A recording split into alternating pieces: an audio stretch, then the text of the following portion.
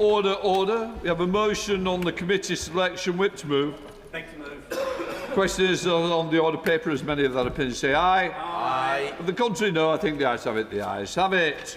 We start with questions. Secretary of State for Energy, Security and Net Zero, Imam Mohammed. Question number 1, Mr. Speaker. Minister. Good morning, Mr. Speaker. This is a matter for the Treasury, although we remain closely engaged. The UN Framework Convention is focused on improving effective and inclusive international tax cooperation, not on creating specific global taxes on oil and gas companies. Thank you, Mr. Speaker. The combined market value of the 6 big oil super majors soared by over $130 billion since the first US-Israeli attack on Iran. While my constituents of Dewsbury and Batley and constituents across the country face higher bills. So will the Energy Secretary and the Government work with international partners to establish global taxes on the fossil fuel industry through the UN Tax Convention and to help bill payers with their energy costs? Well, as I said in my opening answer, this is a matter for the Treasury, but we obviously look closely at where we can cooperate around the world. The windfall tax that's been in place in this country has raised £12 billion, which has funded public services and funded the support to his constituents and to many other constituents with the cost of living. We will continue to invest that in bringing down bills, but we'll also invest in the infrastructure that gets us off fossil fuels. Question 2, Mr. Speaker. Minister. Sorry, Mr. Speaker. We are delivering the biggest upgrade to the grid since the 1960s, using strategic plans to identify where new capacity is needed and accelerating infrastructure build.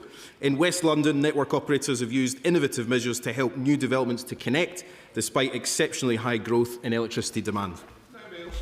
Mr. Speaker, I'd like to thank the Minister for that response. As well as grid capacity for much-needed new homes and infrastructure like Highlands Hospital, capacity is also needed in West London for large numbers of new data centres which are being proposed at a regional level.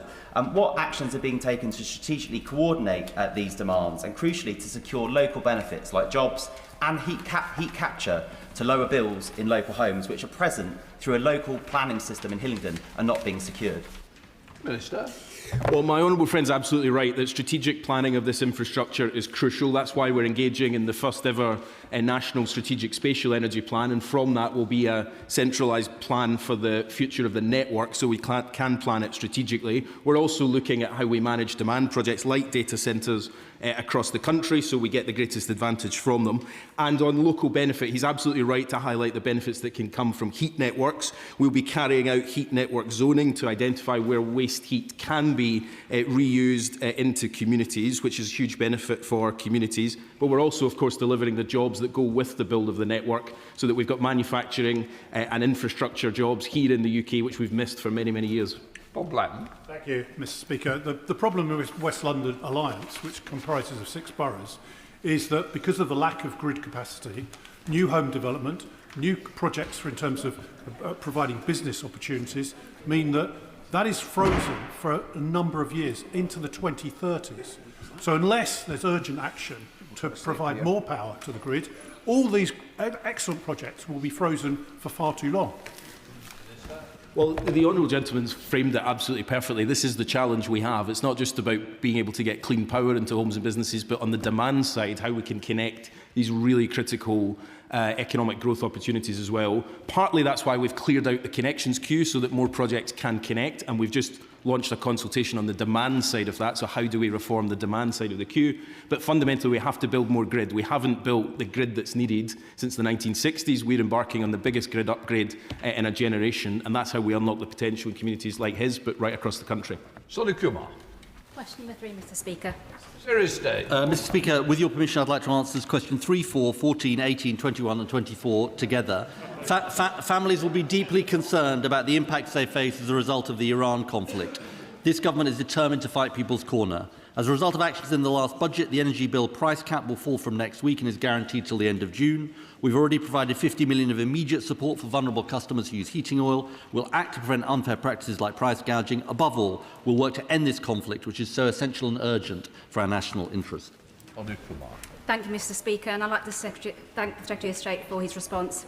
Given around 1 in 5 households in Dudley are in fuel poverty and electricity levies fall disproportionately on low-income families, I welcome the Chancellor's decision to move some social and environmental levies off electricity bills has helped shield some of my constituents from the impact of the war of the Middle East. Does my right honourable friend agree that rebalancing these levies can both support households and accelerate cleaner heating? Well, my honourable friend is absolutely right about that, and it is an important reassurance for families at this time when people will be understandably worried that from April the 1st the energy price cap will fall by £117 thanks to the actions of this government. And this didn't just happen automatically, it happened because the Chancellor made decisions to raise taxes on the wealthiest in the budget, something opposed by the party opposite, which is making possible that relief for families, including in her constituency. Liz Jarvis. Thank you, Mr. Speaker. Before Trump's illegal war, we had Putin's illegal war. Now both have meant soaring energy bills for families and businesses in my constituency, and Citizens Advice Eastleigh tells me that more than 2,000 households are in fuel poverty. Does the Minister agree with me that so long as the price of wholesale electricity is directly linked to volatile gas, we will be at the mercy of despots and dictators, and that decoupling is essential if people in my constituency and across the UK are to have energy security? She is absolutely right about our exposure to fossil fuels as a country. That is the legacy of the last government. I'm incredibly proud to say that as a result of our 2 record-breaking renewables auctions, 20 will power the equivalent of 23 million homes. She's also right to say that the decoupling of the price of gas and electricity is a very important issue which we are working intensively on. James Wilde. Thank you, Mr. Speaker. 20,000 households across North West Norfolk and 140,000 across the county are off the gas grid and paying much higher prices for heating oil. Ministers are creating an expectation that support will be there for those who need it. So what action will the government be taking if Norfolk County Council is unable to meet the demand and provide support through the Crisis and Resilience Fund to those struggling? Well, the honourable gentleman asked a really important question, and the reason we decided to put the money into the Crisis and Resilience Fund, essentially 3 weeks after this crisis began, was to get the money out the door quickly. It took 200 days in the last crisis. He asked an important question about both local authorities' provision of support and also what happens if they don't have the funds. That's something we are working intensively on and keeping closely in touch with them. We want the help to go to those who need it, and we want to work with local authorities to make sure it happens.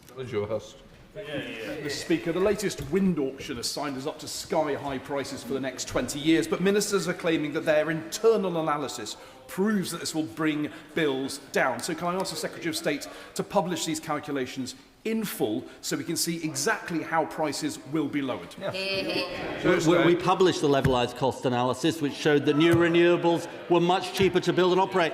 But I have to say, Mr. Speaker, as gas prices are soaring across the world and hitting us here at home, the idea that the party opposite still opposes our renewable auction, which gives us clean, homegrown power that we can rely on, is absolute nonsense. Thank you, Mr. Speaker. The Prime Minister stood on the steps of Downing Street and promised families their energy bills would fall by £300. And yet, since the general election, bills have gone up already by £73. They're forecast to go up more. So it's hardly surprising that my constituents don't really believe a word that they hear from those opposite benches. So can the Minister today explain to me, when will families in my constituency actually see that £300 saving delivered? Good question. Well, families in her constituency will see savings on their bills from next week, thanks to the actions of this government.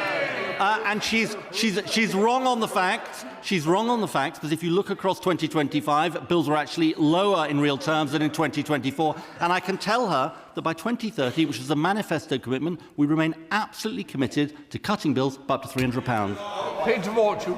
Thank you, Mr. Speaker. The Secretary of State promised that Great British Energy would lead to mind-blowing reduction in bills. Can the Minister confirm how much the average family has saved as a result specifically of Great British Energy?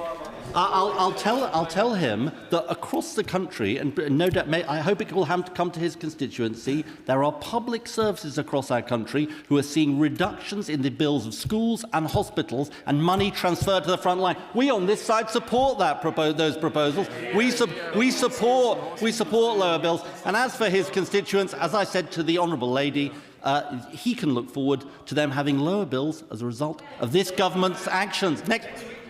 Bill Esterson, Chair of the... Thank you, Mr. Speaker.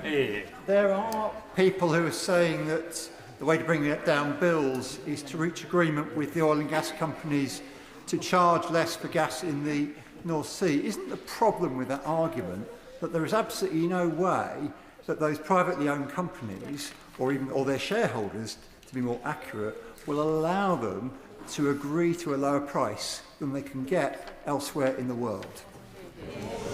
Well, my honourable friend makes a really important and relatively basic point, which is gas is priced and sold on the international market.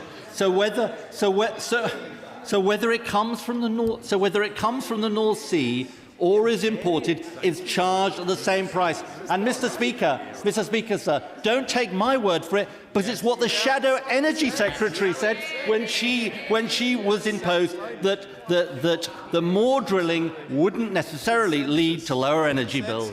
Polly Billington. Thank you, Mr. Speaker. My right honourable friend will be aware that with this energy crisis, it does in fact offer potential opportunities to be able to shift further and faster on clean energy. Would he also consider an energy social tariff linked to the Warm Homes Plan to support those people who are most exposed to the volatility of fossil fuel prices, particularly not just those on benefits, but also the other vulnerable communities like the disabled?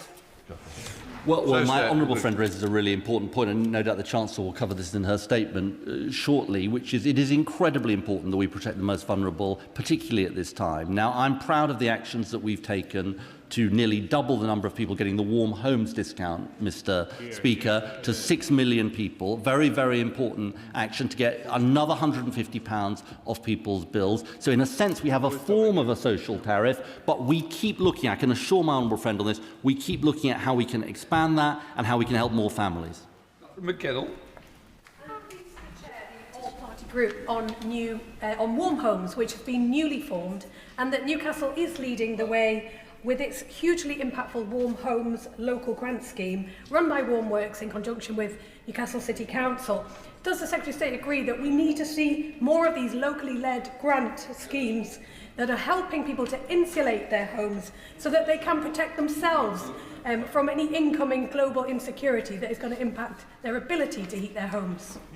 Well, first of all, let me congratulate Council on the great work that it is doing, Mr. Speaker. And we are putting hundreds of millions more this coming year into Warm Homes as part of our record-breaking investment in Warm Homes. And I think across the House, I hope we can agree on this, that investing in home upgrades is a way to have not just more energy efficiency, but to cut people's bills. And we are committed to going as far and as fast as we can. Mike Reader. Thank you, Mr. Speaker. Does the Secretary of State share my concern, perhaps my dismay, that at a time when families are concerned about the cost of energy, they're concerned about the price at the pumps, that the Conservatives have become obsessed with oil and gas licensing, not taking any action at all to actually reduce bills? Well, my honourable friend makes a really important point, which is that they come here month after month making the same argument about something that is not going to reduce bills by a single penny. And it was they that said that during the last crisis. It's they that said that when they were in government. This side is about reducing people's energy bills, the priority of the British people. Shadow Secretary of State Claire Coutinho. Thank you, Mr. Speaker. This government is taxing people up the wazoo and piling cost after cost onto their energy bills. People on £30,000 or £40,000 a year who are not well off are being hammered to pay for welfare when they're already working all hours to support their own families. Now we hear the Labour Party are about to go back to the taxpayer again to subsidise those on welfare, but their first port of call should be to adopt our cheap power plan. It would cut electricity electricity bills by 20% for everybody by cutting green taxes and levies, and it wouldn't cost the taxpayer a penny. Why won't they? Their plan is totally incredible, Mr. Speaker, and she knows it. Their plan on renewables is just to tear up the contracts, and they had 14 years to do it, and they didn't do it. Why? Because they know they can't. But I have to say to her, if she's talking about tax, it is quite extraordinary that her position is now to abolish the windfall tax, which has raised £12 billion since it was introduced in 2022. The difference between us and them is that we're willing to tax the oil and gas companies to help ordinary families. Liberal Democrats. Thank you, Mr. Speaker. Despite solar and wind being freely available, only 15% of renewables are subject to contracts for difference that effectively control prices. Given the conflict in the Middle East is set to add up to £300 to bills, isn't it time the government addressed this Trump tax by transferring all renewables onto contracts for difference as part of our Liberal Democrat plan to halve energy bills? Well, we are driving forward with contracts for difference, and obviously we're looking at the specific proposal he talks about. Let me just say on the more general point, though, that he makes, which is absolutely he is right about this. Rolling out renewables at speed, solar, wind, all types of renewables, is the best way we can insulate ourselves from global economic shocks, a point we have consistently made and sadly is being borne out by the events we see around the world. Mr. Speaker, as a former member of the task force, I well remember the Conservatives cancelling the zero-carbon homes programme. Presumably, they want homes to be colder, more difficult to heat and more expensive. So we welcome on these benches the enactment of my honourable friend, the member for Cheltenham's proposals today for solar panels on all new homes. Jan and Jeanette from my constituency, CPR Somerset, have pointed out that if that was extended to car parks and commercial buildings, that would generate as much electricity as 15 Hinkley Point power stations. Would the Secretary of State extend the solar panels requirement to car parks and commercial buildings? Well, first of all, I accept his congratulations on our announcement of the Future Home Standard today, which is a really, really important measure. It should never have been abolished by the last Conservative government. On the question of warehouses and car parks, we are absolutely looking at how we can roll that out more swiftly, particularly on the warehouse question. There is so much unused space that could be used to help cut bills right across the country. Question number 5, Mr. Speaker. Minister. Thank you very much, Mr. Speaker. So fusion energy really is the energy of the future. And our fusion strategy, with a fusion prospectus to follow, has a very strong focus on inward investment, very much ensuring that Britain is the world-leading place to invest in fusion energy. Joe White. Thank you, Mr. Speaker. Last December, Donald Trump's Media and Technology Group purchased a Californian-based fusion energy company, putting his son, Donald Jr., on the board in a $6 million deal. The race for fusion energy production is on. So will the Minister join with me in welcoming the appointment of Ilios Consortium, led by Kier and Nuvia, to construct the fusion power plant in North Nottinghamshire? I'm sure he will agree with me this will mean jobs and new skills and training for my constituency and beyond. Thank you, Mr. Speaker. I do indeed welcome the design and build contract, a £200 million contract to Ilios.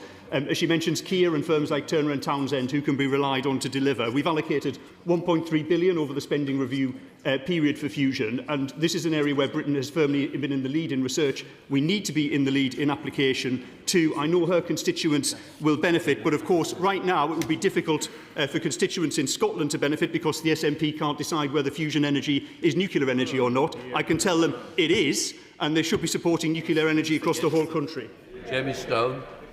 Mr. Speaker, I think the Treasury bench would be particularly disappointed if I didn't once again showcase what we have at Dounreay, a licensed site, a skilled workforce and a population would greatly support playing a role in the development of fusion for the future. Can I also say that I think the Scottish Enterprise Network might put their hands in the pocket to bring this one forward if that's helpful to His Majesty's Government. Thank you very much, Mr. Speaker. I can tell him I share his affection for Dounreay. I have family based in both Ray and Thurso, and I've enjoyed many a holiday on the north coast of Scotland. There is, as he says, a very talented and experienced nuclear workforce there, and I would very much hope that they would play a part in Britain's nuclear future. Stephen Gunn. Number 6, please, Mr. Speaker. Thank you, Mr. Speaker. The Government knows that energy bills in Scotland remain too high, and that's why we're fighting the corner of consumers. And the action that we took at the budget will ensure that from April the price cap will fall by 7% or £117, and this is fixed until the end of June. This obviously is in addition to support being offered for vulnerable heating oil customers in Scotland and the expansion of the warm home discount, which means £92 million in annual funding for Scottish consumers. Mr. Speaker, Scotland's one of the most energy-rich countries in Europe, and the Treasury and UK Government have benefited to the tunes of hundreds of billions as revenues have flowed over the years. Yet bill payers in Scotland pay amongst the highest prices in Europe. Now, Labour promised that bills would be hundreds of pounds lower than where they are, and 2 years into government they follow the failure of successive Westminster governments in terms of resilience and bills. Wouldn't Scotland be better off looking after its own energy resource? Thank you, Mr. Speaker. Bills are going down from next week by 7%, but, Mr. Speaker, we don't need to imagine a future with independence and what would happen with the SNP in power. Let's look at the records. His party promised a publicly owned energy company 6 years ago. We delivered GB Energy within 18 months. His party scrapped fuel poverty targets. We are lifting 1 million households out of fuel poverty by the end of this Parliament. And, Mr. Speaker, while his party and government in Scotland abandoned their heat and buildings bill, this government is making the biggest ever upgrade to home efficiency through the Warm Homes Plan with £15 billion of spending. Thank you very much, Mr. Speaker. Does the Minister agree with me that one of the reasons that we need to see lower energy bills in Scotland and that's been blocked is the SNP's ideological objection to nuclear power? In particular, I recently received a written answer from the Minister for Energy regarding a study by GB Energy to assess Scotland's full potential for nuclear power. Will the Minister work with his colleagues to make sure that analysis is published as quickly as possible so the people of Scotland can see exactly how much we are missing out to thanks to the SNP's ideological objection to nuclear power and how much people are suffering as a result? That is a crucial point that my honourable friend made, and I know he is an advocate for nuclear in Scotland, just as I am. We are missing out on the opportunities of nuclear, and it's a disgrace that 1,300 Scottish nuclear workers have to move south every week just to get employment in the nuclear industry. So I hope that the Scottish National Party reverse their ideological ban on nuclear power as soon as possible. Question number 7, Mr. Speaker. Minister. Thank you, Mr. Speaker. Methane harvested from landfill sites enables the generation of around 2.5 terawatt-hours a year, around 1% of the UK's electricity. Many of these assets receive a subsidy through the Renewables obligation, which expires in 2027. This generation has a supportive but limited effect on energy security, and given the high impact of methane, my department and DEFRA are considering long-term solutions to landfill gas methane capture and appropriate transitional arrangements. Thank you, Mr. Speaker. At a time when families are already under pressure from high energy bills, what assessment has he made of the risk that without action before April 27, declining landfill gas generation will undermine energy security and increase costs for consumers? Minister. Well, I thank my honourable friend for raising the point. I would just reiterate that although methane harvested from these sites and used to generate electricity plays a role in the generation of electricity, it's less than 1% overall. So it's not an issue for our energy security. And as the sites age, the amount of methane that they emit reduces. The reduction has been factored into our plan. So we are looking at what transitional arrangements are needed, both to deal with the methane issue and to deal with the electricity that's generated from it, and we'll consult in due course. Thank you, Mr. Speaker. Can I thank the Minister, as always, for his answers. It's very important that we all get the advantage of, in relation to the levels of methane harvested from landfill sites. In Northern Ireland, of course, we have landfill sites as well, ones that create a lot of rubbish and thereby a lot of methane possibilities. So can I ask the Minister, I know he's a regular visitor to Northern Ireland and he goes over there often, can I ask him what discussions he's had with the relevant Minister in Northern Ireland to ensure that we can get the advantages of what the Honourable Gentleman has replied to the Honourable Lady? Thank you. Minister. Well, I always thank the Honourable Gentleman for his kind comments, and my visits to Northern Ireland are important to me. The very first reconstituted meeting of the Inter-Ministerial Working Group on this, we had a conversation about this exact question, about how we support the reduction of methane across the UK and how we can support that through the electricity system. Clearly this is transferred in Northern Ireland, but it's conversations that I continue with colleagues in the Executive. Morgan. Number 8, please, Mr. Speaker. Minister. Thank you, Mr Speaker. The nationally significant infrastructure project regime provides a clear consenting route for nationally significant electricity lines, but processes have been too slow and we are determined to change that. Our reforms support the faster delivery of infrastructure, essential for strengthening our energy security in periods of global instability, while maintaining a robust and proportionate consenting process. Ellen Morgan. Thank you very much, Mr Speaker. Green Gen Cymru, which is a sister company of Butte Energy, is in the latter stages of a very controversial process to secure planning consent for power lines from Vyrnwy to Frankton, the Vyrnwy-Frankton connection. And the problem is that there isn't a substation at Lower Frankton in North Shropshire with which to connect those lines to. Now, we are expecting that proposal to come through later in this year.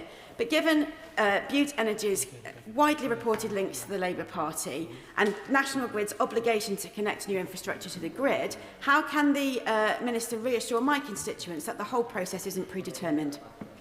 Minister? Well, first of all, can I say that processes that are going through a live application process, I'm obviously not going to comment on from the dispatch box. I've met a number of MPs to talk about this issue previously. We're looking at all the information that's available. In terms of individual energy companies as part of this mix, Ofgem has a role in regulating them, and I'm not quite sure what our final point had to do with a particular planning application, but I'm happy to write to her on it. Chris Barrett. Number 9, Mr Speaker. Mr Speaker, the UK benefits from a strong and diverse energy supply with only 1% of our crude oil and gas coming from the Gulf. But the essential lesson of this conflict is that while we're dependent on fossil fuel markets, we're exposed as a country, with prices for oil and gas, wherever it comes from, set on the international market and affecting families and businesses. For our energy security, the answer must be to go further and faster towards homegrown, clean power we control. Thank you, Mr Speaker. The reason our energy security is so exposed to events in the Middle East is because we have relied on oil and gas for too long. Fossil fuels not only cause climate change, but we buy them on the open market, so no further drilling in the North Sea would mitigate this. The only true path to energy security is through renewables and nuclear. So can the Minister set out how this country will do that so that in future energy crises our country's security is less exposed? The North Sea will continue to play an important role in our energy mix for decades to come, which is why we said in our manifesto we'd keep existing oil and gas fields open for their lifetime, including, as we announced last autumn, the use of so-called tiebacks. But on the wider point my honourable friend makes, he is absolutely right. That's why we've got the largest nuclear building programme in half a century. That's why we've had 2 record-breaking renewables auctions, and that's why we recently announced we'll bring forward our next renewables auction to July, because we need to get away from fossil fuel markets and off our dependence on them as soon as possible. Mr McVeigh. Thank you, Mr Speaker. Given the recent jump in the price of oil, would it not be good for the UK economy, jobs and the government tax receipts to maximise drilling for North Sea oil, like Norway does, rather than phasing it out and closing those sites down because of this government's, and particularly the Secretary of State's, left-wing dogma? I disagree with the honourable lady on that one. Look, I said in my answer to my honourable friend, we're going to use existing North Sea oil and gas fields for their lifetime. I think she's referring to the question of exploration licences. What everybody says is exploration licences make no material difference to production levels. And on the tax question, I do urge her, I hope she'll carry on supporting the windfall tax and tell her front bench this will be the wrong time to abolish the windfall tax. Whereas, Mr Speaker, well, I've rarely been called an extreme left-winger, but there's always a first. In rural and coastal Britain, there's deep worries amongst families about the conflict and the effects of the conflict in the Middle East on oil prices, and we really welcome the 53 million that's been announced to support them. But does the Minister agree with me that those calling for an expansion of reliance on oil and gas wholesale prices offer absolutely no long-term solution to energy security? Well, he's right. They offer no short-term or long-term solution to the problems of energy security, and they want to fly in the face of all the evidence. And as I said before, Mr Speaker, it's the last government that said more UK production of North Sea oil and gas would make no difference to the global price of gas. And it's really important that the House understands that. Richard Tice. Thank you, Mr. Speaker. The Secretary of State has just misled, inadvertently I'm sure, the House. Can he explain, with regard to the price of gas, Mr. Speaker, why the price of gas in the United States is about a third of the price of gas here in the UK? It's because they use it domestically, isn't it, Secretary of State? No, it's not that. And I have to say to the honourable gentleman, he's entitled to his own opinions, but he's not entitled to alternative facts. And what the last government said, and what this government said, and what every sensible economist says, is that more production, his idea of more drilling, or drill every last drop, or drill baby drill, would be precisely the wrong thing for our country, because it will make no difference to the price. The answer is homegrown, clean renewables that we control. Shadow Minister Andrew Bow. Thank you very much, Mr. Speaker. In the face of further geopolitical turmoil, now is the time to alter our approach to energy. Drilling in the North Sea and scrapping carbon taxes on British manufacturing would kickstart economic growth, tackle unemployment, as well as prevent further deindustrialisation. Does the Secretary of State agree with those comments from the Labour Member of Parliament for Mid and South Pembrokeshire? Mr. Speaker, what I would say to him and to others is that this party, this government, is taking a pragmatic approach to these issues.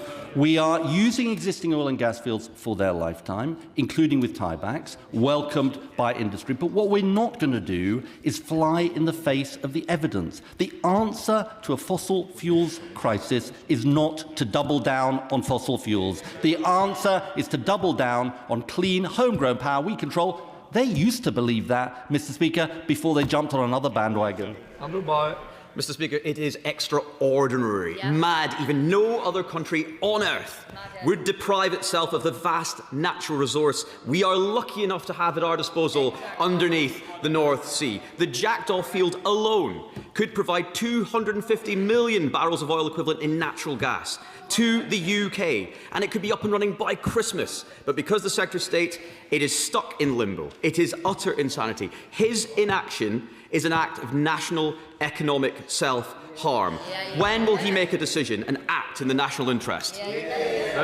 Well, look, before he self-combusts, Mr. Speaker, as a result of the court decision, those projects are proceeding at risk. But I'll tell you the way we'll make a decision. I'm not going to comment on a live planning issue, but I will say in general, we will make a decision that is legally watertight. The last government made a series of decisions which were found, oh, no, they say, well, they don't care about the rule of law. And we saw that, Mr. Speaker, when they said we should rush headlong into a war with no regard for the impacts on our constituents. Gibson. Thank you, Mr. Speaker. Question 10. Minister. We are taking a strategic approach to planning grid capacity and having transmission build times through reforms to consenting, regulation and supply chains. And we're working with the National Energy System Operator and Ofgem to deliver on radical connections reform, prioritising those projects that are ready to connect, strategically aligned, and to speed up access to the grid nationwide. Sarah Gibson. I thank the Minister for his answer, but Mr. Speaker, the grid connections reform process was intended to improve investor confidence by removing the zombie projects and those that were shovel-ready projects, putting them into priority. Yet repeated delays from NESO mean that many developers are still waiting for their Gate 2 connection offers, even projects, Mr. Speaker, that are due to connect in 2026 and 2027. This is extremely damaging for investor confidence. Given the importance of the connection reform to the government's Clean Power 2030 ambitions, will the Minister tell us how the government is ensuring that NESO and the network companies are working at pace to issue those Gate 2 connections as soon as possible? Minister. Well, the Honourable Lady asks an incredibly important question, and I share the frustration, and I've reflected that frustration to all of those involved in this process. It's worth just remembering we had more than 600 gigawatts in a queue. This process has cleared out 300 gigawatts. That is incredibly complex to do, and it's the first time any country in the world has sought to do this. It's the first time we've done it. Clearly, we have learned a lot of lessons from that. It does now need to proceed much faster than it has to date. There is a clear timeline to that happening. The first Gate 2 offers are going out now. down. I will continue to be very closely involved in ensuring that that happens. It's a partnership now between NESO and the transmission owners to get those offers out the door, and I'll be doing everything I can to make sure that happens. Number 11, Mr. Speaker. Thank you very much, Mr. Speaker. Well, after a lot of hullabaloo about the oil and gas industry, we now get to turn to the areas where we are doubling down on our vast natural resource in clean energy industries and offshore wind, where we've managed to attract £90 billion worth of private sector investment in 2024 in collaboration with the sector councils. And of course, whilst the Conservative government was happy for the jobs associated with that to be in Denmark and the Netherlands, we're reindustrialising Blythe, the Tyne and the Tees. Thank you, Mr. Speaker. AR7 was a resounding vote of confidence from developers, and our supply chains will welcome that. At a round table I hosted last year, the Secretary of State set out the innovative principles behind the clean industry bonus. However, competing against lower cost regions such as the Middle East remains a pressing concern for fabricators going into the future. Will the Minister ensure that the CIB is as robust and creative as possible so that developers buy from British yards? Thank you, Mr. Speaker. My honourable friend is quite right. Allocation round was incredibly successful, and of course the opposition wanted to cancel it with their opposition to clean industry jobs across the UK. In the North East, where my honourable friend is from, we're forecasting 20,000 increase in jobs, and I know the Smoulders Yard in her constituency will seek to benefit that because, as the Chancellor of the Exchequer said, it matters to this government where things are made. And we do want to see these supply chain jobs here in the UK, supply chain jobs that the Reform Party would take away from constituents like hers and mine with their anti-net zero ideology. Graham Stewart. Thank you, Mr. Speaker. The Minister will be aware that major hydrogen projects in the Humber area, including those led by National Gas, are ready to go. They're vital to our region, which has £18 billion of value add and employs 360,000 jobs. But without certainty from government, investors cannot commit. So when will the government open the allocation rounds for the hydrogen transport and hydrogen storage business models so this investment can actually move forward? Minister. Thank you, Mr. Speaker. I do appreciate his concerns, having spoken to the hydrogen industry myself, and I also appreciate the representation that he's made both to myself and the Energy Minister on this issue, and I can assure him that the hydrogen strategy will be out soon. Angus MacDonald. Number 12, please, Mr. Speaker. Minister. Thank you, Mr. Speaker. Just allow me a moment to find the right page. We understand that many households, particularly in rural and off-gas grid areas, rely on heating oil as a primary source of heat, and that's why my right honourable friend, the Chancellor, has announced £53 million of support for those who heat their homes with heating oil. 4.6 million will be delivered by the Scottish Government. We obviously continue to monitor the situation closely and will keep measures under review. Angus MacDonald. Thank you, Mr. Speaker. Would the Minister acknowledge that in the remote Highlands and Islands, where mains gas is not available, where we have the highest level of fuel poverty in Britain, where local households and business rely on heating oil and electricity, and where much of Britain's renewable energy is generated to minimal local benefit, would the Minister accept the unfairness that the Highland area is paying a multiple of those in cities for their energy? Thank you, Mr. Speaker. The honourable gentleman makes a very important point. I've visited the Western Isles last week to speak directly to people who are being affected by the energy crisis and heard some of the pressures that are on people. It's why we have instructed, why we've welcomed the CMA's investigation into heating oil. And the point that he raises around people benefiting from local infrastructure, today we've announced a trial for free wind power for people who live near to those pieces of infrastructure. We launched that this morning, and he'll be able to find details about that in the vote office. Mr. Speaker, I welcome the UK Government's support for heating oil customers in my constituency and the follow-up support from the Scottish Government. But I'm slightly baffled that the Scottish Government has chosen to centralise support through Advice Direct Scotland instead of entrusting local authorities.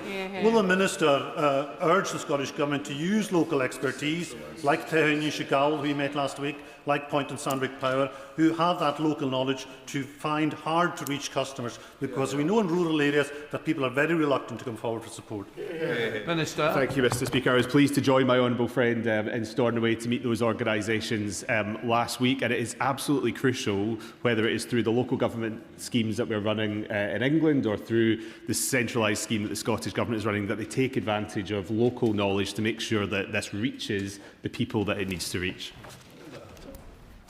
Mr. Speaker, in Aviemore tomorrow it's going to be snowing.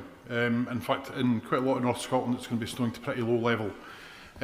People in those areas are suffering hugely from massive energy prices, both electricity and heat and oil, and also LPG tank gas. The example I've got in Aviemore is a 2,500 litre tank that was filled in November for £1,400 is now costing £3,400 to fill. That is the differential that people are having to pay. Does the Minister agree that the £35 a household is frankly a drop in the ocean? Yeah, a drop in the ocean. Totally, Minister. I think the honourable member should be careful to not sow fear among his constituents on these issues, which is precisely what that does. My right honourable friend, the Chancellor, has provided £4.6 million to the Scottish Government. The Scottish Government have increased that to a £10 million fund. It's absolutely imperative that the Scottish Government tell honourable members in this House and also constituents how they are going to access this. The Scottish Government is delivering that scheme, that £10 million scheme, and they have told us it will be available from the 1st of April. It's for them to set out how that will get to people. You want to stand back? Mr. Speaker, around 30% of households in the Braes villages use alternative heating sources such as heating oil, far above the district, my constituency, or Scottish nationwide average. The Scottish Government's decision to deliver this scheme nationally instead of locally is creating anxiety that these communities may be forgotten by Holyrood. What assurances have ministers received from their Holyrood counterparts that the Scottish heating oil support will be proportionately available to communities such as the Braes villages? Minister. Thank you, Mr. Speaker. I welcome my honourable friend's advocacy for his constituents. It is essential that the Scottish Government scheme, which is running to support people with heating oil costs, finds its way to those people who need it. I am disappointed that they have not looked to work alongside local government and they have chosen to centralise that funding, but it is for them to set out how they will ensure that everyone is reached. Greg Smith, Shadow Minister. Thank you. Thank you, Mr. Speaker. I should declare an interest that my own home is off the gas grid and my boiler fuelled by domestic heating oil. I've listened to the answers that the Minister has given very carefully, and there are some significant gaps. There is no mention of LPG in the Minister's answers. He also, whilst it is always right to support the most vulnerable in our society, I'm not sure the Minister has fully understood that there are many households on modest incomes across rural communities not in receipt of benefits who simply don't have £500, £600, £700 lying around to meet a bill they had not budgeted for. But perhaps he could answer a specific question on certainty. Whilst the CMA investigation goes on, there is continuing to be the practice where customers are placing an order without knowing the price they will be charged when that oil is delivered. He could move an interim measure before a wider set of changes to stop that practice. Will he? Minister. Thank you, Mr. Speaker. I think I need to start by correcting some of what the honourable gentleman said. That in the statement that I gave last week, I confirmed that LPG was part of the support. Perhaps he didn't hear that. Our priority all the way through this crisis has been to ensure that funding reached people at speed. That's why we've delivered this within 2 weeks, not 200 days. And on his point around means testing, the funding is discretionary, so local authorities can decide how they provide that to people. On his final point, I think the honourable gentleman in the front bench also called for a CMA investigation. We are going to look and study the results of that to see what needs to happen with regulation in this industry. But it's clear that as an industry, as I said a number of times from this dispatch box last week, it's clear that the market is not functioning properly. We go to Topicals, Dr. Ross Savage. Thank you, Mr. Speaker. Question number one. Mr. Speaker, since conflict broke out in the Middle East, we've acted to prevent price gouging, help those reliant on heating oil and ensure businesses get a fair deal on their bills. The energy price cap will fall by £117 next week, with savings locked in until the end of June. We've also sped up work to take control of Britain's energy, accelerating our next renewables auction and our warm homes plan. We'll do whatever it takes to fight people's corner and learn the right lessons of the crisis. Dr. Ross Savage. Thank you, Mr. Speaker. Going back to the issue of heating oil, my constituency, the South Cotswolds, 20% of households rely on heating oil, which is 4 times the national average. and many face high upfront costs. Would the Secretary of State consider supporting more flexible payment or credit schemes and support potentially pooled purchasing models, for example, enabling villages to combine orders, secure bulk discounts and spread costs over time?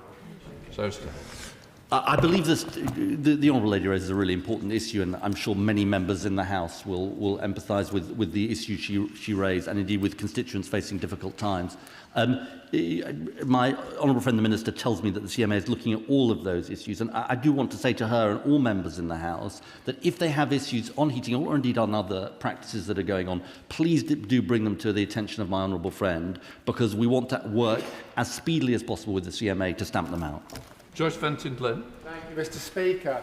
Manufacturers have been grappling with energy costs long before the current Iran conflict, hitting Calder Valley firms like Siddle and Hilton, who make fences, who see costs 4 times higher than European competitors, and finishing company HC Whitehead, who've seen their energy bills double to £22,000 a month. So will the Minister please meet with me to discuss how we can support smaller firms and make sure that government support schemes help energy-intensive firms? Thank you very much, Mr. Speaker. He's right to point out the importance of the finishing companies, and I know that some of the spinning and weaving businesses are included in the supercharger, but finishing often isn't, even though it's in the same factory. And clearly, whether it's waterproofing for sou'westers or fireproofing for mattresses, these are important businesses. So I'd be very happy to meet with him, and perhaps we could discuss this upcoming supercharger review and what options there may be for those businesses. So, Secretary of State, Coutinho. Thank you, Mr. Speaker. Will the Secretary of State be honest and tell the country why he is ideologically obsessed with shutting down the North Sea? Is it because he doesn't think we need the £25 billion of tax revenue it would generate? Is it because he prefers to import gas with higher emissions? Or is it because he has never bothered to speak to the thousands of workers who are losing their jobs right now because of his policies?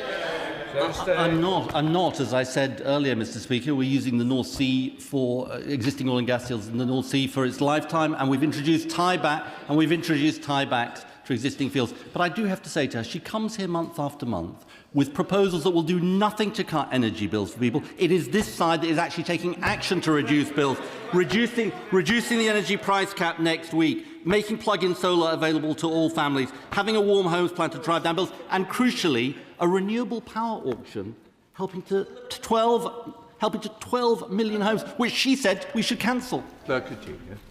Mr. Speaker, Renewables UK, the unions, Tony Blair, his own hand-picked chair of Great British Energy, the biggest advocates for an energy transition, have said that he has got this wrong. Is his ideology so rigid he is incapable of admitting when he's got things wrong, that he'll put us on a pathway to higher emissions and fewer British jobs? So let's try this again. Can you be clear with the House? He knows we will need gas for decades to come. Why does he prefer to import dirtier gas from abroad than use the gas that we have in the North Sea? I don't, and we continue to use the North Sea, and ours is a pragmatic position. But I do think there's a wider lesson here, Mr. Speaker, which the House has to focus on. Is the lesson of this crisis a fossil fuels crisis to double down on fossil fuels, or is it to drive forward with clean energy? We believe clean, homegrown power that we control is the answer. Michael Wheeler. Thank you, Mr. Speaker. So I welcome the upcoming drop in the energy price cap from next week and know that it will help my constituents in Worsley and Eccles. With the government's focus on the cost of living, we are all concerned that events in the Middle East will trigger a price shock in the market, making this work more difficult. Can the Minister outline what further steps the government is taking to reduce my constituents' energy bills?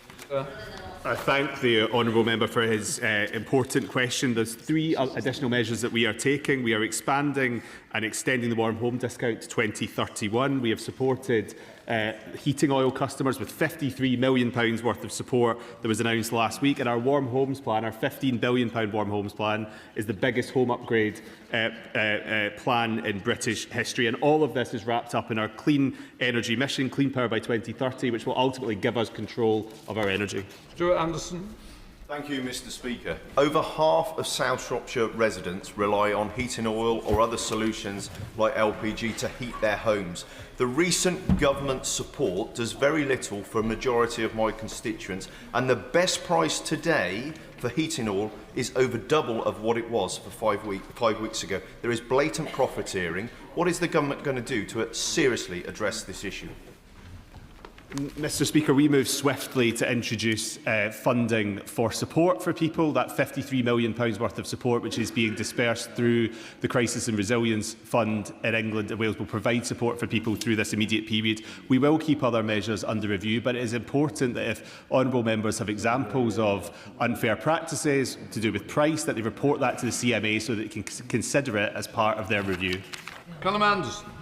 Thank you, Mr. Speaker. I recently visited the Gorcock Fields Community Solar Project, which is a local solar farm which uses the income from the clean energy it produces to invest in energy saving and environmental projects, and it's anticipated it will invest £2.8 million over 25 years. Can the Minister update the House on how it will be using the local power plan to ensure that even more of my communities, particularly rural and low-income ones, can take control of their own energy? Well, I congratulate all those in my honourable friend's constituency for what sounds like a fantastic project, and it's an example of what we want to see all across the country. The local power plan unlocks £1 billion of investment with the ambition that communities right across the UK should be able to own and operate their own energy infrastructure, and the profits from that should flow into local communities. Mr. Speaker, the energy bills crisis is a crisis right now. You might not know that from the response from the government benches today. Now, the Scottish Government's actions have helped deliver clean, renewable energy as a net exporter, bailing out the UK Government in terms of heating oil as well. Will they work together and will they respond positively to the First Minister's call for a four-nation summit? Well, we do work very well together, actually. Contrary to what it might appear from his contributions, the Scottish Government works well with the UK Government. But I would say just this. He suggests, quite wrongly, twice now, that Scotland is generating all this electricity all by itself. Of course, those projects are funded by bill payers right across the UK, investing in that infrastructure. His plan, it seems to be, is to take a third off energy bills with independence, with absolutely no credibility whatsoever. Mark Seward. Mr. Speaker, small firms are being hounded by unregulated third-party energy brokers. So I welcome the Department's commitment to appoint Ofgem as the statutory regulator for TPIs.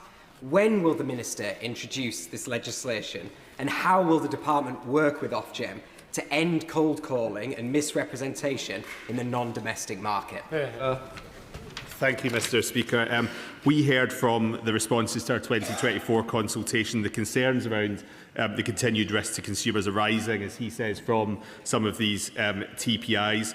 The Government plans to bring in new regulation of TPIs and will appoint Ofgem as the regulator who will be empowered to put in place rules to protect SMEs and other TPI customers. Helen Morgan.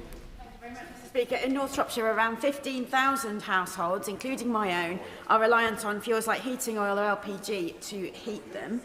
These people have also hit hardest by rises at the petrol pumps because they don't have alternative forms of transport. Now, while everybody connected to mains electricity and gas benefits from the price cap, those of us who are off-grid have only been offered means testing support. So will the government consider introducing a mechanism that will instigate a price cap on alternative fuels to ensure that rural and off-grid homes get the support that they deserve?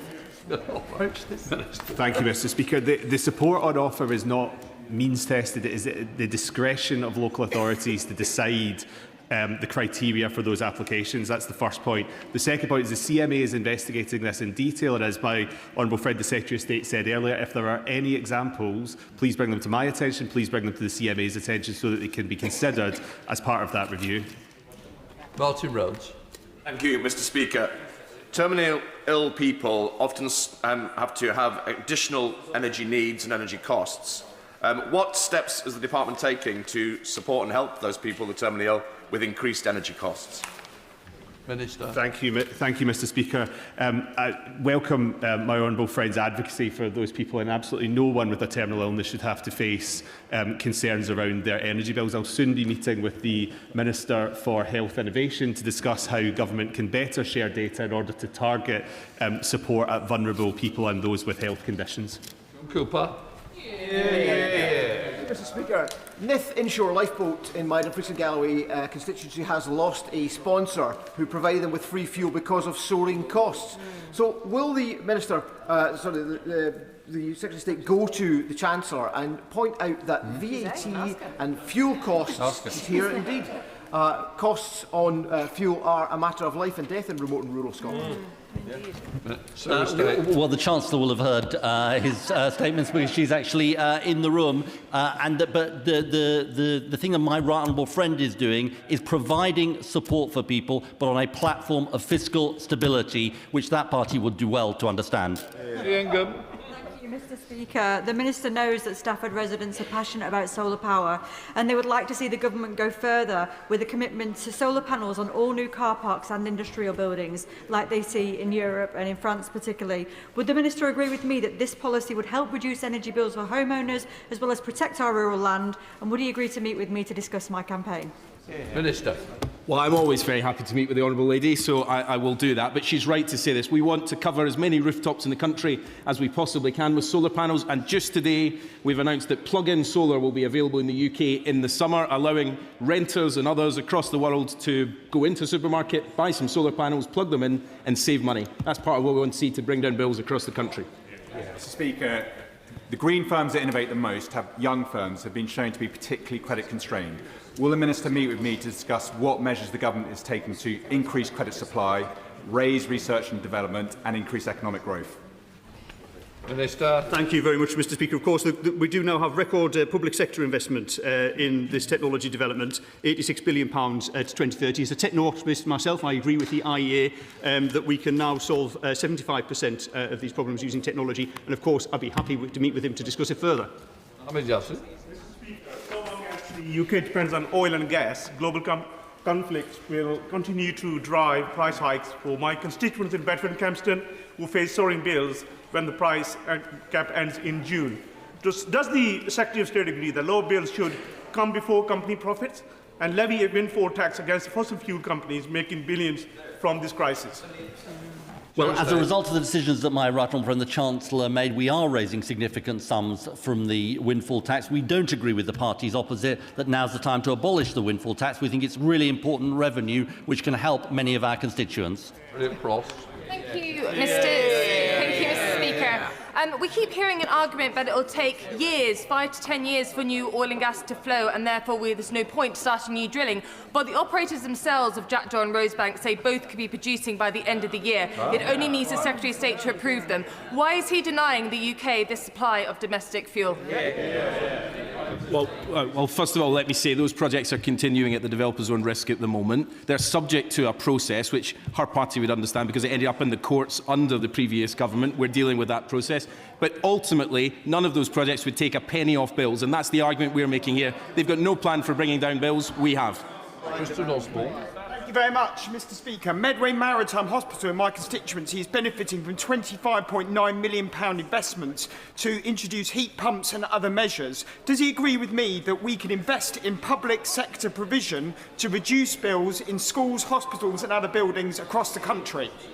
I congratulate his local hospital, and I think what my honourable friend rightly shows is the way in which cheap, clean, renewable power can not just cut bills for families, but cut bills for our public services, which GB Energy is doing, and we can transfer money into frontline patient care. Gregory Campbell.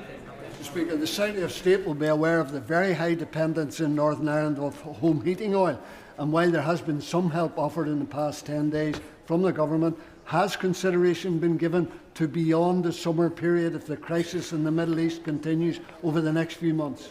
Minister. Thank the honourable member for that question. We've supplied £17 million to the Northern Ireland Executive, and a constructive conversation last week with Minister Archibald around how that's deployed. We'll keep other measures under review as the situation develops. Final question, Jane Kirkham. Thank you, Mr. Speaker. I want to firstly thank the Minister for his focus on securing UK private investment in critical minerals, which is fantastic to see. And I know the Secretary of State agrees that Cornwall is vital for future UK energy security. Yes, it is. We have had one test and demo model in the Celtic Sea come forward in AR7. I want to ask the Secretary of State about AR8, the timing of AR8, and whether he will look again at test and demo models in the Celtic Sea so we can really use that energy energy base going forward in the UK. Well, we all love Cornwall, Mr. Speaker, and also the incredible clean energy potential it has. I can confirm to my honourable friend that we'll be opening the new renewables auction in July. We see an incredibly bright future for floating wind, and we see Cornwall as absolutely at the centre of it. Let the front benches change over.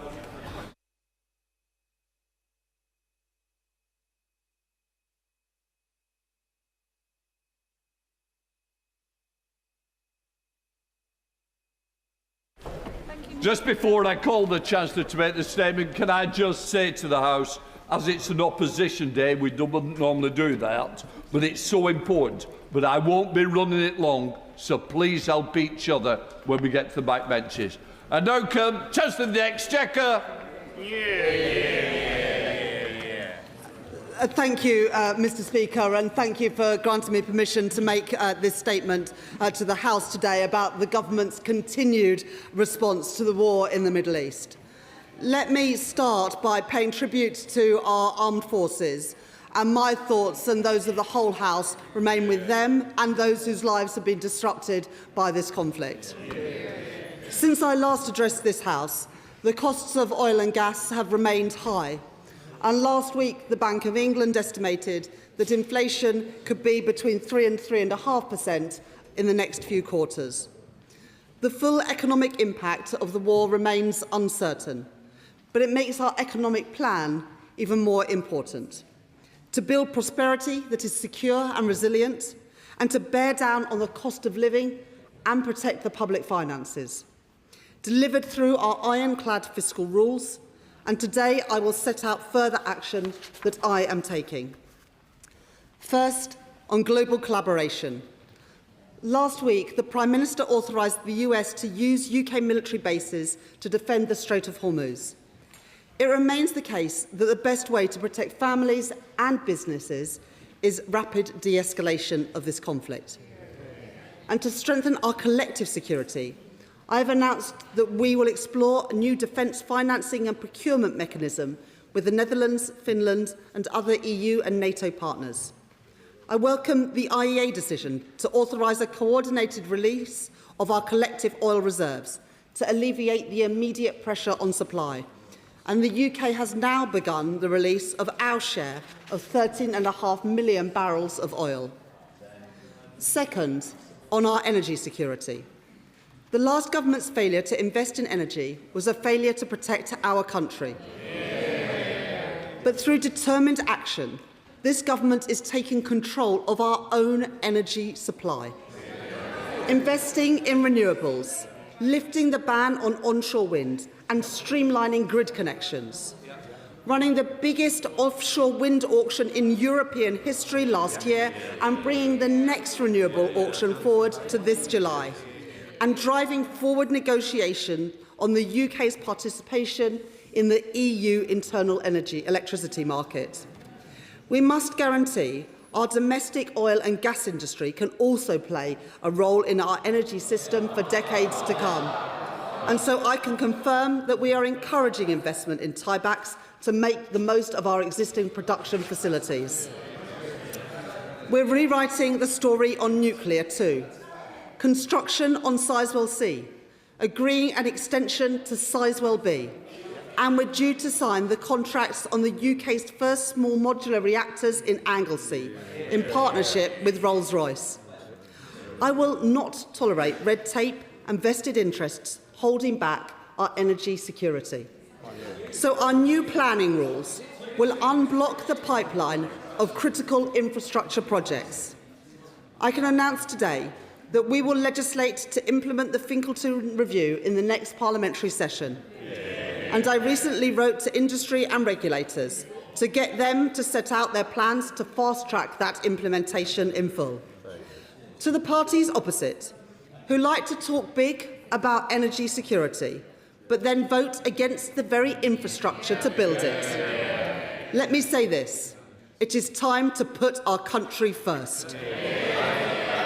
And I can confirm today that we are developing options to back critical energy projects with indemnities if their planning consent is challenged, so that we don't waste a single moment in protecting our energy security, because energy security is national security. Yeah.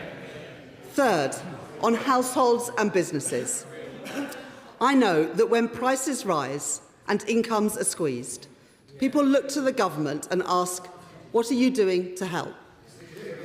That's why, since the election, we have delivered and funded 30 hours of free childcare to working parents, wages rising faster than prices for every month that I have been Chancellor, and free breakfast clubs being rolled out at our primary schools. From next week, the 2-child limit gone. Day one sick pay in, and another rise in the national living wage. Prescription charges frozen, train fares frozen, the fuel duty frozen, and the state pension increasing next week by £575. And for businesses, £4.3 billion in business rate support. The Regulation Action Plan cutting admin costs for businesses. And the supercharger discount, followed next year by the British Industrial Competitiveness Scheme to take money off business energy bills. But I know that there is more to do. On trade, I can confirm to the House that we are aiming to conclude negotiations with the EU this year on the sanitary and phytosanitary agreement, which will directly impact food prices in our shops. And I have asked officials to look at where there are targeted reductions to agri-food tariffs, which can help bring down food prices too, balancing this with implications on domestic producers and food security. And later this week, I am holding meetings with supermarkets and with banks to discuss how they can further support their customers. We have a world-class competition and consumer protection regime. And since my last statement, the Competition and Markets Authority have stepped up their statutory monitoring of fuel prices, and I will update on fuel pricing within the next month. They are working with government to monitor the cost of household essentials for both price rises and disruption, and they've launched a market study into heating oil. Today, I can announce that we are going further to make sure that the Competition and Markets Authority have the powers that they need that were denied to them by the previous government to detect and to crack down on price gouging, bringing in a new anti-profiteering framework and considering time-limited, targeted powers for the CMA and other regulators.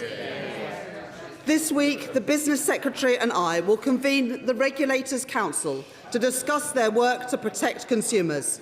Because let me say again, this government will not tolerate any company exploiting this crisis at consumers' expense. Finally, I want to update the House on how I am preparing for this conflict as it goes on. I know that families and businesses are worried about the impact of rising prices. I have said that we will be responsive to a changing world and responsible in the national interest. And today I want to set out in more detail what that means. First, responsive. We don't yet know what the full impact of this conflict will be. So we must be agile in responding appropriately at each moment. We extended the 5p fuel duty cut, and we have pushed out the cheaper fuel finder, empowering people to avoid rip-off prices and chasing down the last few filling stations to reach 100% compliance. And when wholesale kerosene prices more than doubled overnight, we stepped in with £53 million of support to those who needed it most within a matter of days. And from next week, households will benefit from £150 off of their energy bills, thanks to the action that I took in my budget, with a price cap giving households certainty on their bills until July, ahead of the winter months when people use 78% of their gas. Second, we will be responsible. The spring forecast showed that the government has the right economic plan. restoring stability to our country's finances and family finances. I will not put that stability at risk. As we respond to this crisis, we must learn the mistakes of the past. The previous government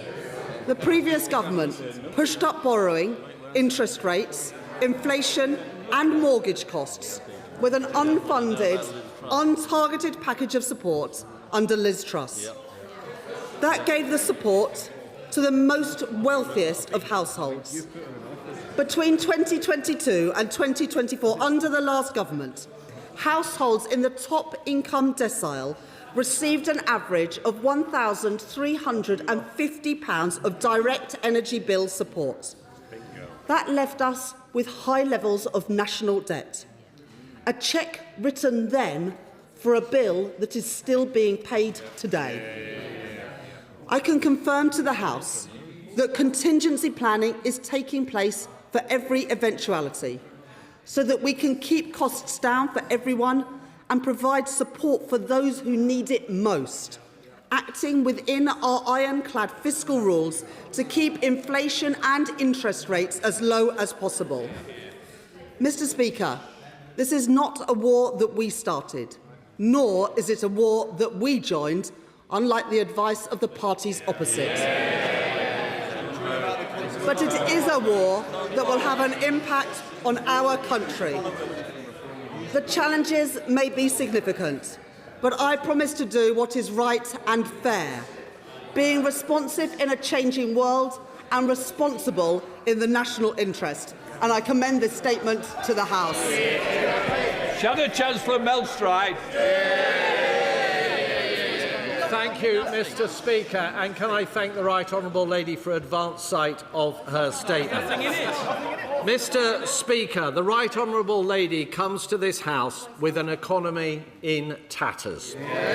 She would have us believe that she has delivered the stability and resilience that can weather the storm ahead, but she has done nothing of the kind. When she came into office, she ramped up borrowing and spending and hiked taxes to record levels. She was warned at the time by the OBR and others that her policies would mean higher inflation, higher borrowing costs, higher interest rates, and that she would destroy jobs. All of that, Mr. Speaker, has come to pass. Her mismanagement and foolish choices have given us the highest inflation in the G7, the highest borrowing costs of any major advanced economy, with gilt yields higher than Greece and Morocco, fragile fiscal headroom, the highest unemployment since the pandemic and rising, and GDP per capita falling. Under this government, Mr. Speaker, we are getting poorer, and our economy is increasingly fragile and far from secure and resilient. And despite what the Right Honourable Lady has just said about tiebacks, nothing exemplifies this government's economic folly more than its approach to oil and gas. The utterly misguided net zero obsessions of the Energy Secretary have led to the absurdity of reduced extraction, whilst we see jobs destroyed, tax revenues foregone, and energy security smashed. And the greatest tragedy of all, Mr. Speaker, that in Jackdaw and Rosebank we have fields ready to go. In just months, they could be pumping vital relief to millions. Jackdaw alone has enough gas to supply over 1.5 million homes. Yet the Right Honourable Lady has nothing to say on that matter. And less oil and gas extraction means greater dependency and less security. This road leads to ruin. On energy, on the cost of living, on jobs, on growth, on public finances, on every measure that matters, this Chancellor has left us weak. And in the face of this energy shock, there are millions who are about to suffer as a result. So with respect to her statement today, could I ask her, how many fuel retailers have yet to engage with the new fuel finder service? And can she comment on the widespread reports of technical glitches and out-of-date price information? She mentions a small modular reactor planned for Wilfer. But given the need, can she explain why she has chosen not to go ahead with the large-scale nuclear site that was signed off by the last Conservative government? And specifically on energy cost support, can I ask her, what fiscal capacity does the Right Honourable Lady believe she has to support those in need? What is her plan to ensure that any targeted approach truly reaches all those who are in need? And on the matter of targeting, in her statement, Mr. Speaker, the Chancellor criticised the last Conservative government support package for not being targeted. But what she failed to mention is that the now Prime Minister was then urging for support to be universal. Indeed, he said at that time that Labour's approach would ensure, and I quote, that no household would pay a penny more on their bills. No consistency from the Right Honourable Lady. How is she going to ensure that support for those depending on heating oil reaches those who need it most? This support, Mr. Speaker, will, of course, under this government, be funded through the taxes of hard-working people. Indeed, the reduction to energy bills this April is simply being taken from bills and being dumped onto the shoulders of hard-pressed taxpayers. But it does not need to be this way. For is not the critical question this? Where is the control of public spending? Where is the renewed resolve to grasp the welfare bill, to get people off benefits and into work? I will tell you, Mr. Speaker, it is nowhere, because the Right Honourable Lady is a captive of her own backbenchers, and she has brought our economy one step from its knees. She knows it. The country knows it, and now we must all brace ourselves for what is to come. Not from a position of strength, as the Right Honourable Lady is so desperate to have us believe, but from a position of weakness, of her own making. Chancellor of the Exchequer. I think that statement only revealed that the Shadow Chancellor is utterly out of his depth.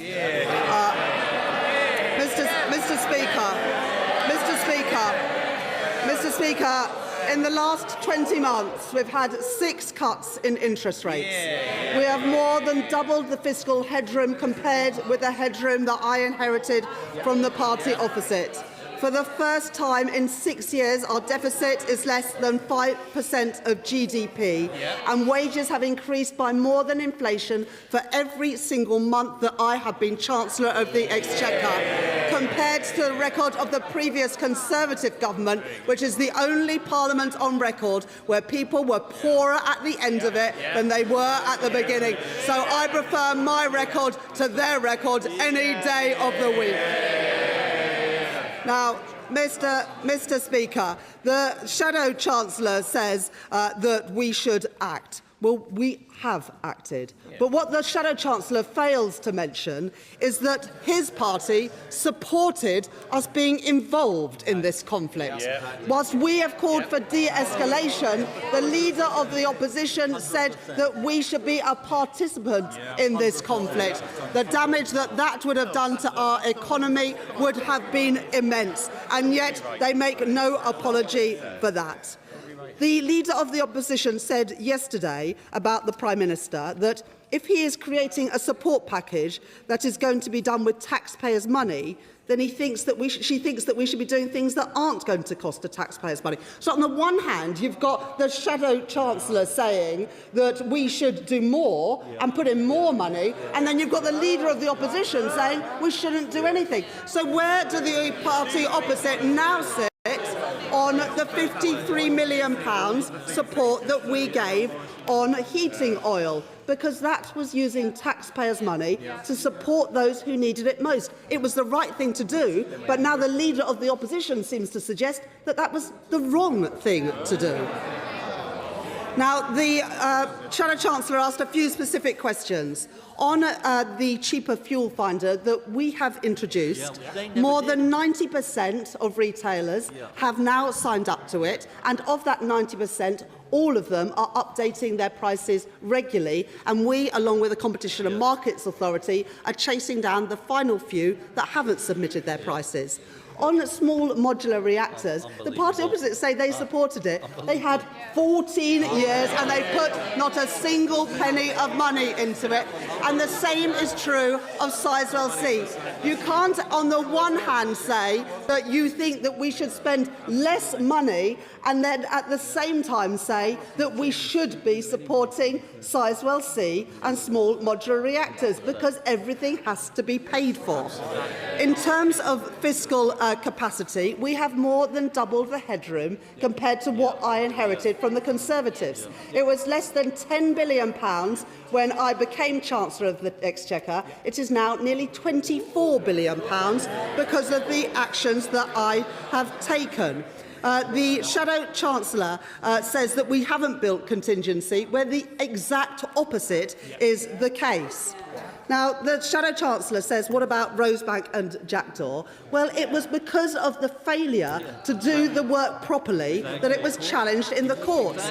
And 1 month after the previous government left office because they were kicked out, the courts came back and said that we had to reconsider Scope 3 emissions. The energy companies, Shell and Equinor, resubmitted their plans at the end of last year. The regulators... Oh, sorry. Between both of you, you can both go and have that discussion outside if you can't be quiet in here. Chancellor next. This is important because the energy companies came back, thank you Mr Speaker, came back at the end of last year with their revised plans. The regulators are now considering those, and my right honourable friend, the Energy Secretary, will make a decision ahead of the autumn to decide whether it is legal to go ahead with those. But we made a commitment in our manifesto to honour existing licences. It's only because of the failure of the previous government to consult that we are in this position in the first place.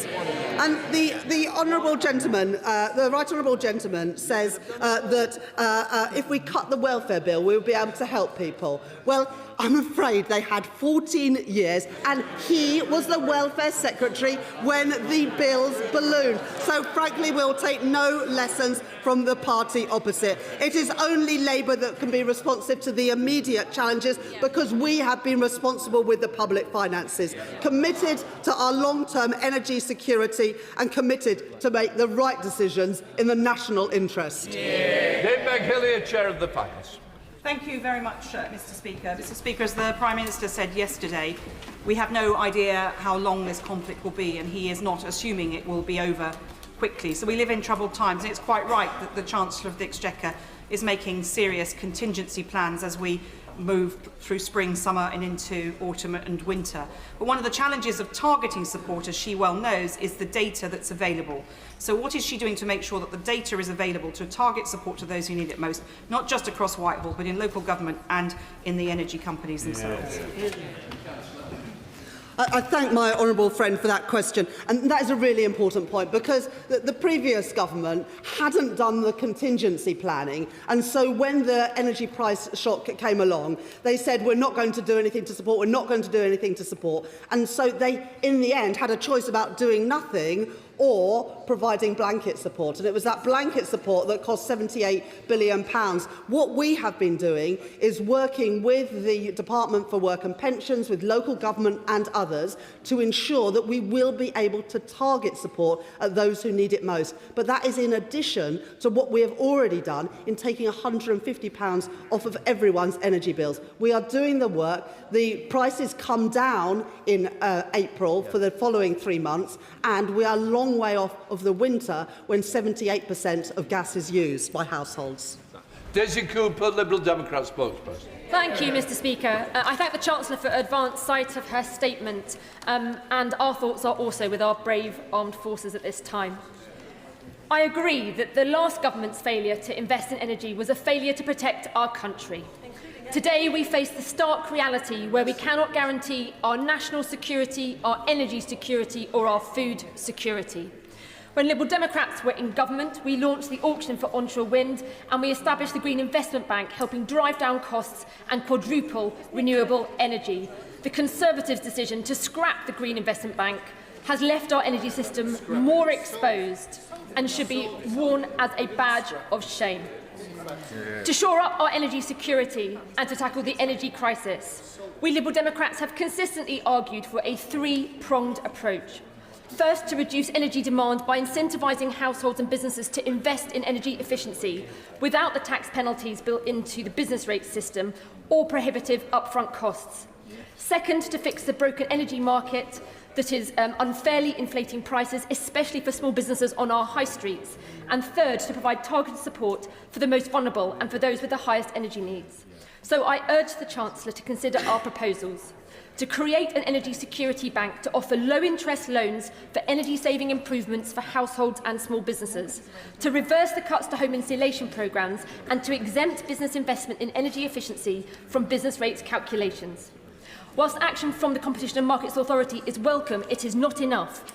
Small businesses have been blocked from the best energy deals for years, well before Donald Trump started bombing Iran. Yet there has still been no CMA investigation into suppliers blocking access to these fair deals. So I ask the Chancellor again, will she please instruct the CMA to do this investigation without delay? On targeted support, families are fearful. Will the Chancellor consider zero-rating VAT on heating oil and LPG? Will she consider introducing a price cap mechanism for off-grid fuels? Will she commit to halving energy bills over the next decade by reforming pricing structures? And if bills rise to more than £400 a year, as some are warning, will the Chancellor commit to coming back to this House and outlining a broader support package so that all struggling households, or many struggling households, don't face a crippling hit of that scale? I thank the Honourable Lady for her questions. Nick Clegg once said it will take 10 years to get nuclear power up and running, so there wasn't any point in doing it. It would only come in the 2020s. Well, imagine if that Deputy Prime Minister hadn't blocked investment in nuclear energy then, and we would be able to get the benefits of it today. But you had a chance when you were in government and you did absolutely nothing. And the party opposite opposed onshore wind, which is also helping to bring down bills.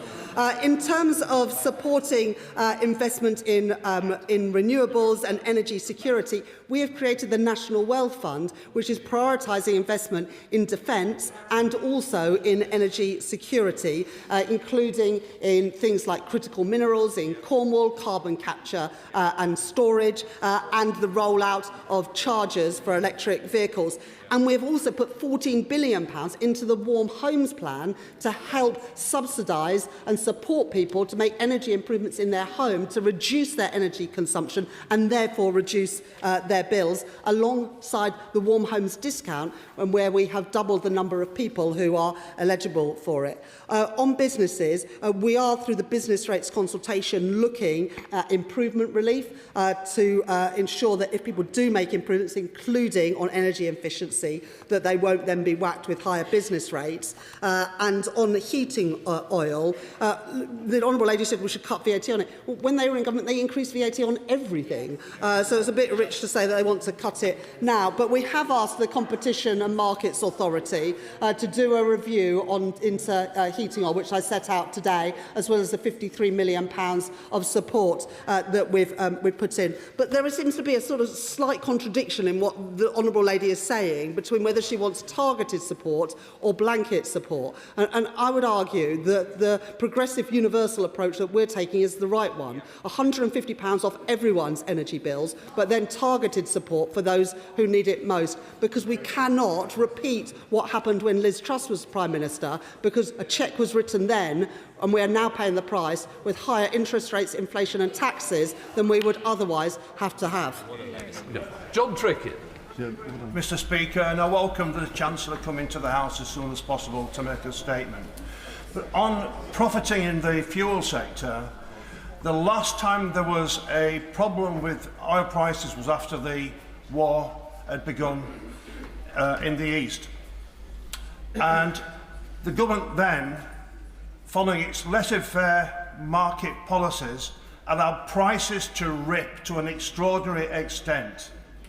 And the consequence, as we saw, was outrageous profiteering within the energy sector. So, can the Chancellor indicate that we're not going to follow the failed laissez-faire ideology of the party opposite and intervene directly in the market to prevent outrageous profiteering occurring in this occasion? I thank my honourable friend for that question, and that's why we have the energy profits levy and the electricity generators levy, so that we can claw back any excess profits. And it's also why on this side of the House we believe in an active and strategic state, including empowering our regulators like the Competition and Markets Authority to ensure that the price gouging that we've seen in the past is not able to happen after the conflict in the Middle East. Sir Edward Lee, the Father of the House. In an attempt to try and get some consensus here, may I commend one part of her statement, and I'm quoting, "We must guarantee our domestic oil and gas industry can play a role in our energy system for decades to come." Is there not a sort of sensible, middle-of-the-way approach here, that by all means we proceed with green energy, such as our offshore wind, where we lead the world in the North Sea off the Lincolnshire coast, but that we also have an open mind about extraction, new extraction from the North Sea? So will she confirm today, and I was listening very carefully to what she said in response to the Shadow Chancellor, that the Energy Secretary, when he considers these licences, will have an open mind so we can guarantee our resilience in the future? I thank the honourable gentleman for his approach and his question. The oil and gas industry play an important role and will do for decades to come in our energy system. We very much welcome the jobs that they create, the tax revenue that they provide, but most importantly, the energy security that they offer. At my budget last year, I set out the new North Sea oil and gas strategy, which includes allowing the use of tiebacks or infills on existing sites. Now, for the reasons that I explained, we now have a quasi-judicial decision that the Secretary of State for Energy and Net Zero has to take on Rosebank and Jackdaw. But of course he will approach that with an open mind, because this government does recognise the importance of our oil and gas sector. Ready? Thank you, Mr. Speaker. Would my right honourable friend agree with me that the essential truth is that the government has introduced a package of measures to make the poorest families in Glasgow and across the United Kingdom better off, whereas the party opposite proposes to plunge these families back into extreme poverty? They left us with ridiculous levels of debt and the weakest defence since the 1930s, and their record is absolutely shameful. Well, my honourable friend is right, but I would say it's worse than that, because it's the legacy of two awful governments in Scotland, one who made people poorer, and then the SNP government that fails to back our nuclear sector, which could deliver cheaper bills for people in Scotland. Sir Jeremy Hunt. Could I gently ask the Chancellor to be less partisan at a time of crisis? If she brings before the House, difficult measures that are right for the country, she will have the support of the whole House.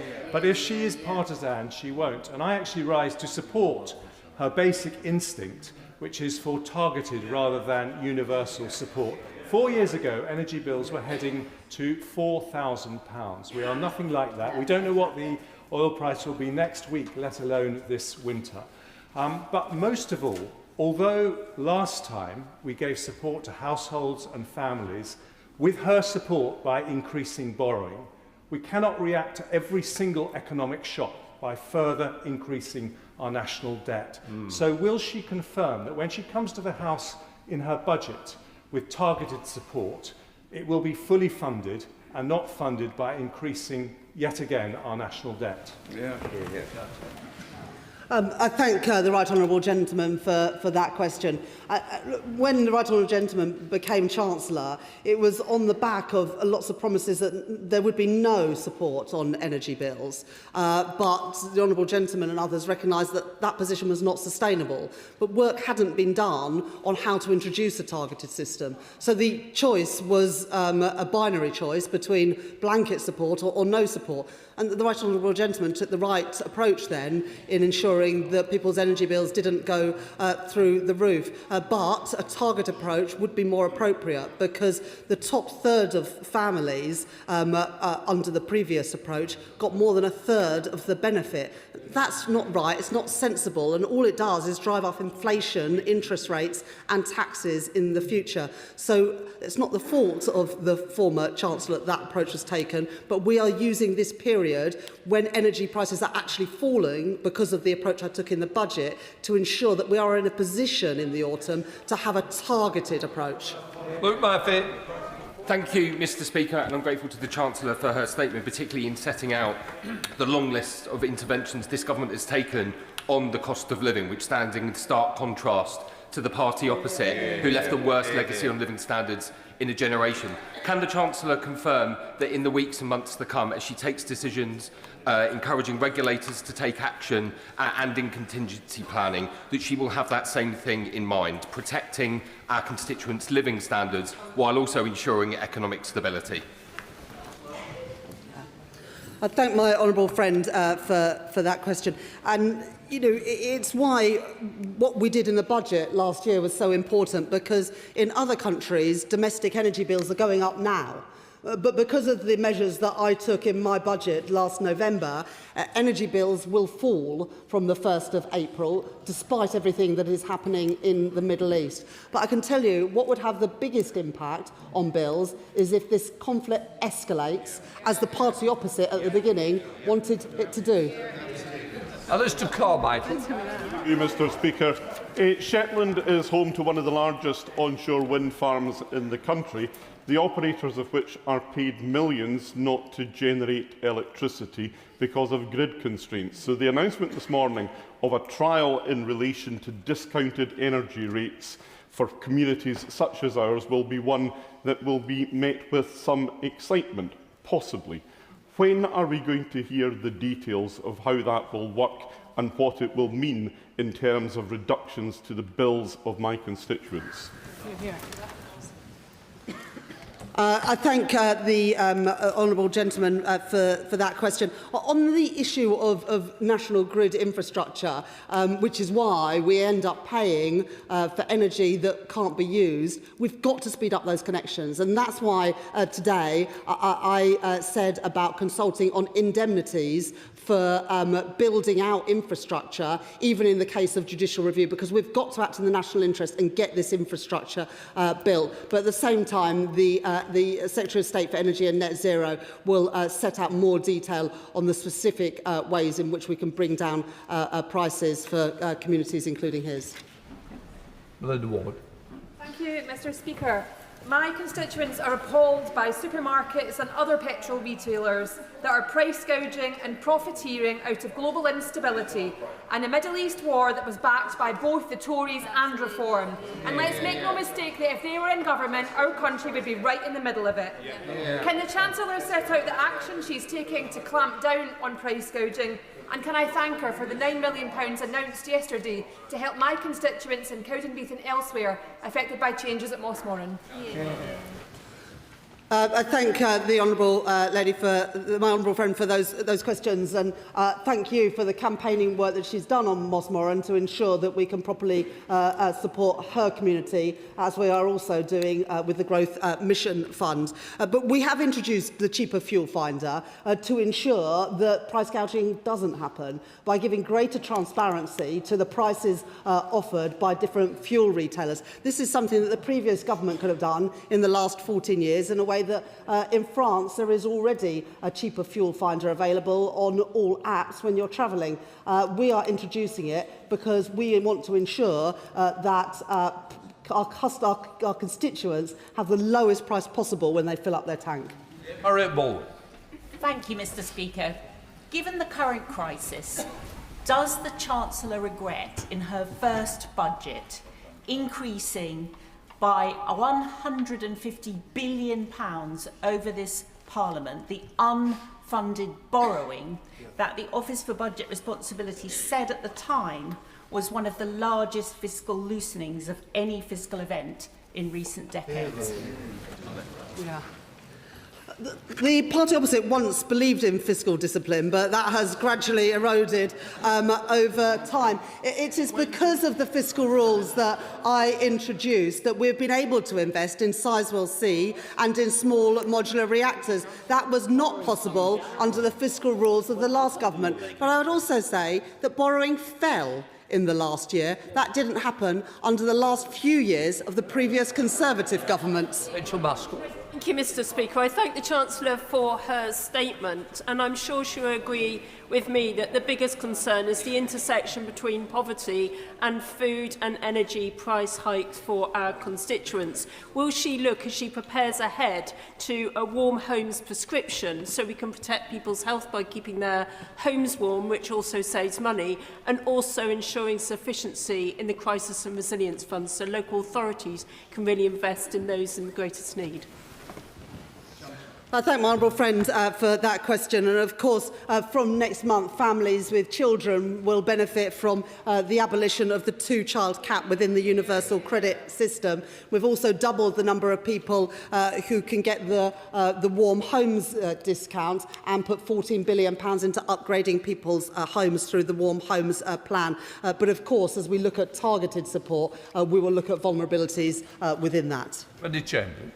Very much, Mr. Speaker. The Chancellor has mentioned several times about the households benefiting from £150 off, but I have a constituent on the phone this morning who's been told that his energy bills are still rising and they are not seeing the savings that the Chancellor is talking about. What conversations is she having with energy companies to make sure that they do actually benefit from that fall in bills that she is very keen to talk about?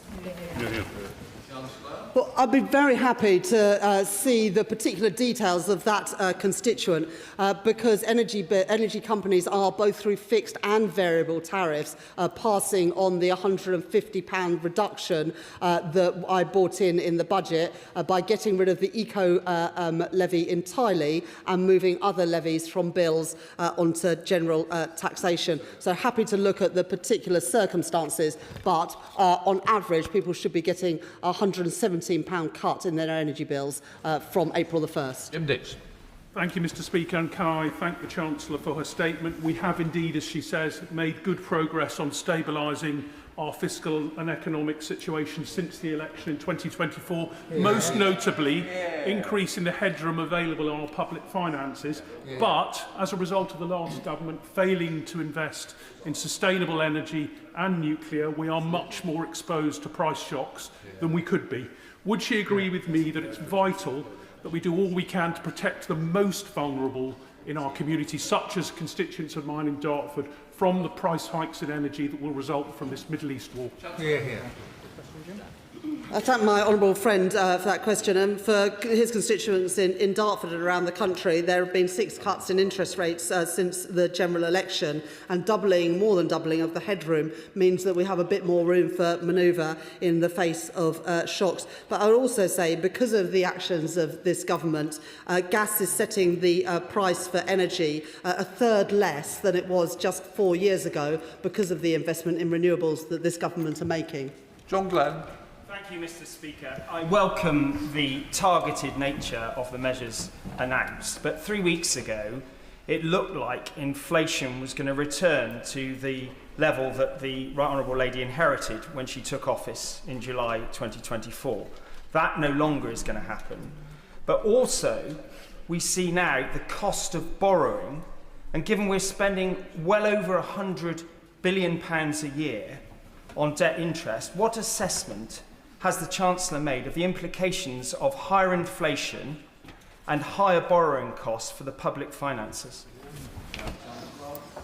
I thank the right honourable gentleman for that question, and it is because of those concerns and not wanting to put any upward pressure on borrowing costs or inflation that we are looking at what targeted support can be offered rather than the blanket support the previous time that energy bills went up. The Bank of England offered their assessment on potential impacts on inflation, but as the Governor of the Bank of England has also said, the upward pressure on inflation because of the conflict in the Middle East is tempered somewhat by the action that I took in my budget last year, which reduces inflation between 0.4 and 0.5 percentage points, taking some of that upward pressure on inflation off. Duncan. Thank you, Mr. Speaker, and can I thank the Chancellor for her statement. Can I ask her to do something for a specific group of people, and that is people in the private rented market who have to rent their home, and especially in more deprived communities like mine, their energy bills are going to go up, but still their biggest outgoing each month will be their rent. And it is too often exploitative in areas like mine. We had rent controls in this country from the First World War up until the dying days of Margaret Thatcher. What can she do, thinking outside the box, to tackle this issue? I thank my honourable friend for that question, and I recognise that in his constituency, like mine and many others, more people are in private rented accommodation than own their own home. One of the reasons why we introduced the Renters' Rights Act, opposed by the party opposite, is to give people greater certainty and to be able to challenge increases in their rents, as well as greater rights over eviction to exactly help constituents of his and all of ours. Dougal. Thank you, Mr. Speaker. Just 3 weeks ago at the spring statement, I cautioned the Chancellor that significant fiscal intervention would be required to protect businesses and households in the face of this war in the Middle East. And she said at that time that thanks to her actions, the finances of the UK were in robust condition. Now she prevaricates in order to protect those self-same public finances. The two things can't be true at the same time. 13% of constituents in Angus and Perthshire Glens are on oil, 5% in Scotland, 2% in England and 0% in Leeds West and Pudsey. Perhaps that's why she's provided 53 million to support oil users, where that won't even touch the sites. It took 200 days for the previous government to act on heating oil. It took us under 2 weeks, with £53 million, and that money allocated based on the usage of heating oil in different parts of the country. So there will be no help for my constituents in Leeds West and Pudsey from the £53 million of heating oil, because we don't use it. But there will be support for Scottish constituencies, Northern Irish constituencies and many others as well, because it is the right thing to do. Mr. Speaker, it is expected that food inflation will hit 4%. Now, that means that a typical family's annual grocery bill will increase by approximately £240. And in Scotland, there are approximately 1 million people that have experienced food insecurity in the last year. Food insecurity is closely linked to access and consumption of fruit and vegetables. And the Chancellor said that she is going to meet with supermarkets. Can I ask, what will the asks and demands be so that people can get improved access to nutritious and affordable food? Well, from April the 1st, from next week, the two-child limit within universal credit will go, and food banks have said that will reduce the reliance of families with children on food banks, and that, of course, is a very good thing. There is also more that government could do to try and bring down food inflation, including getting a sanitary and phytosanitary deal with the EU, and we're committed to achieve that this year. That will bring down prices in the shops. It's opposed by the Conservatives and Reform because of their ideological dislike of the European Union, but it's the right thing to do to reduce food inflation for all of our constituents. Thank you very much, Mr. Speaker. The sad truth is this. The Chancellor weakened the UK economy with her tax-busting budgets and her jobs tax, and this Middle East crisis has exposed that. Further, the Energy Secretary's actions are making it worse.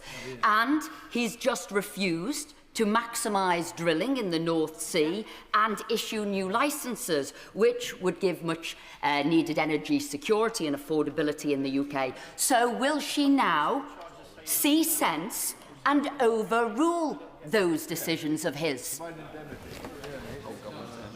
Since I became Chancellor, we've had 6 cuts in interest rates, and for every month that I've been Chancellor, wages have risen faster than prices compared to the previous Parliament, when people were worse off at the end than they were at the beginning. And if the Right Honourable Lady believed in energy security so much, why was she part of a government that refused to fund small modular reactors or Sizewell C and opposed onshore wind, the cheapest form of energy? If she believes in energy security, she should back it. Andrew Cooper.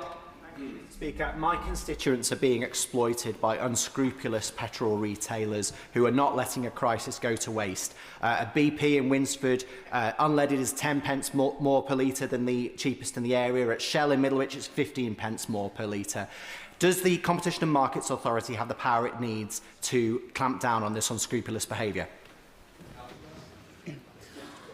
So we've introduced the cheaper fuel finder to ensure that you have information like this, and most crucially, your constituents have information like this. Already in France, you can see on any map, on an app on your phone or your sat-nav, the different prices of petrol at different filling stations. And that is where we will be in just a few weeks' time, once we have got that technology to work with those companies. The previous government had 14 years to do something like that. Other countries have, but we were without that facility. Being able to do that means that all of our constituents can make sure that we fill up at the cheapest cost.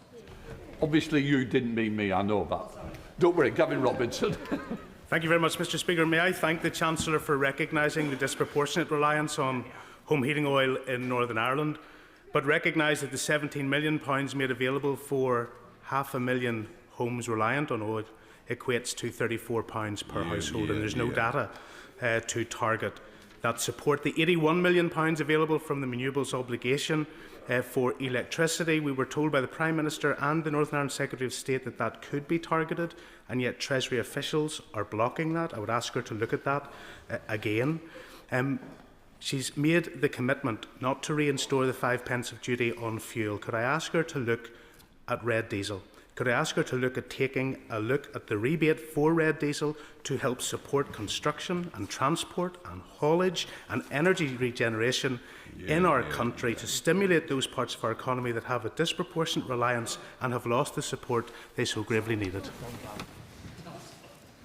I thank the honourable gentleman for that question. On heating oil, thank you for what he said, and obviously a disproportionate amount of that support has gone to Northern Ireland, given the greater reliance, and we encourage local authorities to use that money to target it at those who need it the most, and at the same time to ensure that everybody is supported. The Competition and Markets Authority are doing an urgent review to make sure that there is not price gouging going on. But we acted in a matter of days on heating oil, and that was the right thing to do. On red diesel, when we froze the fuel duty, we also took action on red diesel, but of course happy to ensure that the relevant minister meets with the honourable gentleman to talk further about what needs to be done. Well, let's speed it up. Harpreet Tuttle. Mr. Speaker, the Chancellor will be aware that we have a strong manufacturing sector in Huddersfield and in Yorkshire, including in defence and SMEs, but they are feeling the pressure of rising costs, and the Middle East war has seen input prices go up and disrupted supply chains. So can I ask how she's particularly supporting manufacturers? My honourable friend is right about the importance of manufacturing in Huddersfield and more widely across Yorkshire. From the beginning of April, we are introducing the supercharger, which will take £420 million off the energy bills of the most energy-intensive industries, and the British Industrial Competitiveness Scheme comes in next year, which will help, I think, over 5,000 businesses. I'll tell the chance.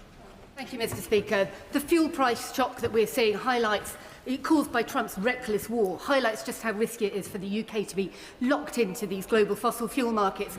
And of course, the CCC just recently pointed out that the cost of achieving net zero by 2050 is less than the cost of a single fossil fuel price spike, reinforcing the point we need to invest in the clean green technologies and get ourselves off being hooked on fossil fuels. Now, we've got a key problem in the UK because gas is coupled to electricity prices. Decoupling those prices is crucial. Will the Chancellor look at the report last week from Commonwealth that points out that decoupling could be achieved right now and would save households at least £200 each? Yes.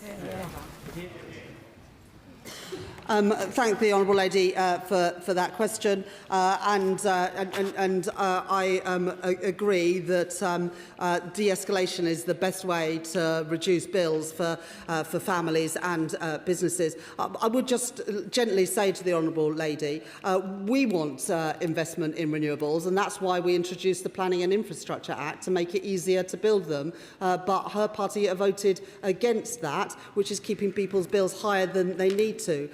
We have had a third reduction in gas imports, and gas is setting the price of our energy something like a third less than it was just 4 years ago. And the electricity generators levy and the energy profits levy is ensuring that excess profits are taxed, and we can use that money to support the public finances and public services. Justin Matters. Mr Speaker, the consumer-focused, pragmatic approach by this government is such a contrast to the rhetoric of some on the benches opposite who would only see military action escalate and be in no doubt that it would be our constituents who would pay the price for that. So in respect of the CMA, I welcome the report this morning about what action they're taking to tackle rip-off debt fees, but that report took several years. So in respect of the new powers that the Chancellor's announced today from the CMA to tackle price gouging, can she confirm that the CMA will be able to act swiftly, nimbly, in real time to tackle companies who seek to exploit this particular crisis? I thank my honourable friend for that question, and it's absolutely right. The gung-ho approach of the party opposite would have made this crisis worse, not better. And our approach, diplomatically, has been to de-escalate this crisis at every stage, in part because we don't want that cost of living impact on families. In terms of the Competition and Markets Authority, as my honourable friend knows, we met them a couple of weeks ago to talk through what more can be done with cheaper fuel finder to roll that out, to investigate the impact on heating oil, and within the next few weeks the CMA will be coming back after that investigation and looking more widely about how to keep prices down for all of our constituents.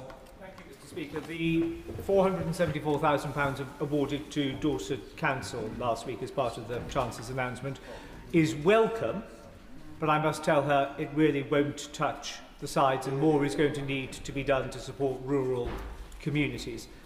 Unwillingly and unwittingly, the government is going to be profiteering from this by having a massive hike in VAT and duty take.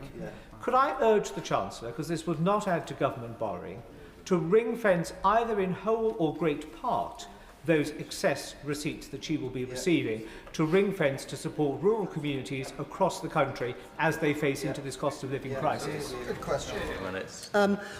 Thank you for what the honourable gentleman said about heating oil, and as well as the direct support for his local authority and many others, the CMA work is also crucial to stop businesses exploiting this crisis to increase profits. And as I said in the answer to the previous question, the CMA will be reporting on that shortly. What I would just say about ring-fencing certain tax revenues, it's clearly the case that a prolonged conflict is going to reduce other tax revenues and push up borrowing costs.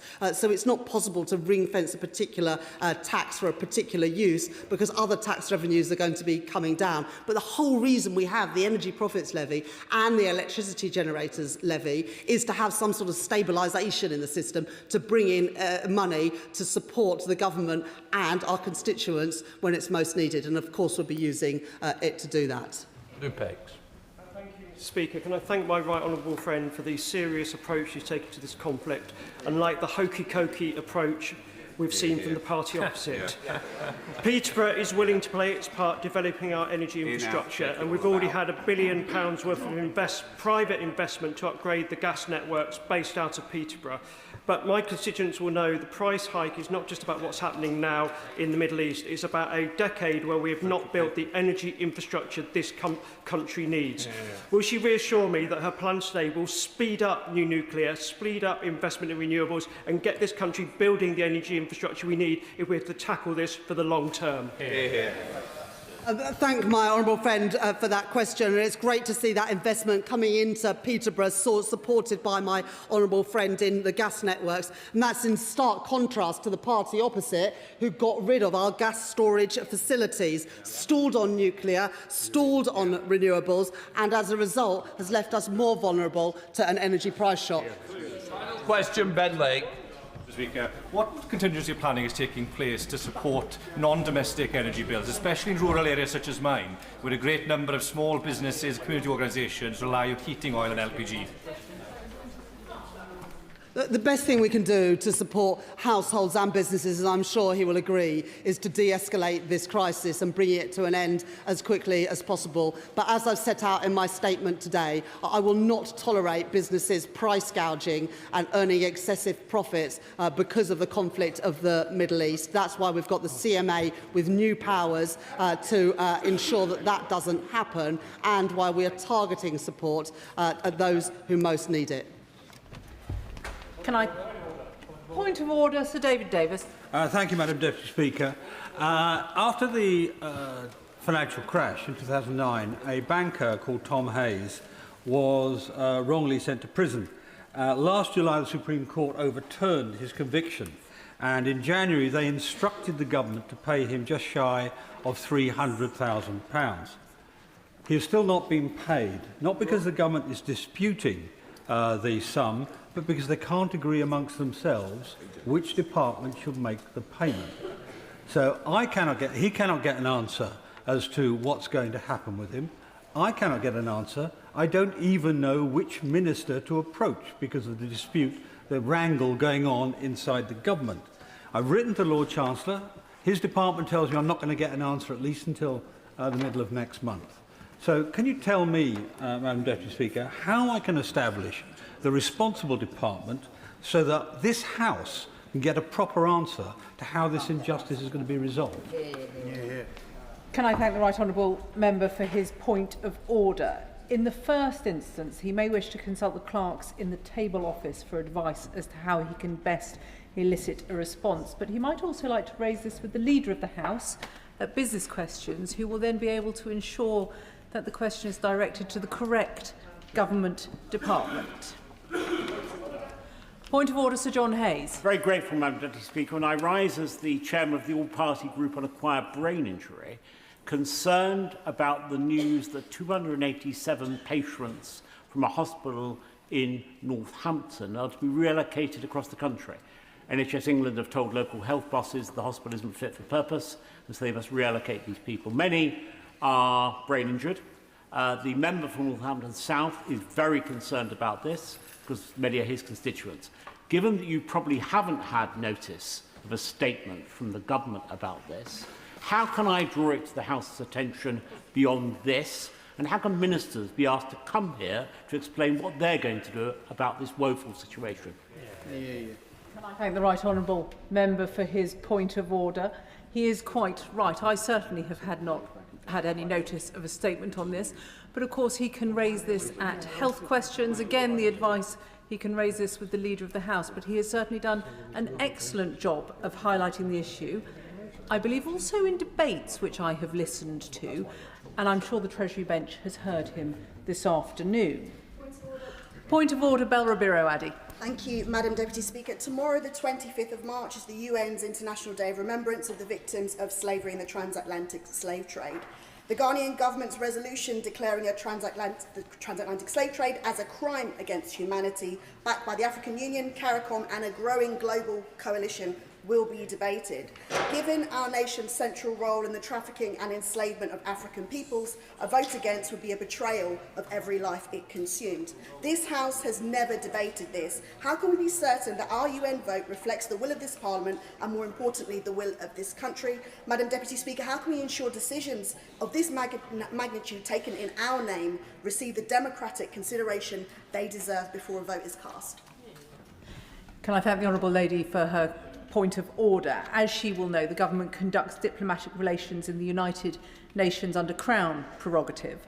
Nevertheless, she has placed her concerns on the record and the front bench will have heard them.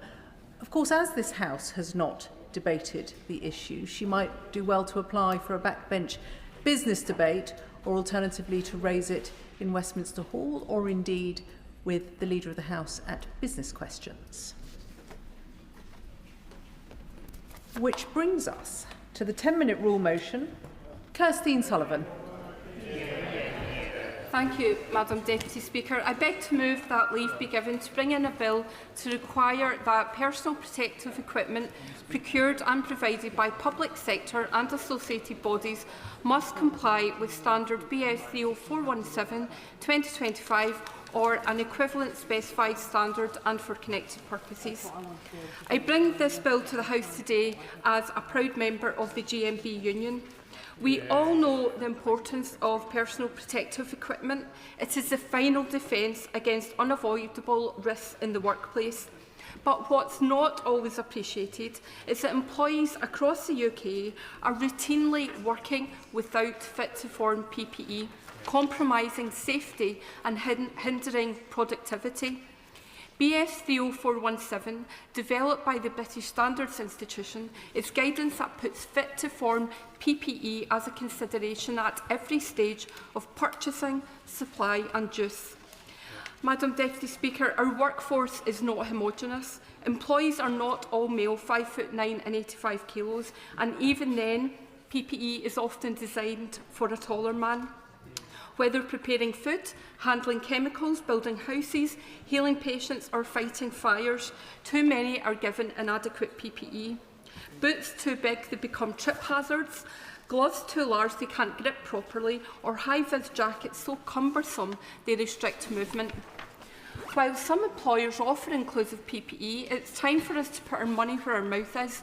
Enshrining the BSI's new PPE standard or the industry equivalent in public procurement sends a very clear message to employers and manufacturers that the future of work and PPE is inclusive.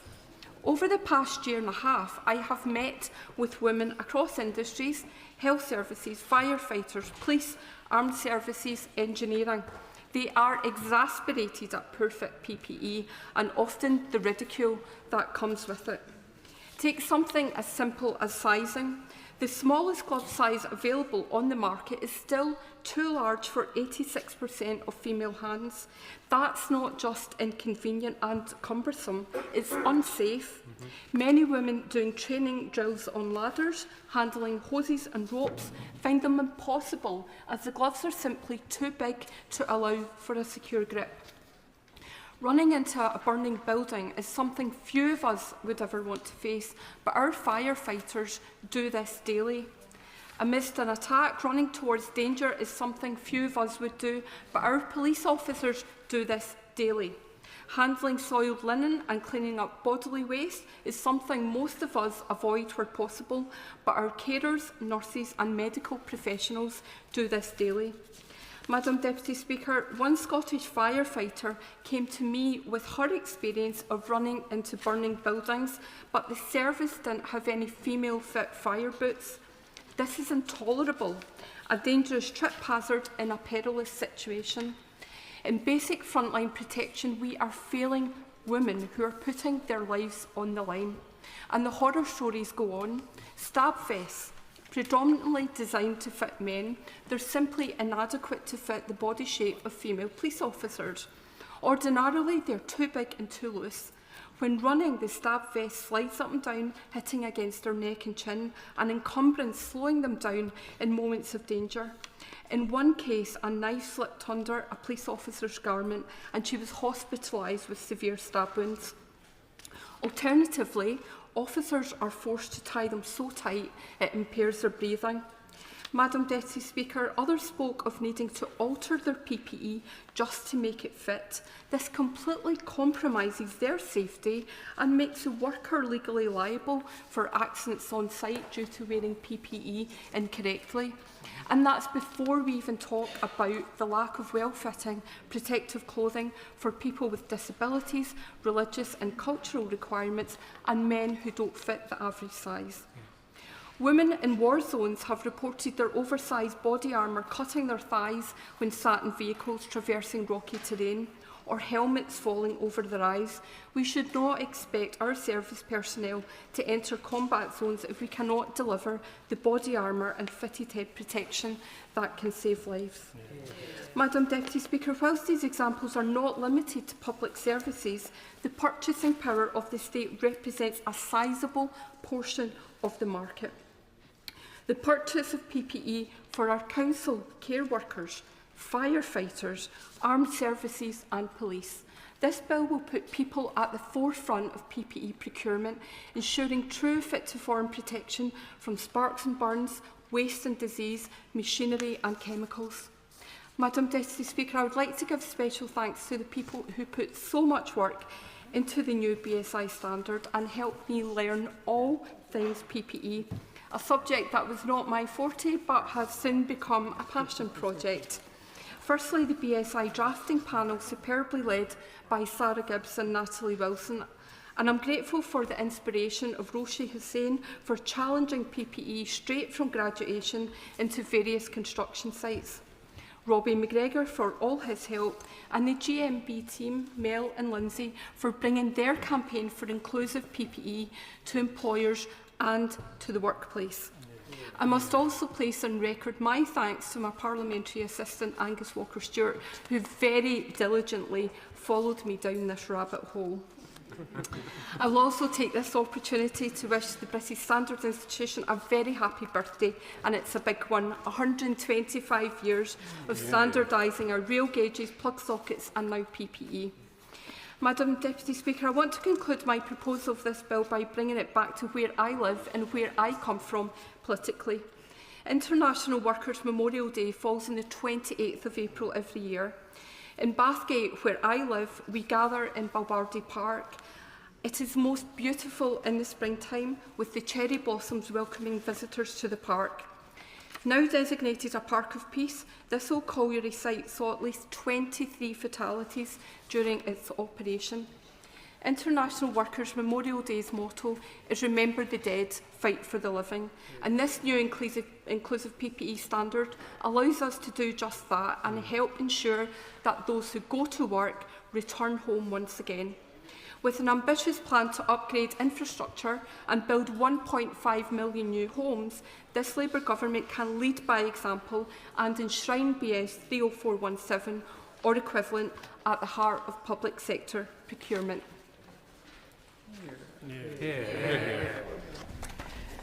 The question is that the honourable member have leave to bring in the bill. As many as of that opinion say aye. Aye. Of the contrary, no. I think the ayes have it. The ayes have it. Who will prepare and bring in the bill? Patricia Ferguson, Mike Reader, Susan Murray, Chris Kane, Douglas McAllister, Joanna Baxter, Tracy Gilbert, Elaine Stewart, Lillian Jones and myself, Madam Deputy Speaker. Kirstine Sullivan.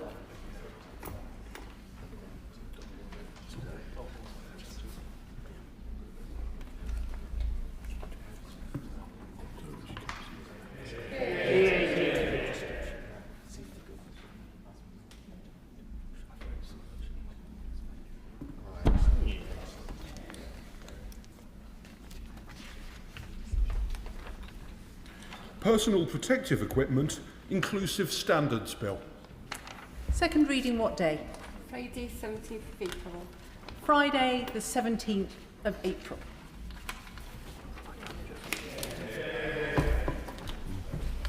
We now come to the Opposition Day motion on oil and gas. I inform the House that the Speaker has selected the amendment tabled in the name of the Prime Minister. I call the Opposition spokesperson to move the motion. Thank you, Madam Deputy Speaker. I beg to move the motion as on the order paper. What do Renewables UK, Scottish Renewables, Greg Jackson from Octopus, the Chair of Great British Energy, the unions and the Tony Blair Institute all have in common? They all think the Labour Party has got this wrong. Yeah, all of them. They all think that we should make the most of our oil and gas in the North Sea. These are some of the most powerful advocates for clean energy in this country. These are the great and the good of the Labour left. They all get that shutting down the North Sea is an act of economic self-harm, an unforgivable own goal when it comes to Britain's energy security. The question is, why doesn't the Labour Party? Let's go through our arguments one by one. First, the Secretary of State has argued that the North Sea does not help our energy security because all of the oil and gas gets sold abroad. This is rubbish. We use all of the gas that we drill in the North Sea. It makes up about half of our supply. If we do not use our own North Sea gas, by 2035, we'll be 3 times more reliant on foreign imports of LNG. That's much dirtier foreign gas. Why would we use that when we could use our own? The idea that it does not affect our energy security is pure misinformation from the Secretary of State, and MPs in the House today would be unwise to repeat it. Even the Climate Change Committee acknowledges that we will still need oil and gas for decades to come. If we are going to need it, then we should get as much as possible from Britain. That's just common sense. Second, they say maximising our own resources in the North Sea makes us more reliant on fossil fuels. This is total rubbish. Producing our own oil and gas has no connection with our consumption of oil and gas. The biggest barrier to electrification is not our oil and gas industry, it's the party opposite, making electricity more and more expensive by piling levies and taxes onto people's bills. Using electricity to heat our homes or drive our cars can help us make us resilient during a price spike, but the problem is our electricity is too expensive. And what the Secretary of State is doing, piling cost after cost onto people's electricity bills, is making the problem worse. I will give way on that point. I'm most grateful to the Right Honourable Lady for giving way. Would she agree with me that the simple thing to do in order to bring down the bills is to scrap net stupid zero, so you can scrap all the carbon taxes, scrap all the green levies, and all our consumers and households are better off? And please, your donors. Well, I thank the gentleman for his question. I do think we need to take some of the green taxes and levies off electricity bills, because the problem that you've got is if the party opposite keep making electricity more expensive, no one will want to use it. That's why our policy is the opposite of theirs. We believe we should make electricity cheap by taking off green taxes and levies. And that has nothing to do with the North Sea. Drilling in the North Sea doesn't stop anyone buying an electric car. It doesn't stop us building nuclear, of which I am a strong advocate, or wind or solar for that matter. They say that drilling in the North Sea leaves us tied to fossil fuels. But why? They only need to look at Norway to see this isn't true, a country which makes the most of its own oil and gas resources, but where lots of people drive EVs. So let's hear none of that argument today. Third, they say it won't help reduce costs for ordinary people. This is economically illiterate rubbish. We are paying tens of billions of pounds to import oil and gas from Norway from the exact same basin we could be drilling ourselves. What does destroying our oil and gas industry mean for public finances over the next decade? £25 billion in lost tax revenue. They say they are taxing the wealthy. Are they in the real world? They are taxing anybody with a pulse. Pensioners, middle earners, small businesses, farmers, drivers. If they breathe, they are taxing them. They are taxing them and people are suffering. But they could instead be getting that tax revenue from thriving industry instead. I'll happily give way on that point. The North Sea oil industry halved in the last decade when her party was in government. The Honourable Lady might like to know that oil and gas jobs have been stable for the last 6 years, but we are losing 1,000 jobs a month because of their policies. The reason I know that is because I have been to Aberdeen. Maybe she would like to do the same. We also saw yesterday that the markets are charging us 5% for our borrowing. That's because they think we borrow too much and earn too little. But there's an easy way for the country to earn some more money. We can make the most of our own resources and back the North Sea, and this would drive down costs for everyone. It's unfashionable at the moment to talk about balance of payments, but if you keep sending billions of pounds abroad and rack up your credit card bill, that causes costs for everybody. Fourth, climate. Labour will say drilling our own oil and gas in the North Sea is climate vandalism. I'm quoting the Secretary of State. This is patent rubbish. Every drop of gas we don't drill ourselves, we import from abroad instead. The LNG that we import has 4 times the emission of gas that we could get from the North Sea. LNG, for those who don't know, is gas that has to be frozen to minus 150 degrees, shipped in diesel-chugging tankers, then heated up here. That's why it has much higher emissions overall. Now, the Labour Party, who say they care about this and that climate change is the biggest threat to our national security, their words, not mine, they have a choice today. We could be 3 times more reliant on that dirtier LNG shipped across the Atlantic, shipped in from the Middle East, or we could use our own gas with 4 times fewer the emissions. Which would they prefer?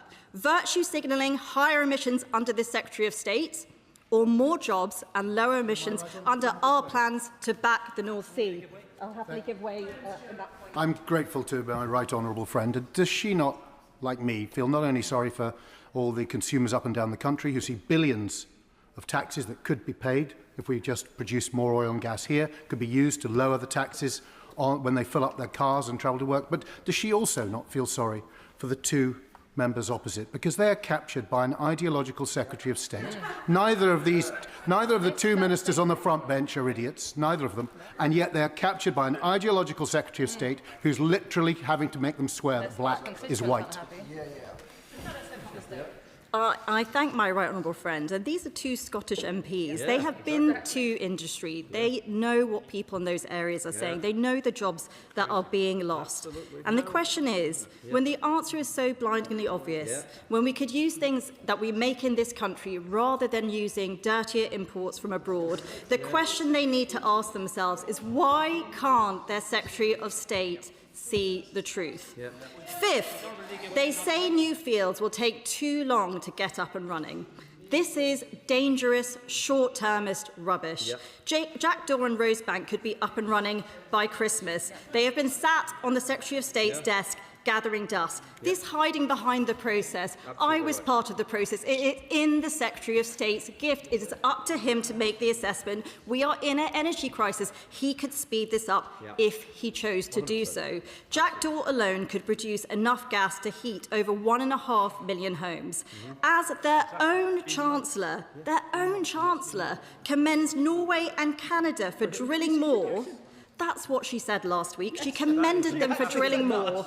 She said every country must do its part by generating more oil and gas. They should ask themselves why their party position seems to be support the oil and gas industry anywhere but Britain. Right, I'd just like to clarify whether the Honourable Lady agrees with herself when she was Shadow Energy Minister that nobody's saying that net zero was a mistake. Net zero in the round was the eminently sensible thing to do. We need to decarbonise and we need to have an ambitious target to aim for. Well, I would thank the Honourable Lady, but I don't think it takes much effort to read out a whip's question. The question she needs to answer is why she's supporting a policy which is going to increase British emissions. She's supporting a policy which means that we're importing goods with higher emissions. That is what she's supporting today. 5 bad arguments which have been thoroughly disproved by people outside of this chamber, by people that they supposedly respect. 5 bad arguments spun by the Secretary of State which should be consigned to history. What the North Sea can actually give us is what it's been doing all along: stronger energy security, a stronger environment, a stronger economy. Are these not things that we want the next generation to have? And the question they need to answer is this: what reason does Renewable UK or their very own chair of Great British Energy have to back the North Sea if it doesn't give us these very things. Yeah. Maybe, just maybe, it's time for them to admit that their Secretary of State has approached his role with a dangerous, blinkered ideology rather than being interested in the national interest. Absolutely. Maybe even they realise that they are once more being marched up the hill on the wrong side of history, on the wrong side of public opinion, when we all know there will be an inevitable U-turn from the Prime Minister and the Chancellor in a few weeks' time. It is mad at the best of times to not want to make the most of our own resources. This idea that you would ban industry if you think they can't change prices in this country. Let's be clear, that is an argument to shut down all business in this country. There is a benefit to making things in Britain. It's called jobs and tax revenue and self-reliance. The Labour Party used to understand that, and I will happily give way on that point. I'm grateful to my right honourable friend giving way. And on that point about security and growing it at home, I'm sure my right honourable friend shares my concern that in the push for renewables, we are entirely reliant on the processing being done in China, on the other side of the world. So when the party opposite talk about not being reliant on petrochemical dictators, they seem perfectly happy to be reliant on renewable dictators. My honourable friend makes an excellent point. In the trade wars that we saw last year, China limited the export of several rare minerals, which would be critical components in the renewable supply chain. Having an energy system which is dominated by renewables is having a system which is completely reliant on China. And that is why we think that is the wrong approach. It is mad at the best of times to not want to make the most of our own resources. In the middle of a supply crisis, it is completely unforgivable. And yet that's exactly what Labour MPs will vote for today. They are on the wrong side of history on this one. They should put their disastrous Secretary of State zealotry to one side, fast-track Rosebank and Jackdaw, reverse their disastrous bans and taxes, and put our energy resilience over their narrow political interests by backing the North Sea. And I will give way on that final point. Thank you, Honourable Lady, for giving way. Can I first of all thank the Shadow Minister and the Conservative Party again for bringing this forward. My constituents tell me very clearly, if we have oil, let's dig it and let's drill it and let's make sure that we get the opportunity of it. Now, is it not ludicrous for the Labour Party to let Norway get all the assets from the drilling and us to get nothing when it's the same bed that we have? Really, for the Labour Party to have any other sort of policy is ludicrous. It's against the will of the people, it's against the will of this Parliament, of us on this side, and I think the Minister should take a review of his decision. Well, I thank the honourable member. I think these are the strongest words that I've heard from him in my entire time in Parliament, and the party opposite would be wise to heed them. At the moment, we are in a situation where we share the same basin with Norway, and last year they drilled 46 new wells and they made 21 new discoveries, and we drilled 0 wells for the first time since 1964. This is exactly the same basin. There is not a geology difference. It is a political line drawn down the middle. It is quite clear that it's the Labour Party's approach and the Secretary of State's approach which is driving this industry into the ground. I will happily give way on that point. I thank the Right Honourable Lady for giving way. And one of the reasons why Norway, of course, is so successful is because of the certainty that is applied to the tax regime in respect of oil and gas drilling. Now, within the Conservative Party motion, as I read it, they seek to remove the energy profits levy. As a point of clarity, can she be clear with the House as to whether she would want that to be replaced by the oil and gas petroleum mechanism, as suggested by so many in the industry in Aberdeen?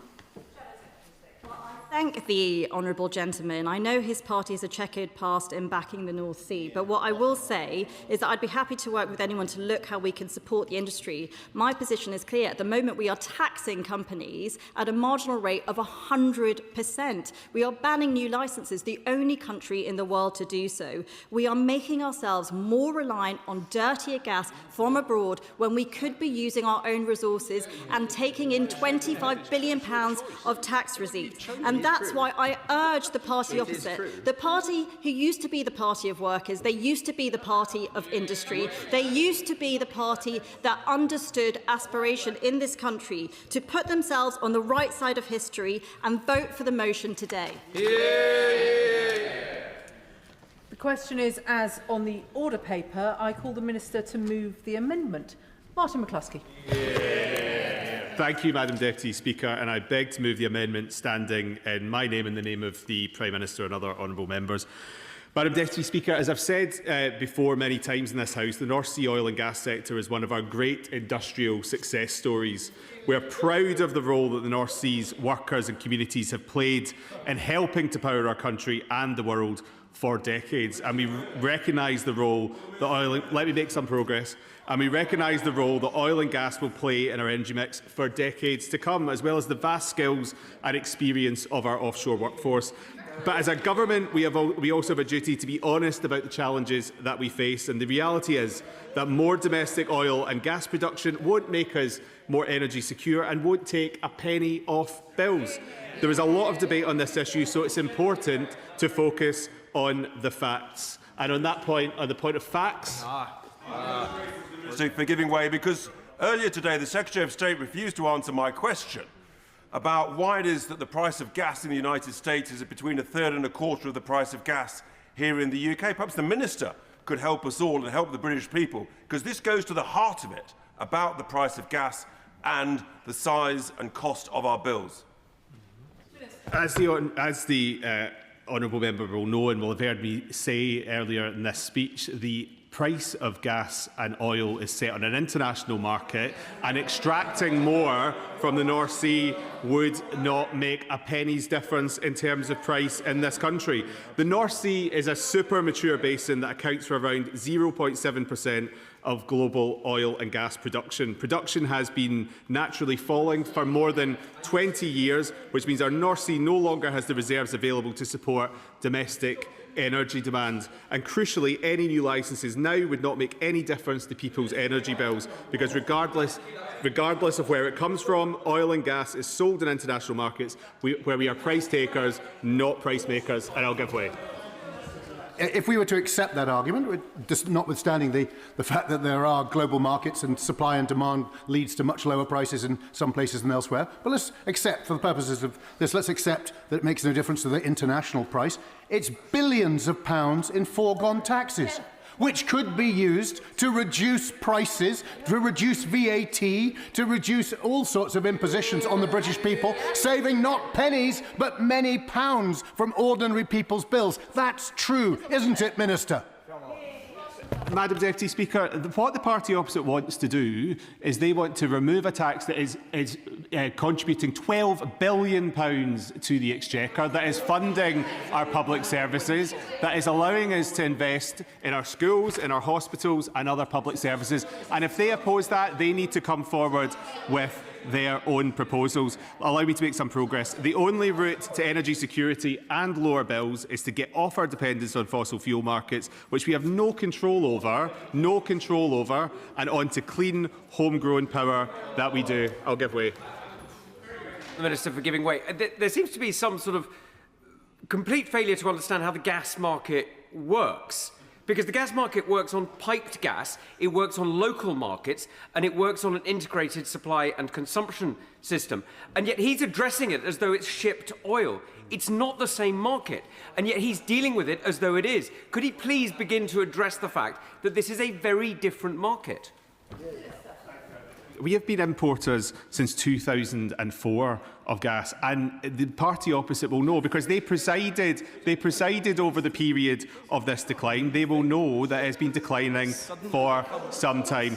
Allow me to make some progress. Recent events in the Middle East are yet another reminder of the need to speed up that transition and protect British people from these price shocks. Thanks to our mission to make the UK a clean energy superpower, we have already seen £90 billion of investment announced for clean British energy, but now we are determined to go even further and faster in pursuit of national energy security, and I'll give way. Thank the Minister for giving way, and I accept his point about having more homegrown renewables can be good for insulating ourselves from the economic output. He will know there are great swathes of our industrial base that are gas dependent, not least the ceramics industry. So what message did he send to them? Because currently the price per therm is twice what it was 3 weeks ago. They're renewing their contracts. This is going to kill industry in certain parts of our foundational sector that we need to meet our mission. So what's the government's message to those industries? Thank you, Madam Deputy Speaker. I know my honourable friend is a real advocate for the industries in his constituency, and the Minister for Industry is looking in detail at this and is coming forward with proposals for industry to take us through this moment where we are dealing with this situation in the Middle East. We are bringing forward the next renewables auction months after our most successful auction ever secured enough power for the equivalent of 16 million homes. And just today, we set out plans to make plug-in solar available in supermarkets so more people can put a panel on their balcony or outdoor space and begin saving energy. And we're ensuring heat pumps and solar panels will be standard in new build homes. Madam Deputy Speaker, one moment. Madam Deputy Speaker, I also want to talk about the Energy Profits Levy, which has been mentioned by a number of honourable members across the House. Since its introduction in 2022, the Energy Profits Levy has raised around £12 billion.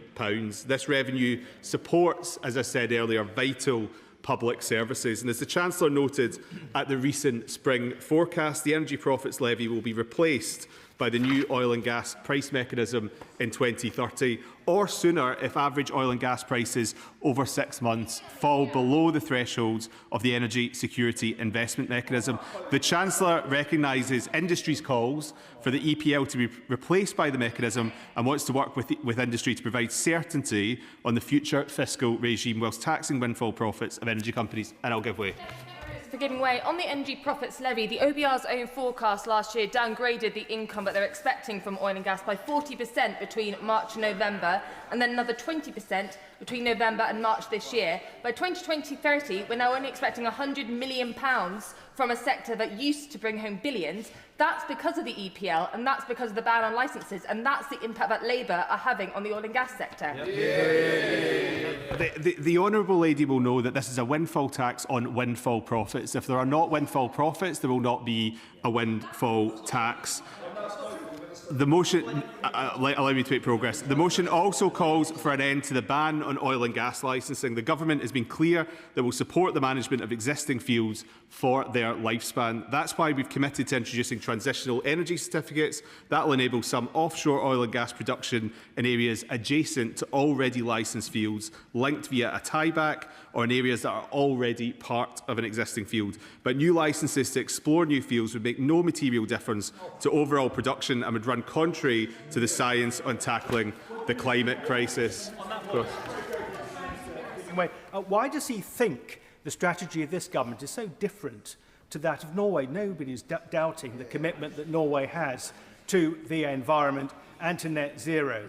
And yet they're pumping more oil and gas than they have done for a very long time, notwithstanding their commitment in the longer term to net zero. Speaker, Norway has managed their fields in a very different way to this country has over a course of 40 or 50 years, and every country will take its own decisions on how best to secure its own energy supply, and many other countries are taking a similar approach to the United Kingdom. Let me turn now to Jackdaw and Rosebank, which is addressed in the motion from the opposition. At the outset, I should say that it would be inappropriate for me to comment on the merits of individual cases, because doing so could prejudice the decision-making process. As with planning decisions which are comparable in nature, offshore oil and gas projects are subject to a robust and legally grounded regulatory framework under which information submitted by developers must be carefully assessed. In both the Jackdaw and Rosebank cases, the Secretary of State will make a decision on whether to agree to these being consented in due course. It's imperative that all relevant material is properly considered so that decisions are sound, defensible and robust. When reaching a view, the Secretary of State will assess the overall balance between any potential significant environmental effects and the wider benefits to the interests of the country. And as members would expect, that assessment will involve considering a range of factors which may include energy security alongside environmental considerations. Some have asked why these decisions are taking time. The answer is straightforward. These are planning-type decisions that must be taken in full knowledge of the facts. The guidance on the assessment of Scope 3 emissions published last year in response to the Supreme Court's judgment is the first of its kind, and it is therefore crucial that we take the time to apply it properly. It serves no one's interest for decisions to be rushed, and certainly doesn't serve the benefits of industry or the honourable gentleman who is chuntering from a sedentary position's constituents, only to be overturned later by the courts, which was the mess that the previous government got into. Of course. I thank you for giving way. He mentioned their energy security, and of course this is fundamentally the most important issue facing us as a country at the moment, not only because of the conflict in the Middle East, but wider conflicts, including that in Ukraine. Is it not the case that we must stop taking short-term decisions and instead look for the long-term future of our energy so that we can get nationally controlled energy security, which is good for our national security too? My honourable friend makes a really important point that I think gets to the heart of this debate. We aren't going to learn the wrong lessons from the situation that we're currently facing in the Middle East. We will not make ourselves more reliant on fossil fuels at a time when we can see playing out day after day after day in all of our constituents at rising prices the effect of being overly reliant and overly exposed to gas and fossil fuels. Madam Deputy Speaker, we are incredibly fortunate to have the North Sea on our doorstep. For almost half a century, the oil and gas buried there has fuelled development and charged our economy. But for too long now, governments have ignored the transition that is happening before their eyes. We owe it to the North Sea's workers and the communities who have done so much for our country to set out a proper plan for their future and seize the immense potential in clean energy. And I'll give way. Thank him for giving way. The workers who he's referring to have a very different take on his government's approach to the North Sea than he does. Indeed, I think they would be incredulous at the arguments that he's making today and his government have made over many months, because it is costing them their jobs. He knows that moving from the energy profits levy to the OGPM as quickly as possible will give those workers some hope and will help assist with the energy security. Is he or his department currently in discussions with the Treasury about making that happen? The Chancellor has had discussions with industry and will continue to have those discussions with industry. And that's right, an appropriate way to conduct these decisions. And, I was pleased to be myself in Aberdeen a couple of weeks ago talking to the same workers that he mentions. And, of course, we need to do as much as possible, to ensure that oil and gas workers are properly protected through this transition, but that we also don't lose sight of the great potential, for example, in floating offshore wind, which will also provide a significant future for his constituents and for people across Scotland. As I was saying, the transition that is underway is the only way to get off the rollercoaster of fossil fuels and build a more secure energy system. Following a consultation with businesses and communities last autumn, we set out the steps we're taking to unleash the North Sea's clean energy future. That plan recognises that our world-class energy workers and supply chains and the importance of supporting them through that transition. And I'll give way. Well, the Minister has been most generous. He'll know that Harbour Energy was the largest single producer in the North Sea. They're leaving. He will know that it's been devastating for so many workers in the industry. And he also know that by all projections, in 2050, this country will still be dependent on oil and gas. Dependent on oil and gas in 2050, in all scenarios. Dependent. And yet, by not doing new licences, we will by definition be more dependent on foreign supply, much of it having to come through the Straits of Hormuz. How can that make any sense? I don't think the Minister thinks it does, but I suppose he's forced to stand on his feet and repeat the nonsense that comes out of the mouth of his Secretary of State. I ask him. Thank you, Madam Deputy Speaker. I'm more than capable of forming my own conclusions, and what's in this speech are my own conclusions. And I would encourage the honourable gentleman to listen to what I've had to say throughout this. Harbour Energy is continuing to operate. He talks about dependence. The dependence that we are seeing at the moment is dependence on fossil fuels, is dependence on oil and gas, which has left every single one of our constituents across this House exposed to volatile oil and gas prices, exposed to higher prices. As in my response to my honourable friend earlier, the only way off of this is off the rollercoaster of fossil fuels, on to homegrown energy that we control where we can control the price. That is a responsible action from a government that's focused on the long term and not the short term, of course. Offshore Energy UK doesn't agree with him, because it said that at the current rate, with the government crashing the North Sea industry, we're going to be 3 times more reliant by 2035 for gas as we are at the moment. Is he right, or is Offshore Energy UK right? Minister. I'll say to the honourable gentleman what I said to his front bench last week, which is we need to stop, or the party opposite needs to stop talking down the North Sea. 1.1 million barrels a day being extracted. That is not an industry that is being shut down. That is an industry that is continuing to produce. Let me conclude. Just last week, the Minister for Energy met with our North Sea Futures Board in Aberdeen with representatives from industry, unions and local groups to discuss how we can drive a fair, orderly and prosperous transition. Madam Deputy Speaker, to conclude, net zero is the economic opportunity of the century, despite what honourable gentlemen on the backbench might say. This government will make sure that our oil and gas workers can take advantage of that opportunity while driving for energy sovereignty and abundance with clean, homegrown power. The original question was as on the order paper, since when Amendment A has been proposed as on the order paper. The question is that the original words stand part of the question. Before I call the Liberal Democrat spokesperson, just to alert members, there will be an immediate 4-minute time limit, which of course does not apply to the front benches. Pippa Heylings. Thank you, Madam Deputy Speaker. And I think we do need to be clear that this energy crisis is in effect an oil and gas crisis, and shows us yet again just how dangerous our over-dependence on fossil fuels really is. Just as with Russia's invasion of Ukraine, the Middle East conflict shows how a single geopolitical escalation can send energy prices soaring, leaving households and businesses here in the UK exposed to shocks beyond their control. And history is now in danger of repeating itself. Families struggling with higher gas, petrol and food prices, while energy companies' profits surge. If the conflict continues, forecasts from Cornwall Insight suggest that energy bills could rise by £332 this July. A £332 Trump war tax on our energy bills. And yet what do we see is the Conservative Party's response? More drilling, more dependence, more of the roller coaster of volatile fossil fuel prices.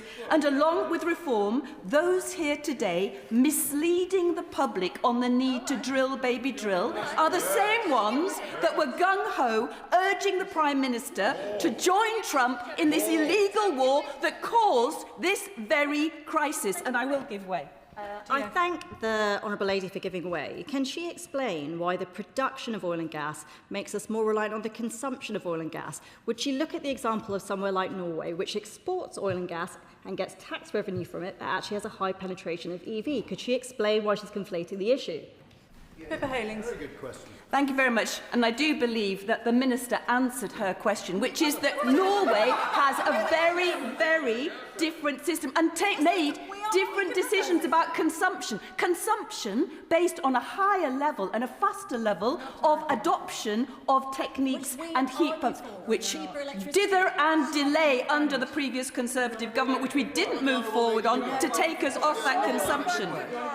The truth is, Madam Deputy Speaker, that expanding oil and gas production in the North Sea, a mature basin from which we've already extracted 93%, will do nothing to cut people's energy bills.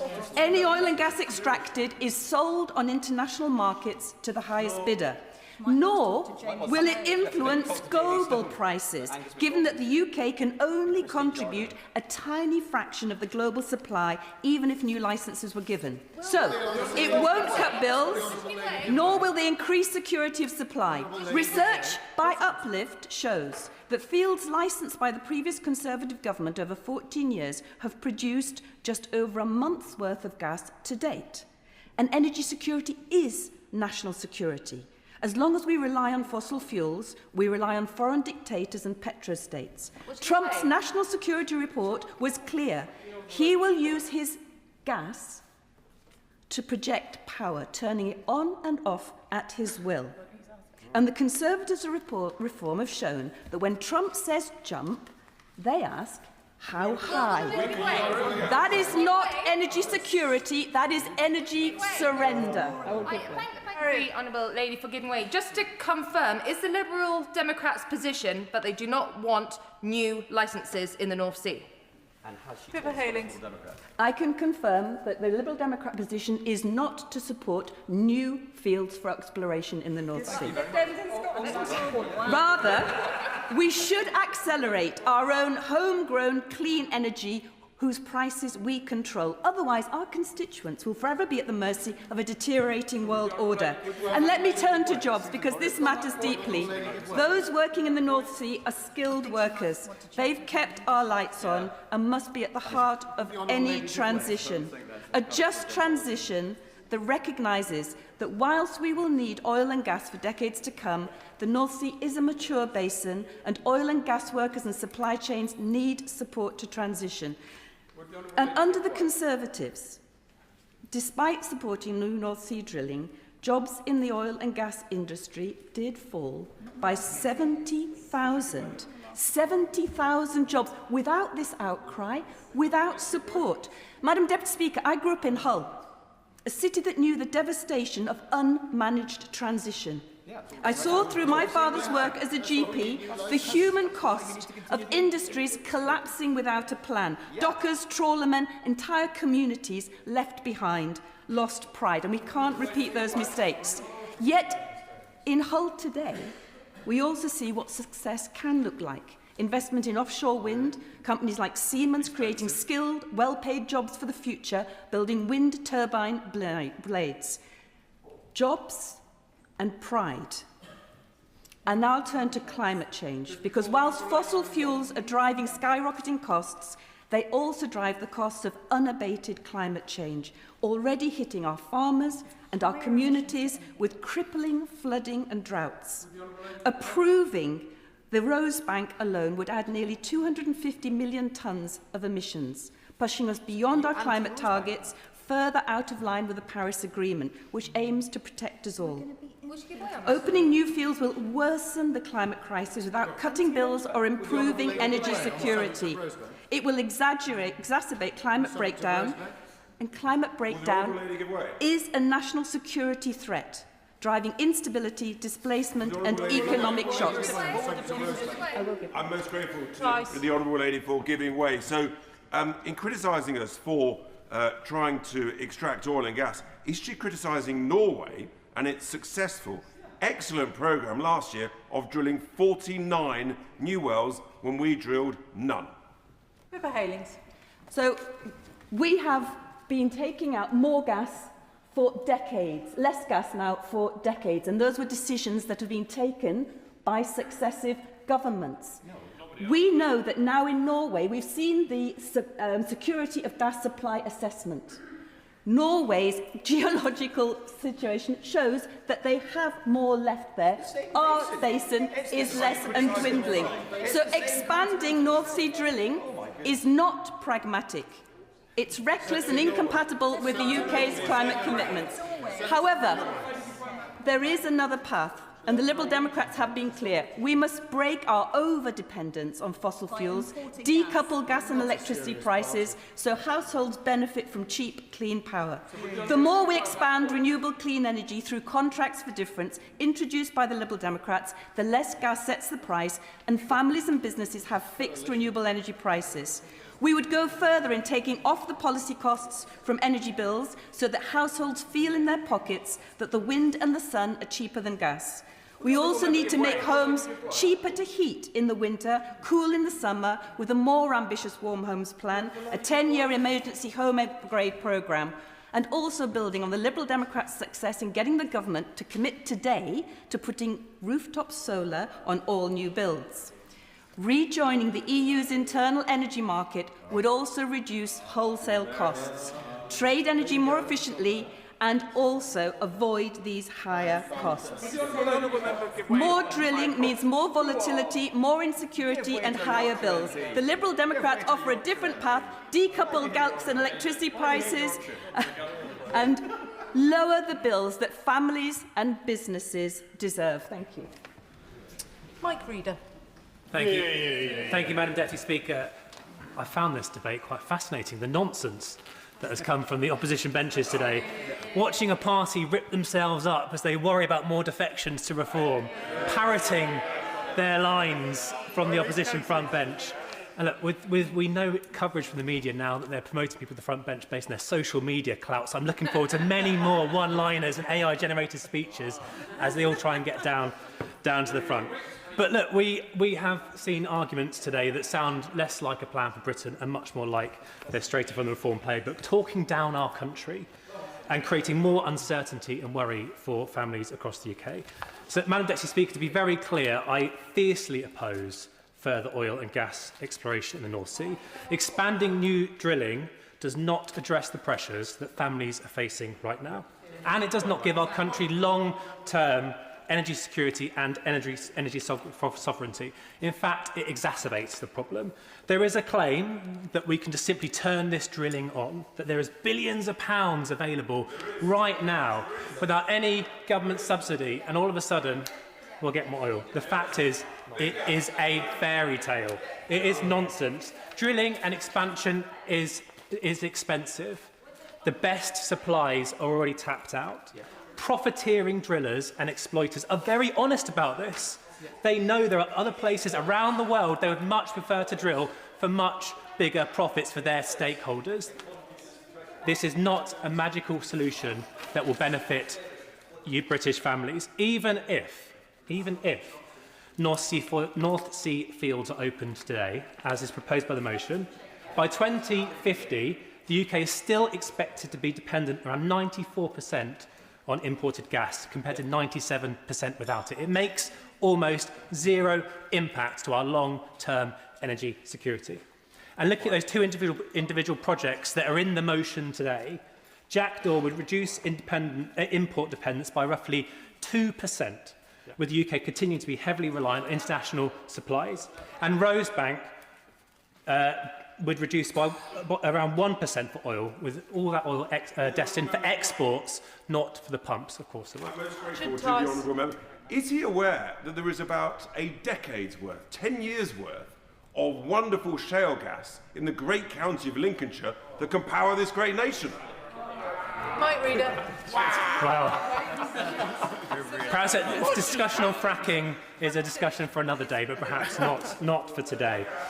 So, Madam Deputy Speaker, we have heard claims that there are billions of pounds invested, but we know in reality, when we come to development, that it's the public that pays the price. In some cases, taxpayers foot around 80% of the bill of that development cost. And if we look at modelling for Rosebank would end up, and ending energy profit levies could mean a net loss to the Treasury of about £250 million, while operators receive around £1.5 billion in profits. So that should give us pause for thought. Who are we here to represent? Our neighbours who are facing high prices at the pumps and high prices for their fuel bills, or multi-millionaire shareholders? But, Madam Deputy Speaker, there is also a fundamental question about whether this government keeps its promise to future generations on the climate crisis. International bodies, including the IEA, have set out that new exploration licenses are not compatible with limiting warming to 1.5 degrees. The last year was the first time in history that global temperatures exceeded 1.5 degrees above pre-industrial levels. We do have a legal obligation, but more importantly, we have a duty to act in the best interests of our country and our people in the long term. If we expand fossil fuel extraction in full knowledge of the consequences, we are choosing to delay that responsibility. And we will feel the effects. we're feeling the effects in food prices. The #1 issue our farmers are facing is climate change. We'll feel it on health, or from impacts from extreme heat and air quality, and we'll see it in global instability, where that global instability feeds straight back into the costs here at home. So, Madam Deputy Speaker, there is a task ahead of us to make sure we stick with the plan. We focus on doubling down on renewables, saying no to oil and gas, and ultimately make sure we deliver a clean future for our country. Harriet Cross. Thank you very much, Madam Deputy Speaker, and I'm almost a little shocked to have to follow that, but I will do my best, and I think it actually explains exactly why I do not understand Labour's oil and gas policy. The unions don't understand their policy, the Tony Blair Institute don't understand their policy, the industry doesn't understand their policy, the renewables industry doesn't understand their policy. That's not because we can't understand something, it's because their policy is absolutely crazy. We've just heard that we'll be using oil and gas for decades. We've just heard that that oil and gas has to come from overseas, but much less of it can come from overseas if we open up drilling in the North Sea, if we get rid of the EPL, if we make the North Sea a basin that companies want to invest in, can invest in, which they can drill from. Jackdaw and Rosebank, prime examples, can be producing by the end of the year. Jackdaw can be powering 1.6 million homes. But the government don't want it to. They'd prefer to import from abroad, because then they can say that they are a country progressing towards net zero. They can say that their renewables ambition is kicking ahead. Doesn't matter the jobs it's kicking in the meantime, doesn't matter the tax that's being lost in the meantime, it doesn't matter the £50 billion of investment that will be lost, or the £165 billion of economic activity that will be lost. But the government and the Secretary of State will have his headline. He will go down as the Secretary of State who managed to shut down the North Sea, who got us off oil and gas. But it's a fantasy. It's never going to happen. It cannot happen. 70% of the UK's energy, not electricity, energy, comes from oil and gas, and it will for many, many years. So no matter how much the government wish we were not reliant on oil and gas, no matter how much the member wishes we don't need our own oil and gas, we do. We need our own oil and gas. We need oil and gas from abroad, and we will for a long time yet. And I care about the workers in the oil and gas sector, because those workers are my constituents. They're my friends, they're my neighbours, they're the people who hold our communities together. But it's not just in North East Scotland. Every single member in this House has constituents working in the oil and gas sector. Every single member in this House has constituents listening to the debate today, worrying about their jobs, wondering why this government is so determined to sacrifice their livelihoods in order to import more from abroad. And when we meet workers in North East Scotland, Madam Deputy Speaker, they don't talk about their jobs for the future, they talk about their job now. They worry about how their job now is going to be protected, and they worry why this government do not want to protect their jobs. The apparent Labour government, the government that's meant to protect jobs, does not value oil and gas jobs, and I will give way. I'm most grateful to the Honourable Lady for giving way. This is a critical question. Who is more dangerous to the British economy? Is it the Secretary of State for Energy or the Chancellor of the Exchequer? I mean, I don't want to pick between two, but as a double act, they are dreadful for the UK economy. But what we will see from now into the years ahead is Aberdeen becoming less and less of an area where the transition, which the government are so dedicated to, moving away, because the supply chain, which they know is so important to the transition, is at the moment sustained by the oil and gas sector. Production from the North Sea decreased 40% last year. That's not because of the geology, that's because of the energy profits levy. That's because of the ban on licences. Yes. Thank you to the honourable member for giving way. Does she agree with me that the UK and the production in the North Sea can never support a position like Norway, because Margaret Thatcher gave away our oil industry to the private country, and we have no sovereign fund? We shouldn't have a wind development.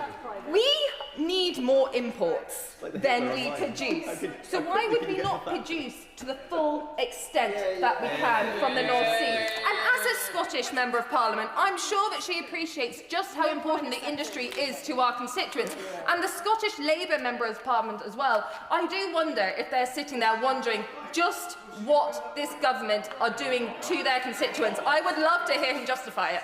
Scott Arthur. I do thank her for giving way, and as ever, she speaks with great passion on this issue.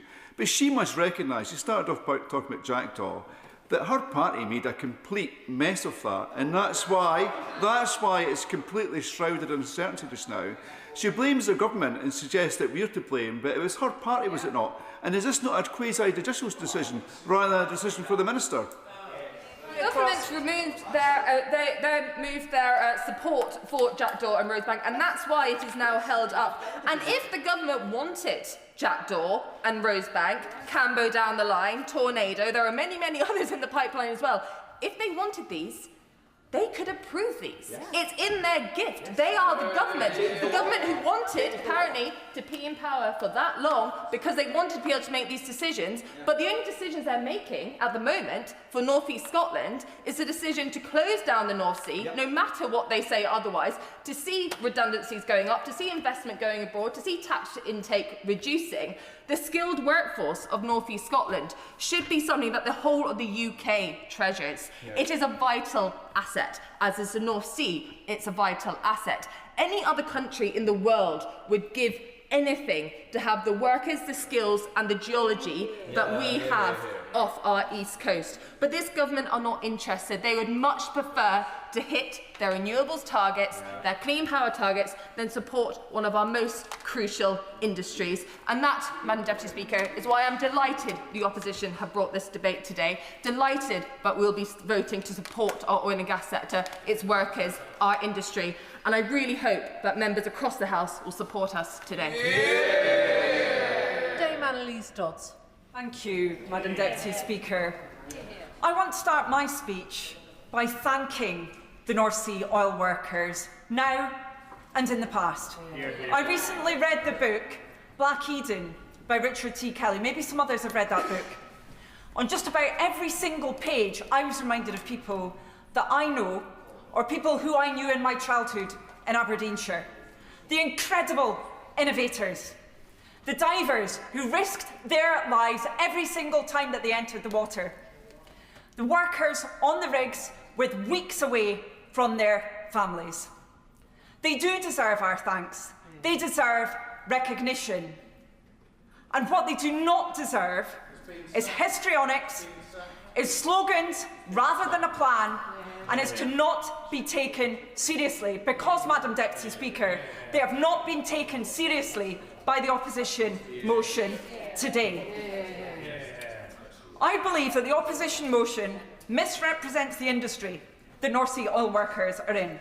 It fails to set out a path towards sustainable employment for them and for their kids and grandkids. And by the way, they do care about their children's employment in Aberdeen. It also ignores the need, of course, to get energy bills down, let alone to tackle the climate emergency. First, the claims that are made in this motion that it will somehow boost employment and reduce bills are farcical. Yes, very happy to. I'd like to ask the Right Honourable Lady, since I went to Aberdeen recently to talk to workers, to talk to grandparents and their children, when was the last time that she spoke to workers in Aberdeen? Dame Annalise Dodds. Well, I can answer that very quickly because I've got many of them actually in my family, amongst my friends, personal friends. She said before that she'd visited Aberdeen, and what I found extraordinary was when she was informed about the fact that jobs in oil and gas extraction had fallen by a third between 2014 and 2023. She wouldn't even acknowledge it. When the Liberal Democrat spokesperson mentioned those job losses, she looked stunned. Well, I can tell her that for workers in that area, those job losses were painful. Every bust has been painful, and she should acknowledge that rather than somehow pretending it didn't even happen. People who are working in that industry deserve a proper strategy for their future, not magical thinking and empty sloganeering. I'll make some progress and I'd be happy to take his intervention. The long-term trend, very clearly, is for the growth of low-carbon offshore industries. That has not been the case for North Sea oil and gas. Research at Robert Gordon University, just to let her know, that's based in Aberdeen, the city that she visited, it's shown that 9 in 10 of the UK workforce in oil and gas have medium to high skills transferability and are well positioned to work in the adjacent energy sector. Hydrogen Carbon capture, wind, other renewables are critical to sustaining high-skilled jobs in both engineering and manufacturing. We urgently need to be boosting those technologies with an active labour market strategy, and that's what's going to secure the future of those high-technology, safety, critical jobs. Happy to take his intervention. Grateful to the Right Honourable Lady who's been very generous, but she's kind of nearly making the right point, which is that the people who work in oil and gas need the transition. This government is pulling the rug from under them.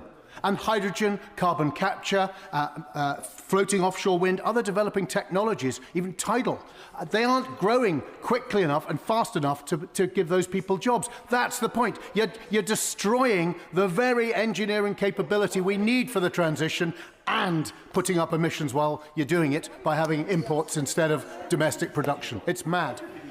Thank you, Madam Deputy Speaker. I couldn't disagree more with him. I have a lot of respect for the Right Honourable Gentleman. Surely he will have seen the figures that look at the relative growth of the renewables industry in the UK compared to other industries. They see that there's now a long-term plan for that industry coming from the government that has been elected. That was not the case before. There wasn't that certainty there before. Now, I want to see renewed, deepened engagement, particularly with the workforce, with trade unions representing them, towards that active labour market strategy that we need. But to suggest that we're not on the right trajectory now, after so many years of neglect, Madam Deputy Speaker, is frankly absolutely laughable. And I want to end on this point, that even setting aside the lengthy lead-in time for new drilling, expanding it wouldn't shield our country from oil and gas price shocks, because the price is set internationally. And the Secretary of State didn't even acknowledge this. She spoke about imports. She didn't talk, Madam Deputy Speaker,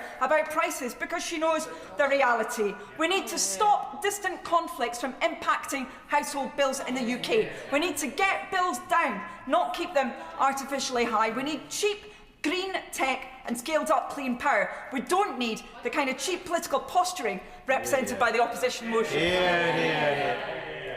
Bradley Thomas.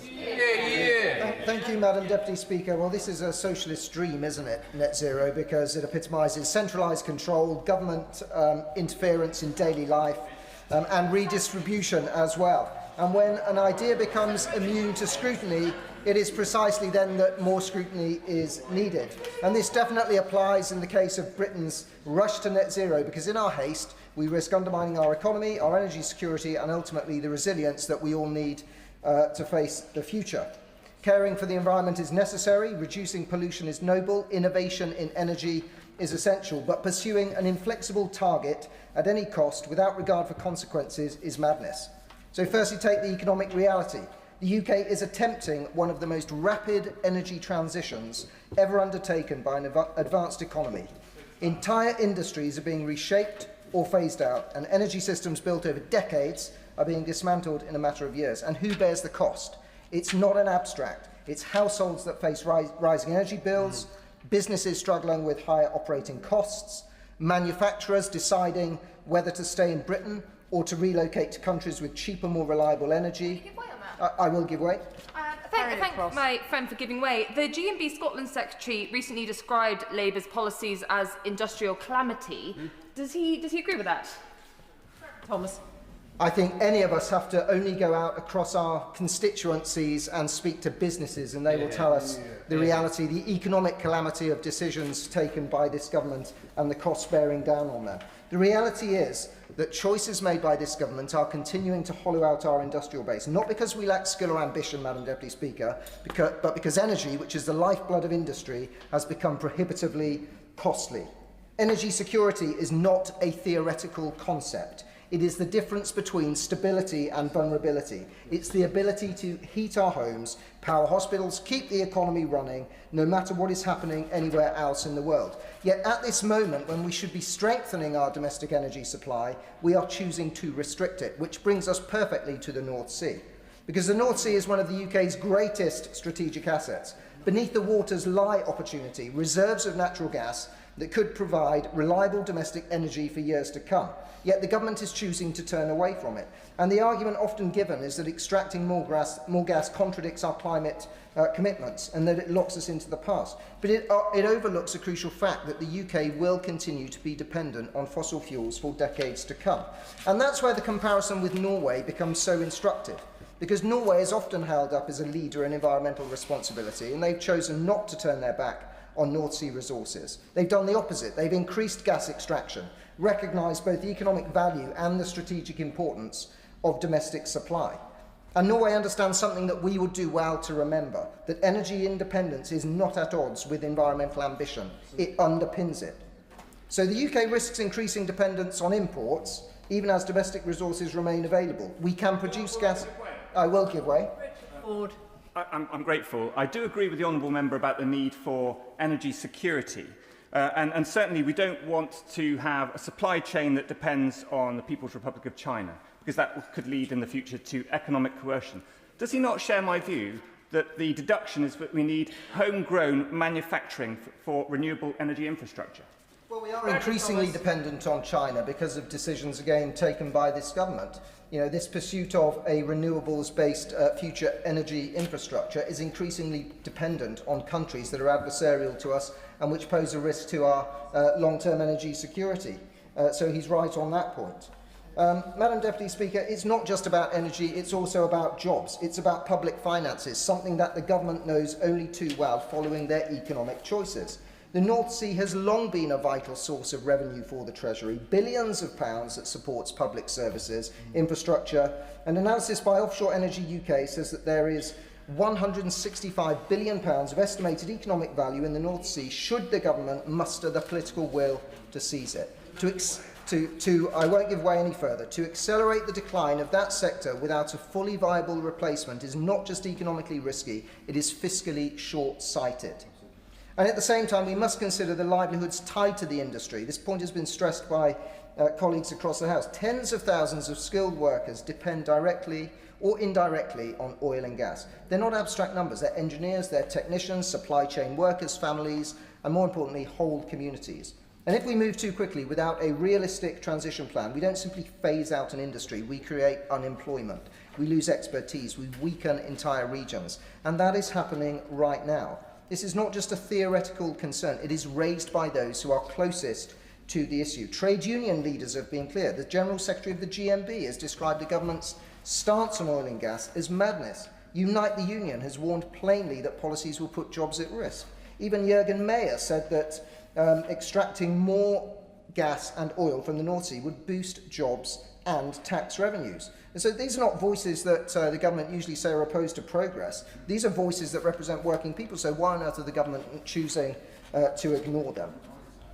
And we've just got to consider, Madam Deputy Speaker, the global context. The UK accounts for a relatively small share of global emissions. Even if we were to reach net zero tomorrow, the impact on global temperatures would be limited. And meanwhile, major economies that compete with us continue to rely heavily on fossil fuels as they balance growth, development and transition. That's why we have to get the balance right. True leadership from the government lies not in symbolic gestures, but in practical solutions that can be adopted globally.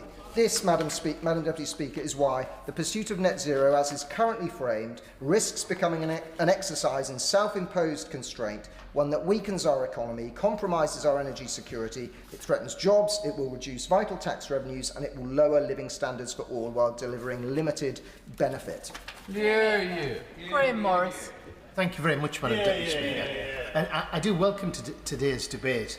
That, as we've heard, oil and gas are likely to remain part of our energy mix for years to come. However, recent global instability underscores a fundamental point. True energy security comes from reliable, domestic and renewable sources, not from continued exposure to volatile international fossil fuel markets. Even if production were to increase, it would not shield the UK from global price fluctuations. Oil and gas extracted from the North Sea are sold on international markets at global prices. While this may increase profits for fossil fuel companies, no doubt welcomed by the opposition, it does little to reduce bills for our constituents. Moreover, new licences do not translate into immediate supply. It can take many years, often well over a decade, from licensing to production. The reality is that UK oil and gas production represents only a small share of the global market. Even a significant increase in output would not meaningfully influence global prices or reduce domestic energy bills. It's also worth noting that private companies operating in the North Sea are under no obligation to prioritise UK customers. It's interesting, the Norwegian example. So I do return to the central question: how will additional North Sea production reduce bills today? The only way that could plausibly happen would be through significant market interventions, such as restricting exports or imposing below market price caps on domestically produced energy. Now, some of us on this side of the House may agree with that. I'm not sure if the opposition would. Such measures would represent a profound shift in policy. If that is what the opposition is proposing, they should be clear about it. If not, they should be honest with the public. Expanding North Sea oil extraction is unlikely to have a meaningful impact on energy bills in the short, medium, or even the long term. There is, however, an alternative, one that is not tied to global fossil fuel markets: renewable energy. And I want to take a moment or two to talk about solar power as an example. Geothermal is another great potential. I recognise the criticism raised, including in the debate earlier by the opposition front bench spokesman, about the use of critical minerals and concerns about reliance on the supply chain based in China, and about labour standards in these global supply chains. These are legitimate issues, but there is also a significant opportunity: domestic innovation and manufacturing. In my constituency, Madam Deputy Speaker, Powerol is pioneering the next generation of solar technology. Its lightweight, flexible solar films use micro-groove structures. It does not rely on rare earth minerals, with the potential for low-cost, scalable production here in the United Kingdom.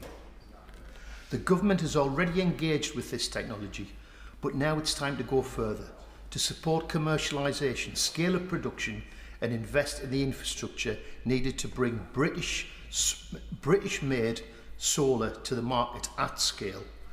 By diversifying our energy mix and reducing the reliance on volatile international fossil fuel markets, we can strengthen energy security and reduce exposure to external shocks. So I say to the government, this is the time to back British business, back innovation, back domestic manufacturing, because that is how we can deliver energy security, economic growth, jobs. Graham Ledbetter. Thank you, Madam Deputy Speaker. I'd like to start my contribution with some facts. Energy security is national security. Global instability is rife, and our closest ally is now, at best, hugely unpredictable, and it is questionable about whether they are reliable.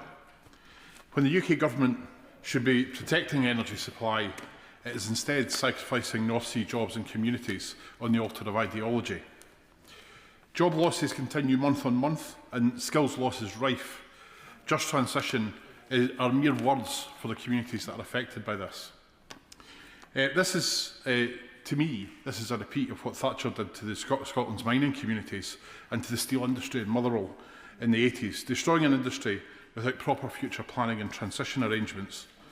Scottish Labour MPs, and indeed all Labour MPs, should be ashamed of their government's actions in this regard. It is utterly shameful. Absolutely. Thank you very much, Madam Deputy Speaker, and my thanks go to the honourable gentleman for giving way. Very generous of him. I have been very critical of my own government in relation to the Grangewaith refinery closure. I'm going to give you the opportunity of being critical of your government's inaction on the issue. Graham Ledbetter. I think I'm here to scrutinise what your government is doing. That's the job of MPs in the House of Commons.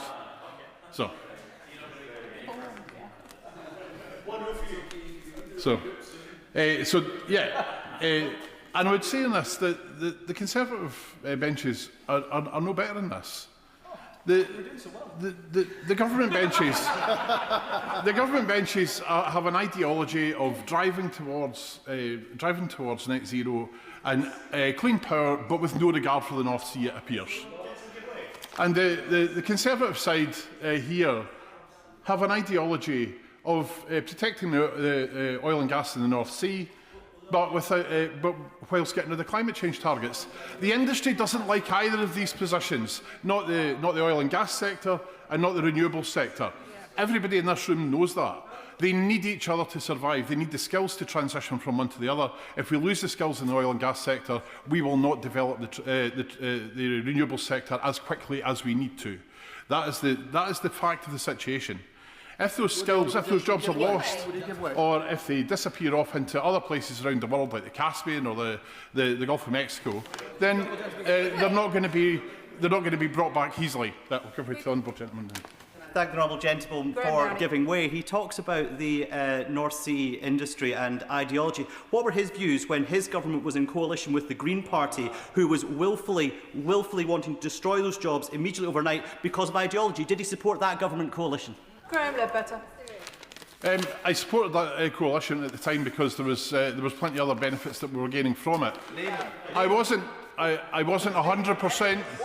I will concede that I wasn't 100% supportive of their position in oil and gas, but I would suggest that under the current leadership of the SNP, that there is a very balanced view about the North Sea, a very pragmatic approach to protecting jobs in the North Sea oil and gas sector, while still driving towards the renewable jobs and the reindustrialisation of Scotland by diversification into renewables that we need, but whilst recognising that oil and gas will be needed for decades to come. With the honourable gentleman. Yes. I thank the honourable gentleman. Thank you. I thank the honourable gentleman for giving way. Could you clarify for the House, because there is some confusion about current SNP policy when it comes to oil and gas. Is it still, or is it not, current Scottish National Party policy to be against new oil and gas in the North Sea? The current SNP policy on oil and gas is that there should be a proper assessment of each individual application. That's normal licensing process. I would think that most members in this House would recognise that if you put a process in place, that you should have a process, apply it rigorously and consistently, and do that through the time. No, I'm not going to give away any further. The time is going down now. There are many reasons why we need to support oil and gas, not least of which is protecting the workforce and not losing the skills. But I want to turn to other areas that the government are not making decisions quick enough on, and there are numerous of them. So, to New Year's charges, there is a government policy coming through, but it is taken now, 18-20 months now. It'll be several more months before we get that in place. It'll be after the start of AR8, and because they're accelerating AR8, and there are many companies in the North Sea who are basically saying that they're going to hold on and wait for AR9 before they make an investment decision because they want certainty. That lack of certainty, that lack of pace, that lack of pragmatism is what is preventing those jobs from being created and preventing a just transition. I can apply the same point to Ardersier, which is a known constituency, and the proposal by the Chinese company Mingyang, who want to invest there. Now, I understand that the government has reasons and things that they really need to consider in this, but again, it's been on their desk for 18 months. A decision is needed to either allow things to move on to other investors or to decide that there is a risk and you can mitigate the risk and let them get on with it and create the jobs, create the supply chain jobs, and actually have serious, high-skill, high-paid jobs that will provide a just transition and serious opportunity for North Sea workers. That decision needs to be made sooner rather than later. And the excessive delay that we experienced in the run-up to CCUS decisions, that took forever to get there, and that is time that has been lost and jobs that have been lost because of that lost time. I'm going to turn very quickly to consumer pricing. The government has been waxing lyrical about price gouging by energy companies at the moment. The government and the previous governments have been responsible for state-sponsored price gouging in the energy market with the highest prices for electricity in Scotland. With that, I would urge members to... whilst I'm on my feet. There was a particularly unedifying exchange between members where the use of you and your was very liberal indeed, addressed directly to me, I assume. Can we please all try to do a little better? And whilst I'm on my feet, after the next speaker, the time limit is going to have to be reduced to 3 minutes in order to get you all in. Lizzie Collins. Thank you, Madam Deputy Speaker. Now, we know we will be using North Sea oil and gas for some time to come, and I really welcome the Chancellor's announcements today about short to medium-term measures that she's taking to address the current crisis in the Middle East and the inevitable impact on her energy costs, and of course her quick action on heating oil. But the opposition motion today is not just about the immediate crisis in front of us. It's about a long-term strategic approach to energy security. The motion and the Conservative and the Reform position on increasing our reliance on oil and gas is based on false assumptions and not on the facts of the situation that we find ourselves in. Now, this could be an ideological discussion. They are clearly trying to turn it into one nonsense culture war discussion again. But it doesn't need to be, because it's very easy to overturn what the opposition is saying based on evidence and a number of different facts. Number one, gas and oil prices are inherently volatile and are often under the control of malign international actors. Oil and gas prices are set internationally, and gas and oil from the North Sea is traded internationally. So unless they are suggesting we are nationalising the North Sea and seizing its products, their suggestion that it will somehow help pricing is absolute nonsense. The more we rely on gas and oil, the longer gas sets the price of electricity, and oil, of course, sets the price of all sorts of things, from transport to food and energy. Gas setting the price of electricity is bad because it makes electricity cost more. And conversely, the higher the levels of wind, solar, nuclear and storage we have, the less amount of time gas sets the price of electricity. And therefore, the cheaper electricity can become. The more we move away from gas and oil-reliant technology, whether that's at home, in transport or in industry, the less we are subject to the geopolitical storms such as the invasion of Ukraine or the current crisis in the Middle East. Now, the opposite, I'll happily give way. Thank the honourable member for giving way. Does she agree that the central claim of this motion simply does not withstand the scrutiny?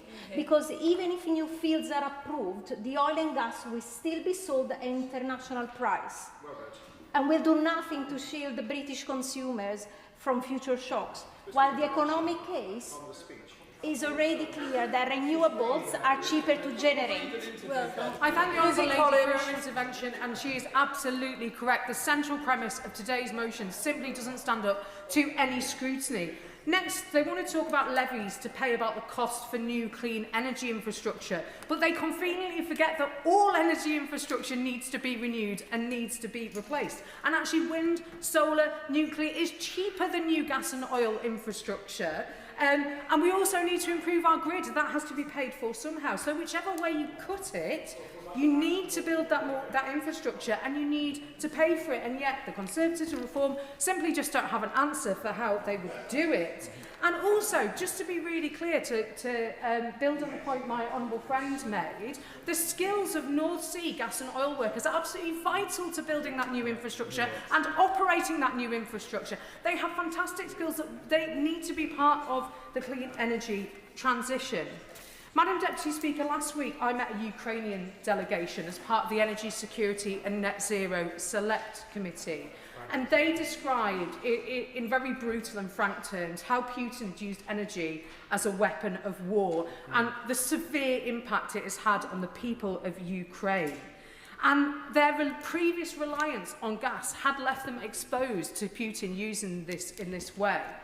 And their message was clear. The only way to get energy security, the only way to keep the lights on domestically, is with homegrown clean energy, with distributed generation and distributed storage, providing protection against Putin's attacks, and of course the wider geopolitical instability that we have seen.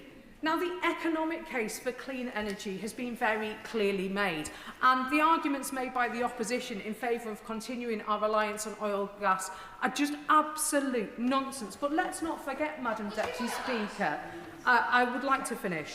finally, climate change in and of itself is a huge threat to our economic security, our physical health, the entirety of our well-being, the ability to feed ourselves.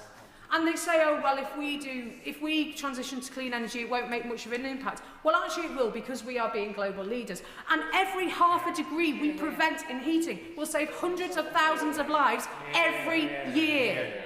We must do something. We cannot sit on our hands, as they would like us to do, and do nothing. And this government is meeting the challenge of climate change, not with hair-shirtness, not with trying to do without, but by building a better world. We are improving our quality of life, cleaner air, not killing tens of thousands of people with dirty air every year, warmer homes and good, clean energy jobs. Thank you, Madam Deputy. Graham Stewart. Thank you, Madam Deputy Speaker. It's a pleasure to take part in this debate.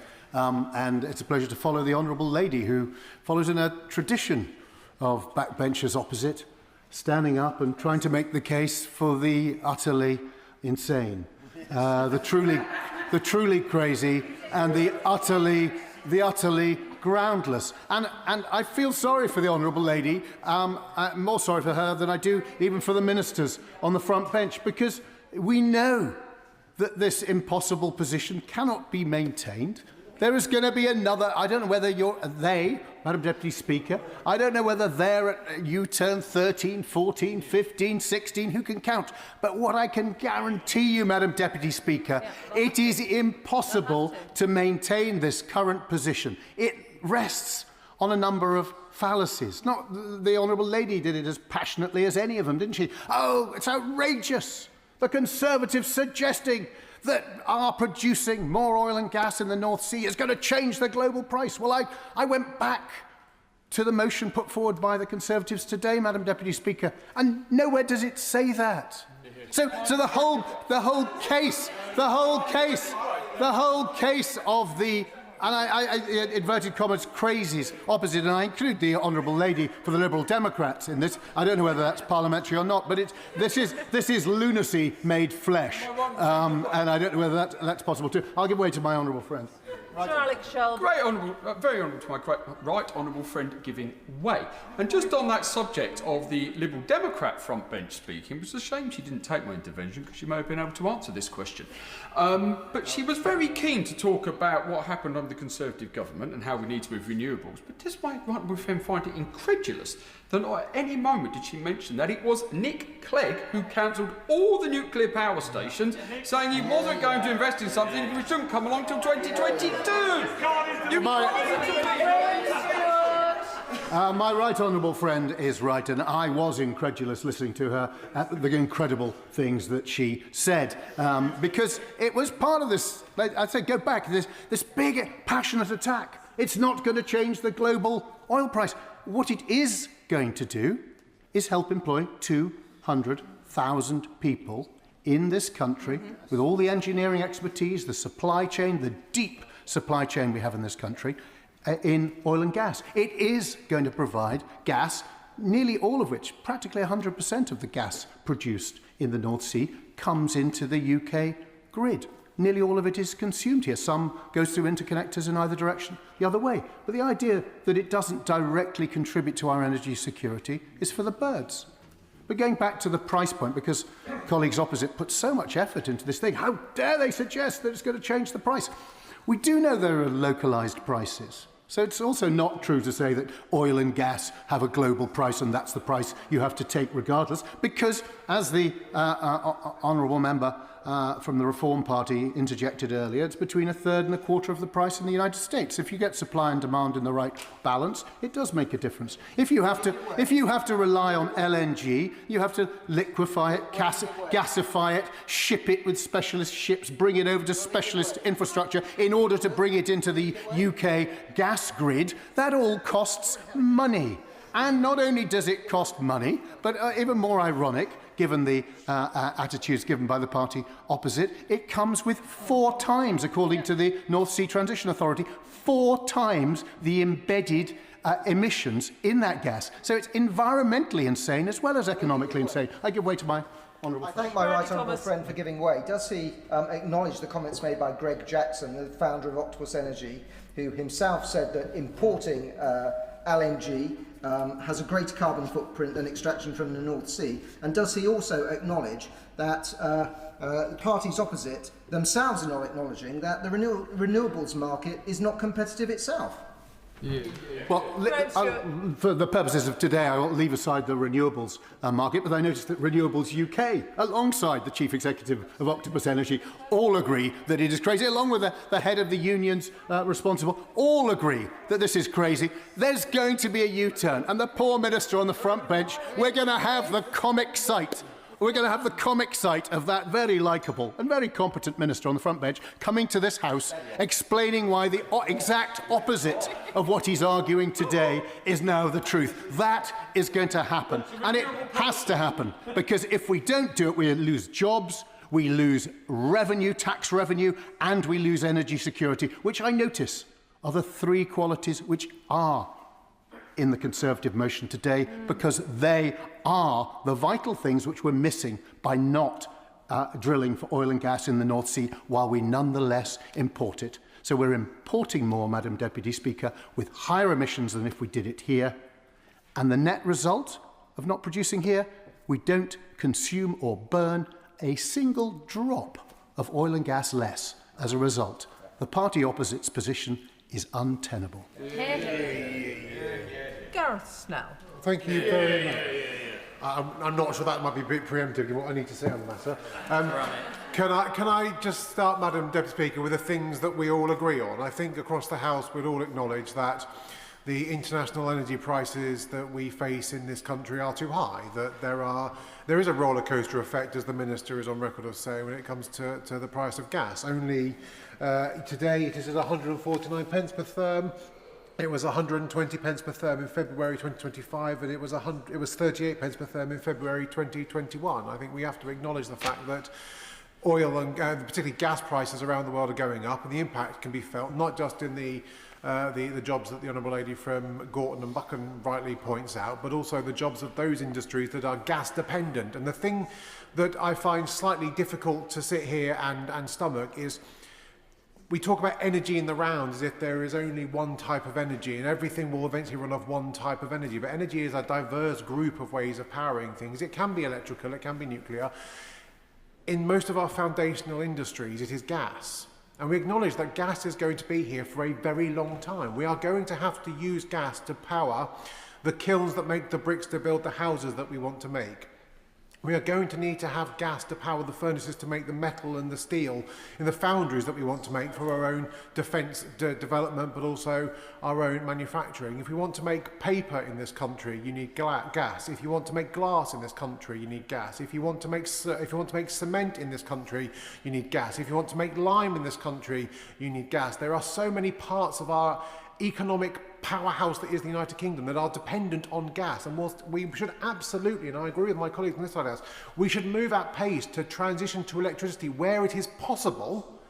There are simply sectors in this country where that transition is not possible. It doesn't. I will give way.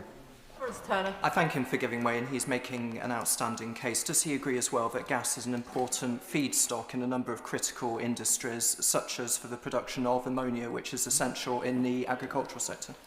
Absolutely. If we want to make fertiliser, if we want to make other industrial gases in this country, we need natural gas to power those processes. There is no other way. The chemistry simply does not exist to create the gases that we need without using natural gas. So whilst I absolutely support the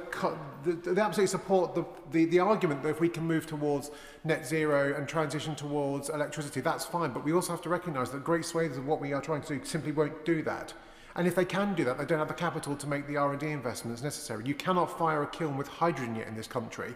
You cannot get a stable supply of electricity to kilns in this country, not least because in the places like Stoke-on-Trent where these factories are, the grid capacity simply does not exist and will not exist for generations to come to do the hookup. So whilst we're talking about the move towards a transition towards net zero and more electrical generation, what are we going to say to those places that can't do it?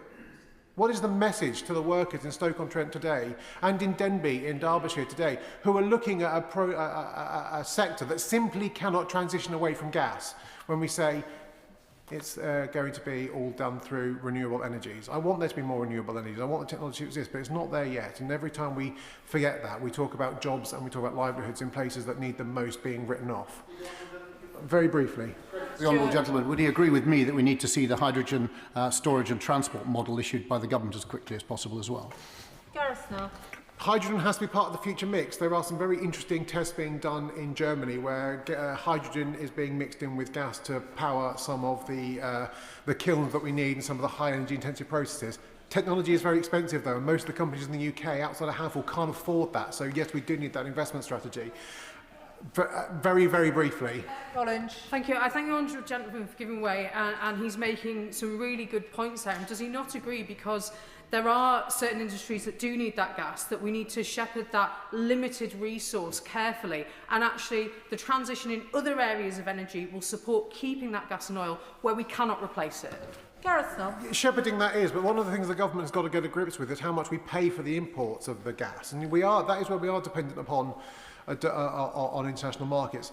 We do it in the country for electricity generation. The government enters into very lucrative for suppliers contracts for differences. Now, why are we not looking at those for gas productions? Why are we not saying that at a point where we expect there to be a transition away from gas, therefore demand will fall away, therefore the price will fall away for the production, that there's not some sort of government-backed contract for difference for those suppliers, so that those energy-intensive industries that require gas can get a stable price point for generations to come, so we can protect the jobs.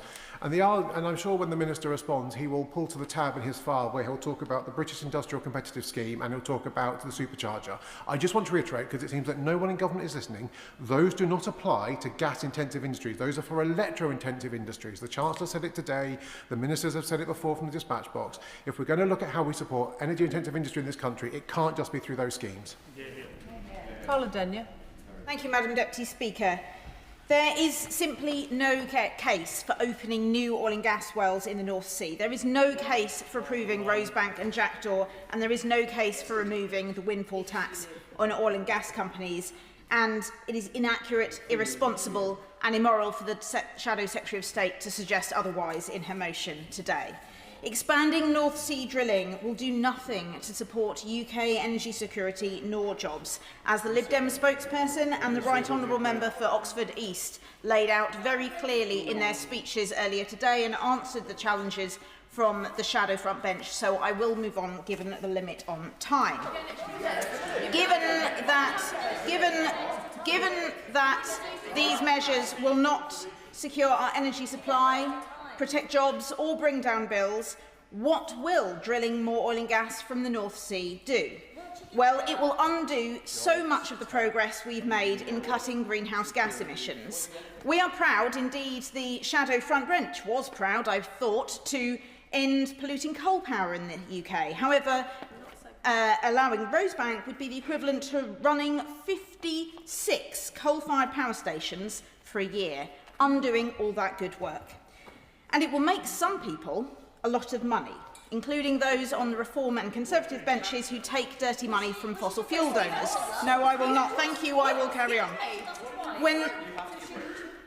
I'll give way. I thank the Honourable Lady for giving way. Could she explain why the biggest advocates for climate transition in this country, Renewables UK, Greg Jackson from Octopus, the chair of Great British Energy, say that she is wrong? Are they taking money too? Say that she is wrong about what, beg your pardon? Well, that her position on the North Sea is wrong and that we should keep drilling in the North Sea. Head of Renewables UK. My reliance is on the evidence which shows that 93% of recoverable oil and gas in the British parts of the North Sea has already been extracted. Whatever does remain will be sold on the international market to the highest bidder, as many honourable members have already made out. The proposals in the Shadow Secretary of State's motion would do nothing on energy security, nothing on jobs. No, I will not. I will continue for now. Thank you. What the Shadow Secretary of State's motion would achieve is to raise a lot of money. When war inflates oil and gas prices, fossil fuel bosses cash in. Just 5 companies made nearly £500 $1 trillion in the years after the Russian invasion of Ukraine. Of course, those obscene profits should be taxed through the energy profits levy, because nobody should be cashing in on conflict. And again, I draw Madam Deputy Speaker's attention and those who may be watching from home to the proportion of donations that go to certain politicians in this chamber from fossil fuel donors. The Chancellor said earlier today that she will crack down on price gouging and profiteering, so I hope this work will maintain the principles of the windfall tax in whatever shape it comes. Now, the government has done good work in driving forward clean energy and banning new oil and gas licences. I desperately urge them not to backtrack on this by approving Rosebank. I understand they won't be able to comment on that today.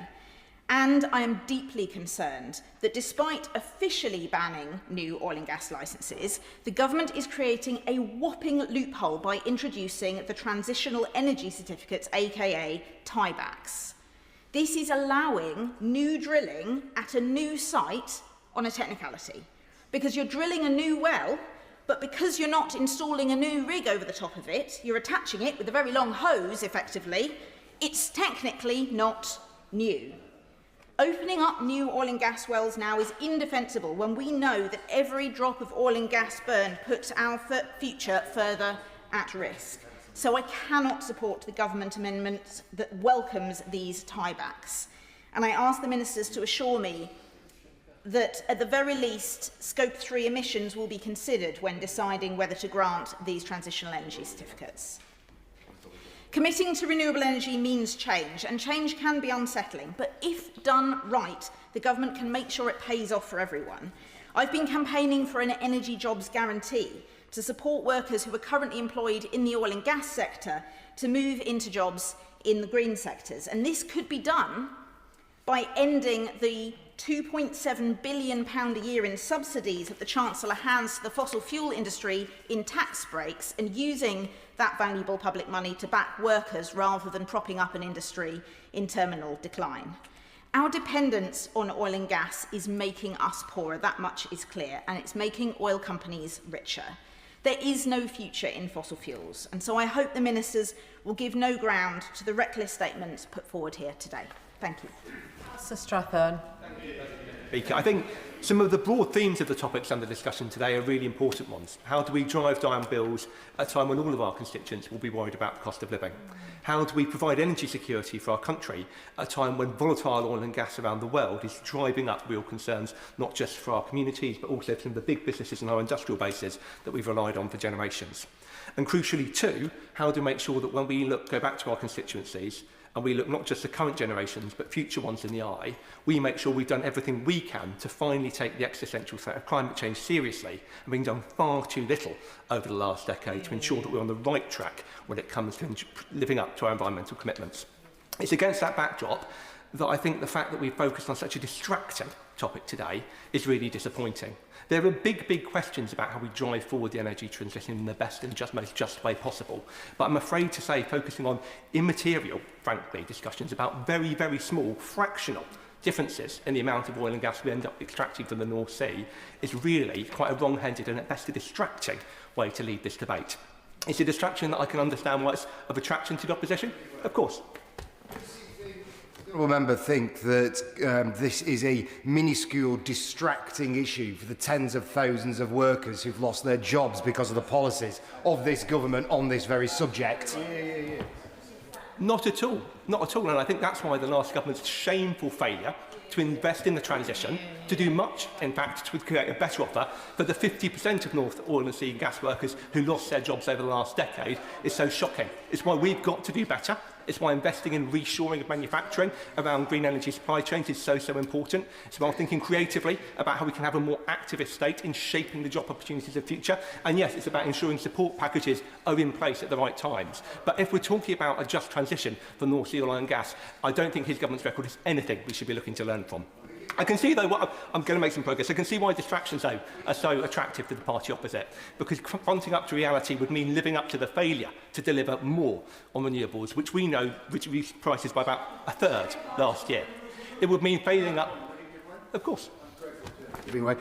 Does he realise, he may not, because I know some of the stuff he's fed by the front bench may not help him, that only 6.5% of electricity, 6.5% of electricity came from renewables in 2010, and it was over 50% when we left power. So you can criticise the Conservative government all you like, but suggesting that one of the greatest transformations and moves to renewables of any country in the history of the world was some kind of non-event is to mislead the House, and I know the honourable gentleman, who's an honourable man, would never seek to do that. The honourable member is very experienced. If we inadvertently mislead the House, we don't accuse colleagues of misleading the House. Would you like to correct the record? I apologise, Madam Deputy Speaker, and if I said anything, I withdraw it.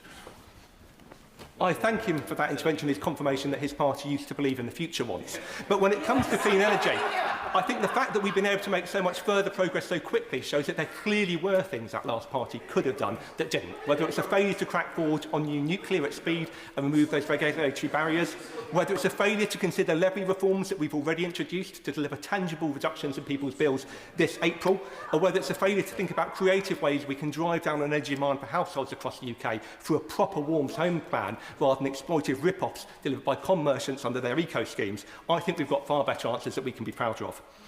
And it's a disappointment, Madam Deputy Speaker, that we haven't had a more sincere debate on this issue today, because I do think there are really important questions that could determine a worthy of challenge about how we deliver this transition in a way that truly delivers both for our climate commitments, our energy commitments, and all of those who are paying bills at the moment. The Fingleton Review points to some really important principles about how we can do far better when it comes to big energy projects. And I'd welcome further scrutiny of the opposition on that and how we can deliver that at pace to make really impactful changes in a nuclear landscape that was left under stalled and stasis inaction under their policies.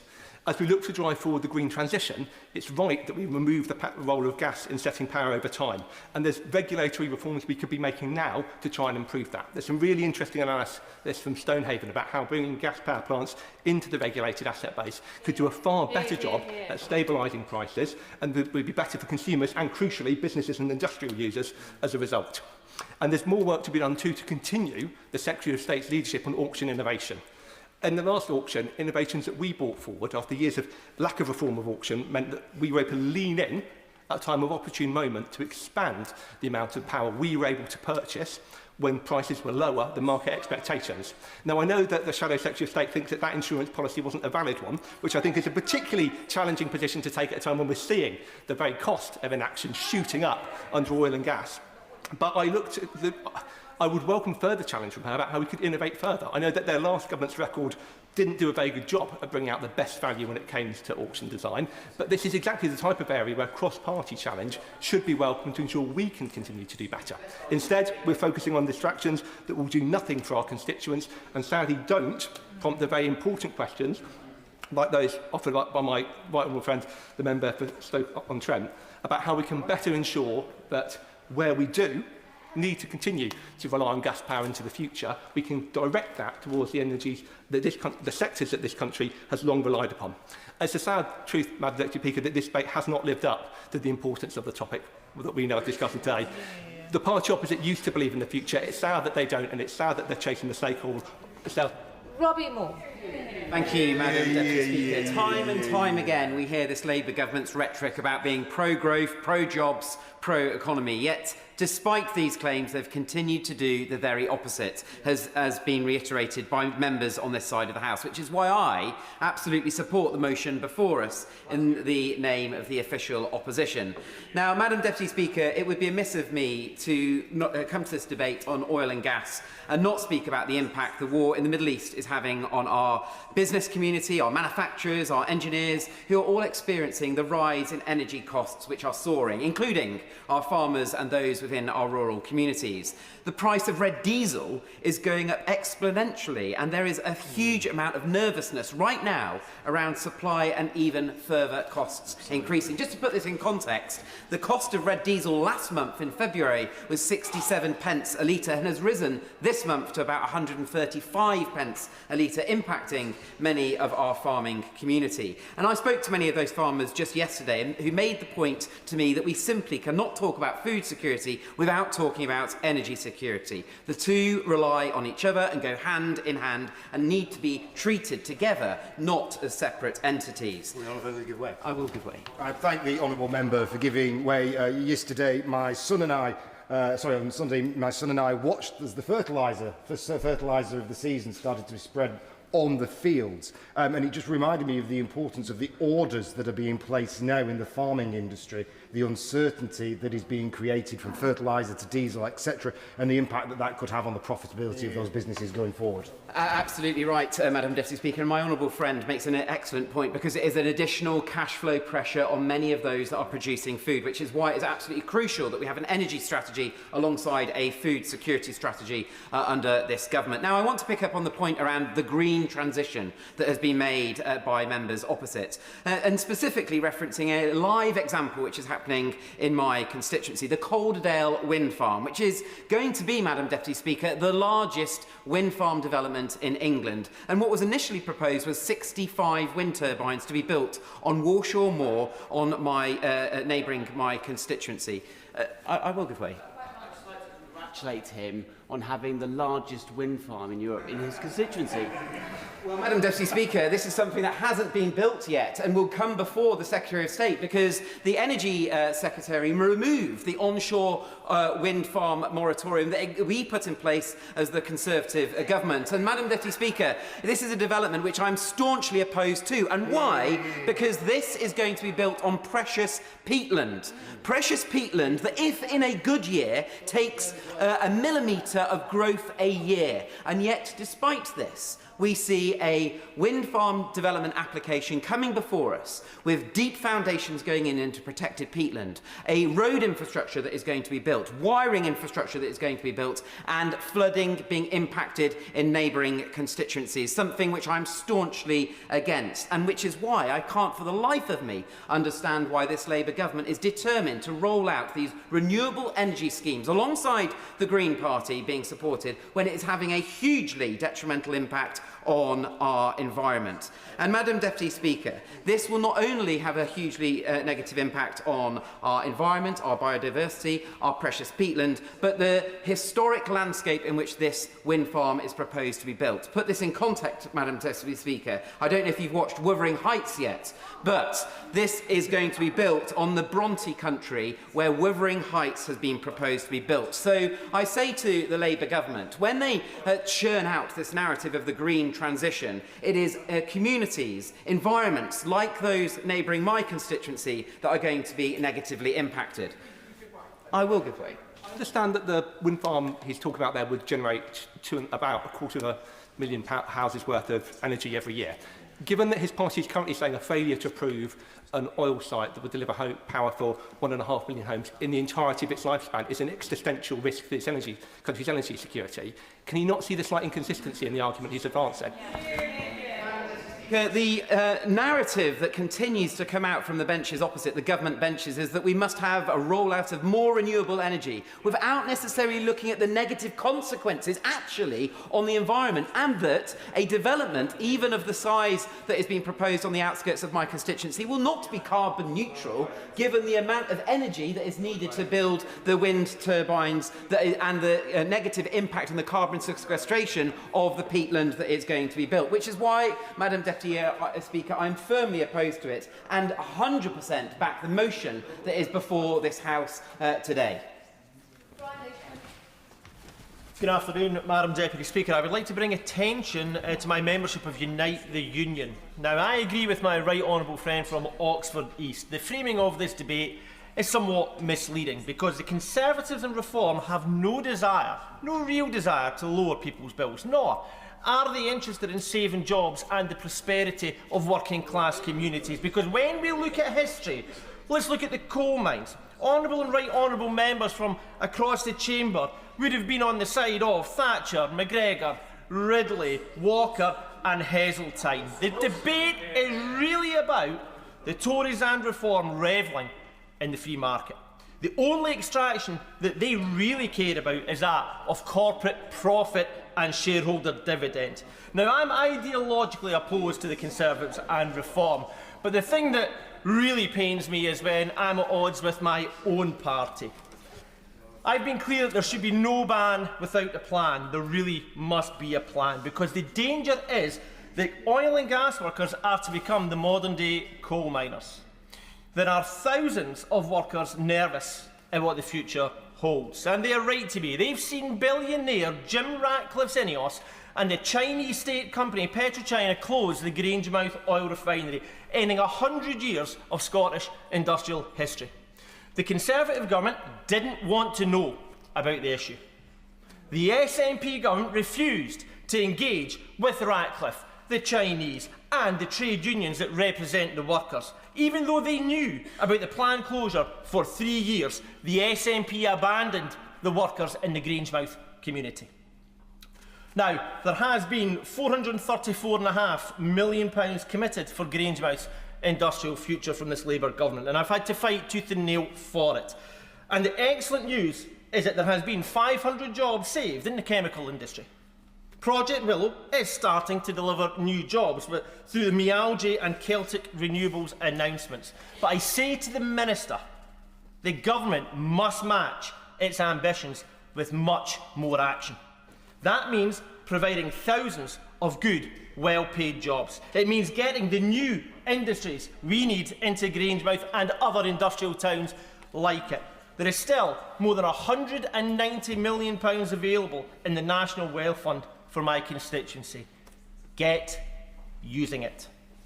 And I also say to the government that it is common sense to take at least some form of ownership in these new clean green industries. Break the cycle of reliance on private capital, on foreign ownership and on volatile fossil fuel markets. Do more of what a Labour government should.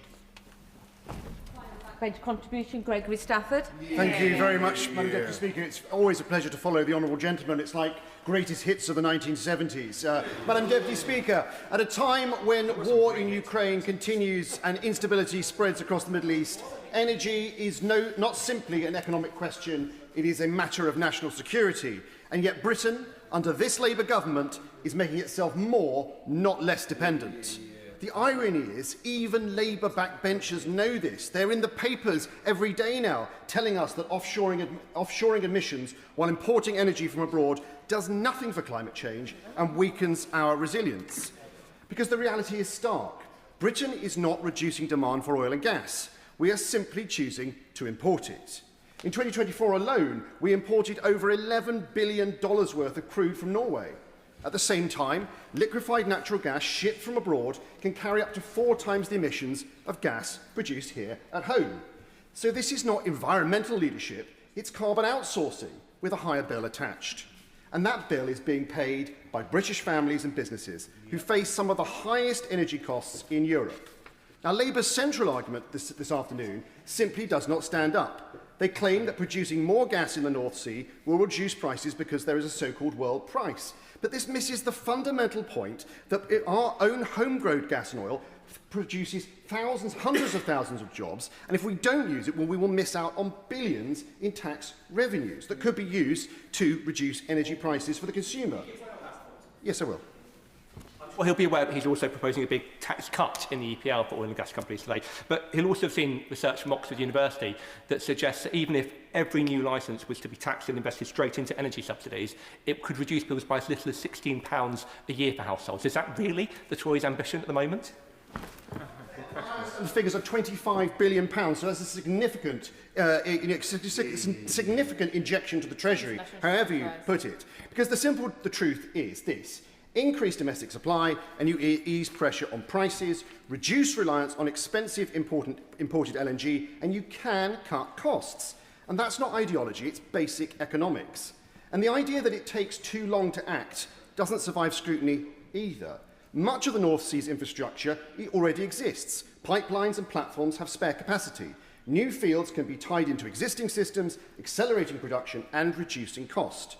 So what Labour presents as inevitability is, in fact, a political choice.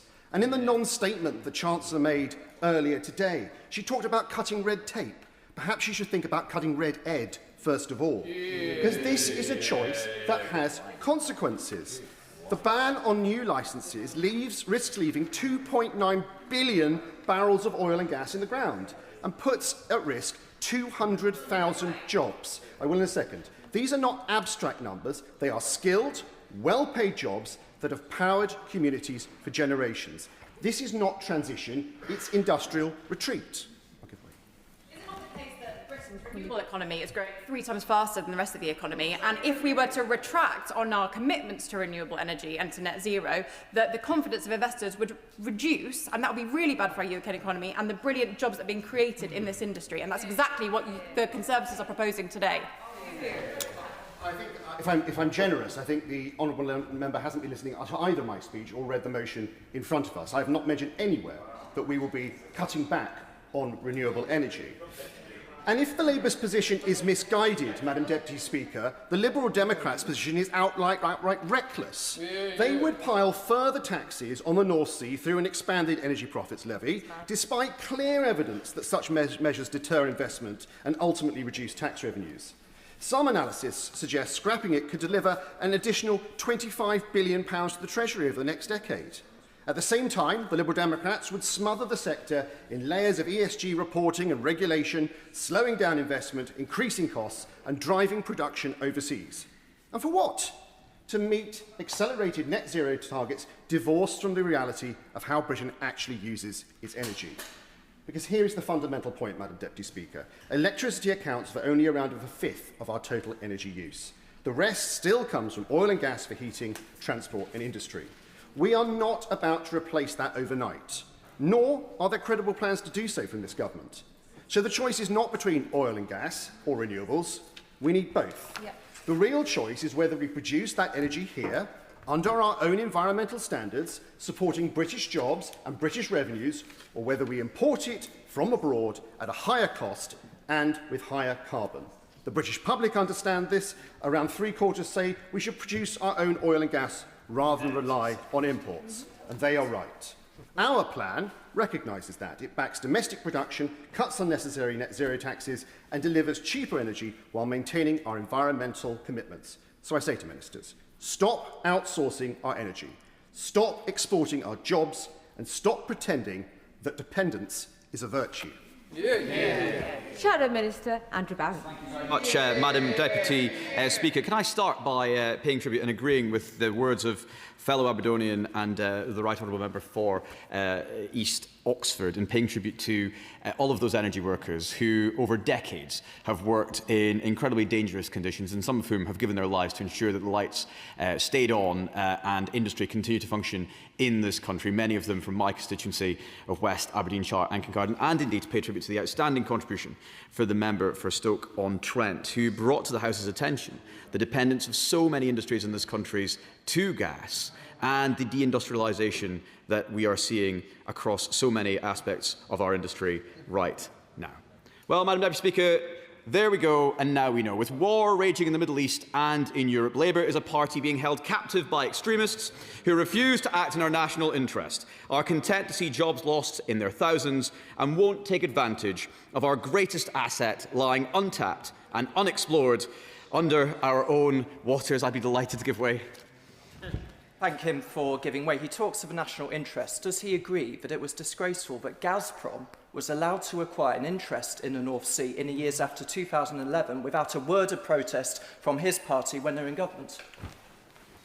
We welcomed investment from around the world, but obviously we divested ourselves of any Russian investment in the North Sea as soon as we could after Putin's actions in Ukraine, as I'm sure he would have expected us to as a responsible government. But on days like this, unlike acting in the national interest as we did as a government, you do have to wonder on whose side the party opposite are on, because it isn't on Britain's side and it isn't on the side of the British people. Now, we have witnessed for 4 years now how Putin's armies have weaponised energy to not only starve the people of Ukraine, but to weaken our continent. The Secretary of State, if he was here, would tell us that this proves why he wants to double down on his plans to ditch oil and gas. Except under even his ridiculously ambitious and unrealistic plans, Great Britain would still need gas for around 50% of its energy demand. NESO have highlighted that gas will be the UK's energy of last resort for the next 10 to 20 years, and that we will require a diverse and resilient supply.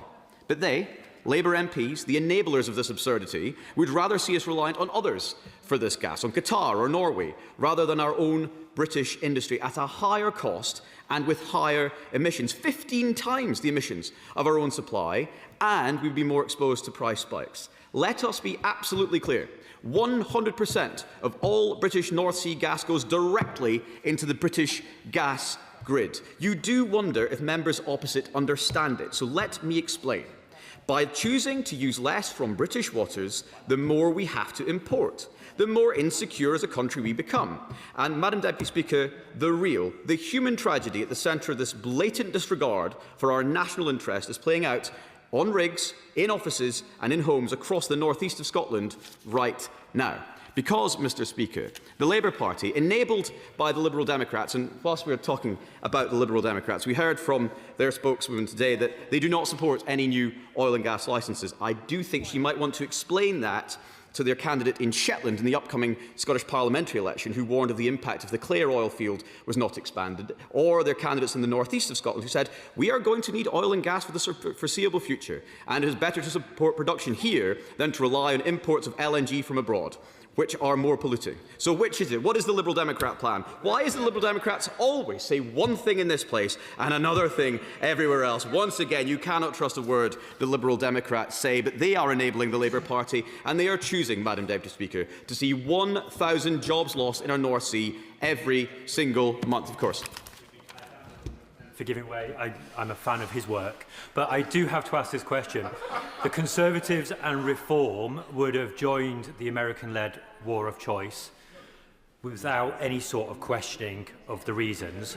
The Conservatives and Reform want to leave the UK reliant on fossil fuels and overly exposed to energy price shocks. Can he please tell me what is the difference between the Conservatives and Reform? Yeah. I am equally a fan of the honourable member's work, but I would like to make very clear it's not that we would have joined the war ongoing in the Middle East. It's that we wouldn't have left British bases and British assets undefended in the way that this government did, in the way that this government shamefully did, by removing assets from the region when we knew very well what was coming round the corner. But 1,000 jobs are being lost every single month, Madam Deputy Speaker, high-skilled, high-paid jobs. And, Madam Deputy Speaker, this is personal. I have the immense privilege of living in and representing the north east of Scotland. These jobs aren't figures on a spreadsheet, as they are to Labour MPs opposite. They are my constituents, my neighbours, my friends and my family, and the callousness and the disregard that the Labour Party are treating these people, that region with, at the minute, will not be forgotten. The Labour Party refuse to acknowledge it, but it is real, it is happening, and it is happening at frightening speed. These people are, right now, having to make a terrible choice to hang around in the north east of Scotland, awaiting the long-promised and yet never delivered renewable jobs boom, which always seems to be just around the corner and which pays far less, or leave their homes, their communities, their families and move overseas. Many, indeed most, are choosing that. I won't because of time, I'm afraid. They are leaving the country altogether. They are taking their families and, crucially, their skills out of the United Kingdom to countries that have governments awake to the reality, that actually support their domestic oil and gas industries, to Houston, to Riyadh, to Calgary or Stavanger. In Stavanger, where they are drilling right now in the very same sea that we could be, only to sell it back to us. It is utterly perverse.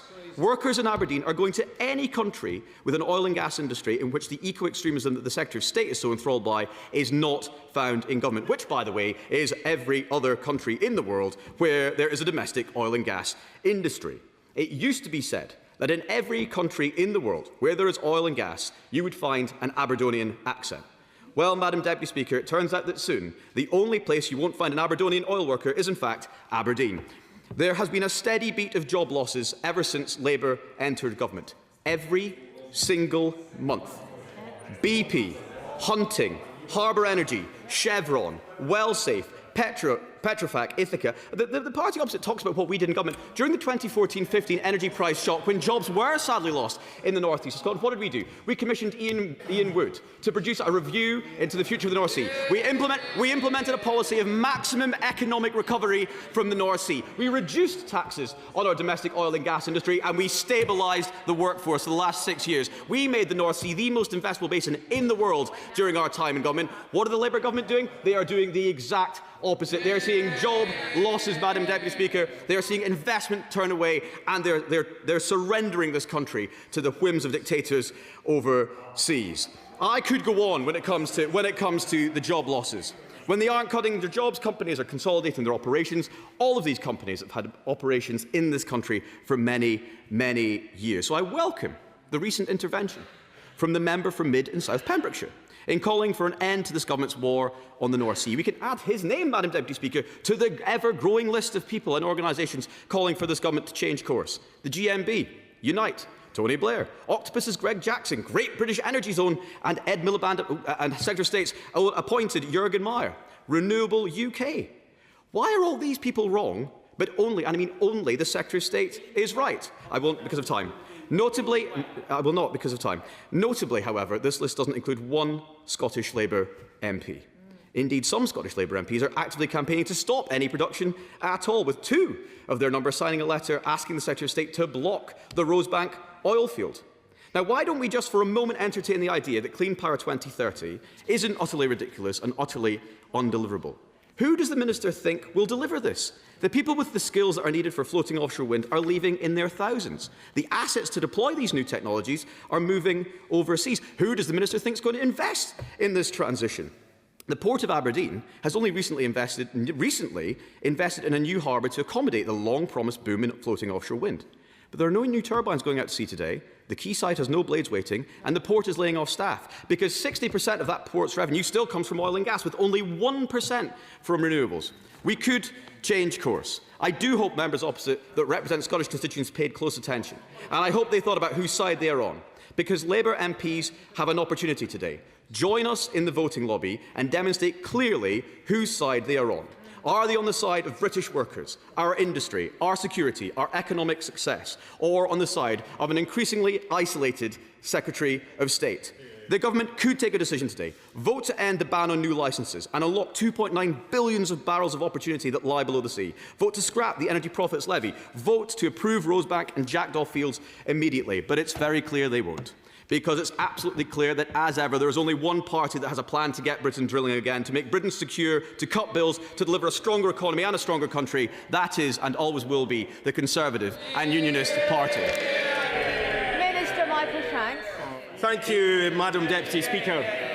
And can I say, at times this has been an interesting debate, at other times it perhaps has not been, but it is a timely debate and an important one, as many of people sitting at home will be watching the situation in the Middle East, concerned about the cost of living, concerned about our energy security and the impact that our energy policies have on their lives. Let me start, as the Shadow Minister rightly did, with what I thought was an outstanding contribution by my right honourable friend, the member for Oxford East, who rightly centred this debate in the way that I think others should have as well, in the workers who have powered this country for decades, many of whom I have had the great pleasure of meeting in the 20 months I've had this job, not on one visit to Aberdeen, but on many, who have done the job that we have asked of them in extraordinarily difficult circumstances, who have risked their lives, and indeed many who have lost their lives in the pursuit of the energy that we have used for 6 decades. I will never diminish the role that the North Sea has played for 6 decades in powering the country. It has been a source of energy, a source of revenue, a source of good jobs in the north east of Scotland, but actually beyond as well, in the east and north east of England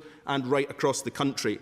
Workers who are sought after around the world for their skills and experiences. But my right honourable friend for Oxford East rightly made the challenge back to the debate that we have heard from the opposite side today. Slogans do not protect those jobs. Standing up here today with nothing but rhetoric and pretending that the 70,000 jobs that were lost on their watch were somehow irrelevant will not help, and it diminishes the scale of the challenge that we face.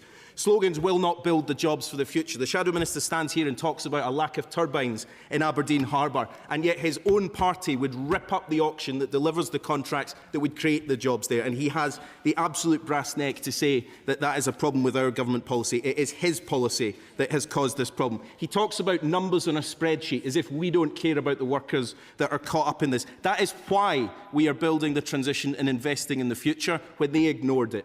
Decades ago, when we started becoming a net importer in this country, not in July 2024, as some honourable members on the opposite side would like to pretend, but in 2003, when we became a net importer, we should have been looking at the transition. Now, I'm willing to accept that my government previously should have done more on this. They should accept that for 14 years, as they saw thousands of jobs disappear from this industry, they should have been doing everything in their power to build up what came next, and they failed to do that. Now, we have heard a number of strawman arguments put forward today around closing the North Sea. The North Sea right now continues to send gas into our gas network, and it will continue to do for decades to come. But the transition is hugely important. It's a transition that's been underway for decades, and we have to now acknowledge how important it is to invest in what comes next. And events of recent weeks should concentrate minds. We should have learned the right lessons coming out of the invasion of Ukraine, and we didn't. And we must now learn the right lessons coming out of this present crisis. Doubling down on fossil fuels does not give us energy security. It makes us depend even more on the very volatility that has driven us into economic problems time after time after time again. More than half the economic shocks that have faced this country have been caused by fossil fuels, and the party opposite's answer is to double down on it and have even more of it. Well, that is not a plan for the future of this country. Now, there were a number of... I'll give way. The only doubling down being done is by the Minister, who insists that we import more from abroad. It makes no difference to how much we consume where it's produced. It can either be produced abroad, or it can be produced here with jobs, tax and lower emissions. Why on earth would he choose it to be abroad?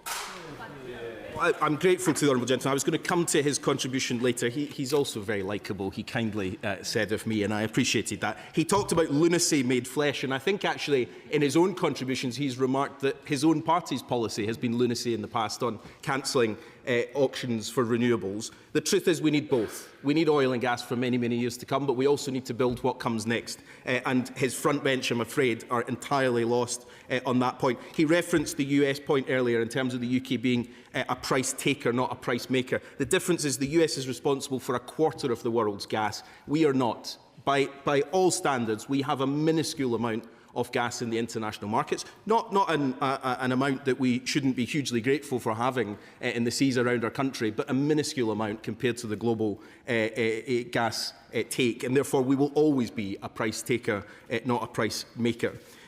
Madam Deputy Speaker, there were a number of contributions that I won't have time to come to, but I do want to just pick up on the point from the honourable gentleman from Bromsgrove, in fact, in the back row, who I think quoted me that energy policy is not a theoretical exercise. I agree with them. And the motion that we have got today here is that we need to look at the reality of where we are as a country, how we deliver our energy security in an uncertain world. That means a mix of energy, and it means moving faster to deliver the clean homegrown power, the very thing that can protect households right now, and also that can take responsibility for the environmental impact that we have. Members opposite used to be great champions, and there was great consensus in this place and across our politics for the need to tackle what is an existential challenge to this planet, the climate crisis. They have rowed back from that in a desperate attempt to chase reform down the cul-de-sac of being anti-net zero. But in doing so, they are turning their backs on the tens of thousands of jobs that will be created in the future. Now, Madam Deputy Speaker, I referenced earlier the importance of us learning the right lessons from this crisis. As long as we're dependent on volatile global fossil fuels, we will always be vulnerable to the kind of price shocks that we are seeing today. And when faced with events like this, the public would rightly expect us to work out what is the pathway that reduces that exposure, that protects their household bills long into the future. What we have heard from the party opposite today is no plan for doing that whatsoever, indeed just a plan to double down on the very exposure that households are paying the price for. The alternative path, of course, is to invest in the clean energy transition, to recognise oil and gas will play an important part, but to invest as quickly as we can in renewables, in carbon capture, in hydrogen, and decommissioning of our offshore assets, which will produce many, many jobs for a long time to come. That's why we've attracted £90 billion of investment since we began this challenge. It's why we're tackling the gridlock in the national grid that has held back projects for so long. It's why we're creating thousands of jobs across the country. And every wind turbine that we switch on, every solar panel that we install, every bit of grid that we build that was neglected by the party opposite for far too long helps us reduce our dependency on fossil fuels and helps us protect bills. Madam Deputy Speaker, there is an important debate at the heart of this. I regret that the motion brought forward today by the opposition doesn't help us do this, because this ultimately comes down to a choice. Do we want to continue on the rollercoaster of fossil fuels, or do we want to take control of our energy future with secure, homegrown energy, creating jobs, cutting bills and strengthening our national resilience? And at a moment like this, this government is very clear what path we are on. It's the right choice for the British public, and I commend the amendment in the name of the Prime Minister today. The question is that the original words stand part of the question. As many of that opinion say aye. Aye. The contrary, no. No. Declare the lobby.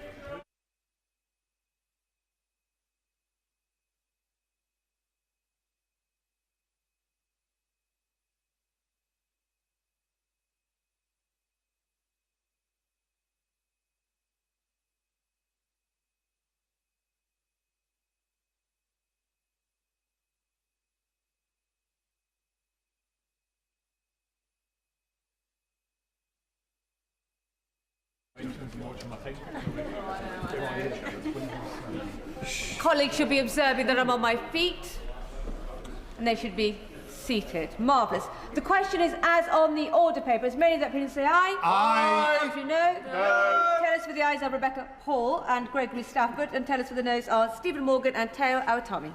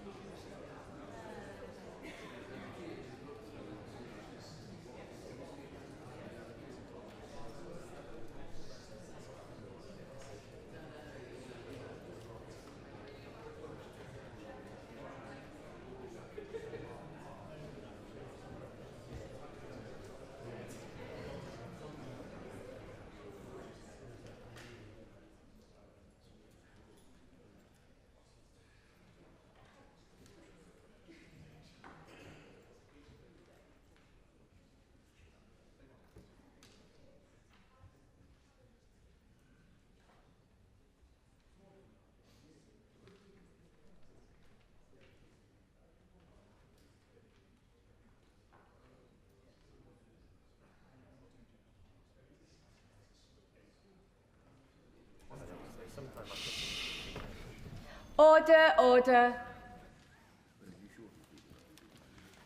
The ayes to the right, 108. The noes to the left, 297.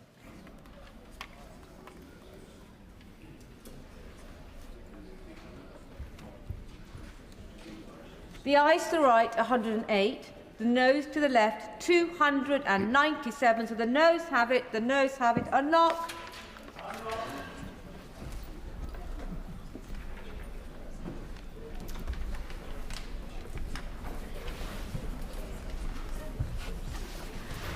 The question is that the proposed words be there added. As many of their opinions say aye. Aye. Of the contrary, no.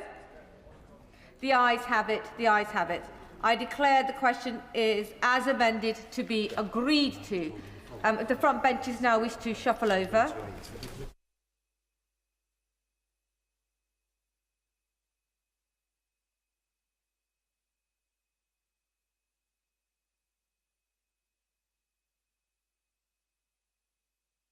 We now come to the Opposition Day motion on defence. I inform the House that I have not selected any amendments. I call the opposition spokesperson to move the motion. Shall I simply say James Partridge? Thank you, Madam Deputy Speaker. And it is a pleasure to open this Opposition Day debate. And I join the Liaison Committee, the Public Accounts Committee and the Defence Committee today in asking the Government one simple question. When on earth are they going to publish the Defence Investment Plan? Now, yesterday, the Prime Minister was unable to answer that simple question. It means that at a time of war and conflict on multiple fronts, amidst the most dangerous time for our country since the Cold War, instead of delivering rapid rearmament, Labour are presiding over a procurement freeze. But perhaps this should come as no surprise, given the Prime Minister's constant habit for dither and delay.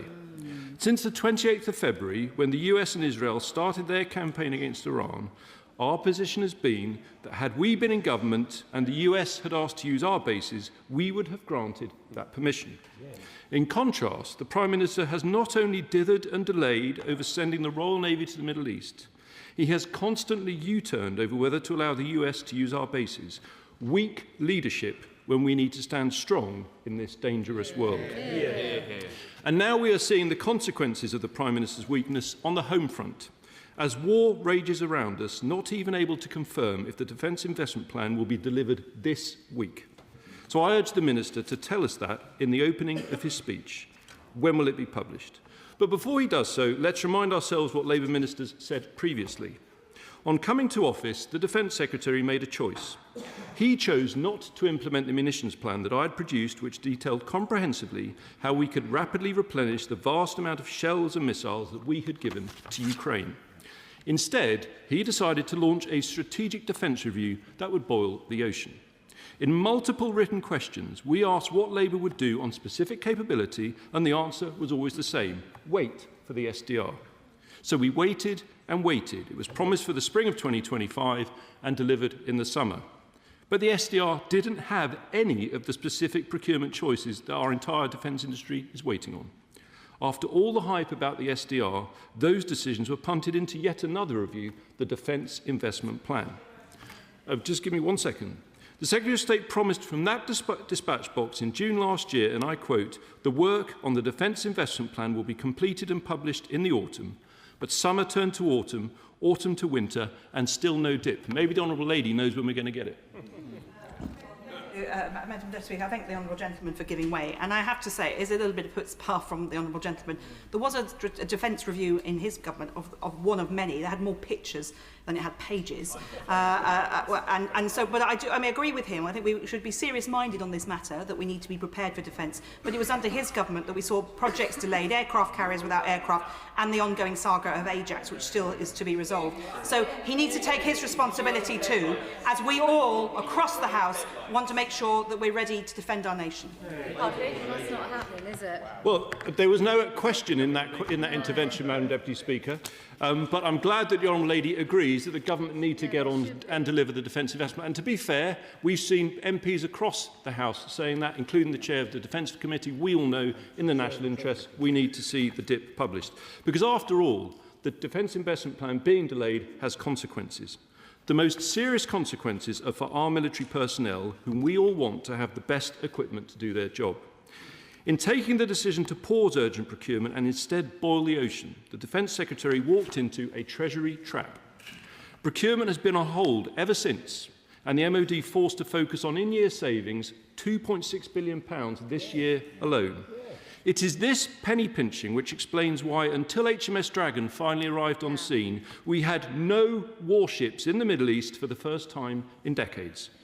Now, one of the most critical examples of the consequences of delayed DIP is the Sea Viper Evolution procurement.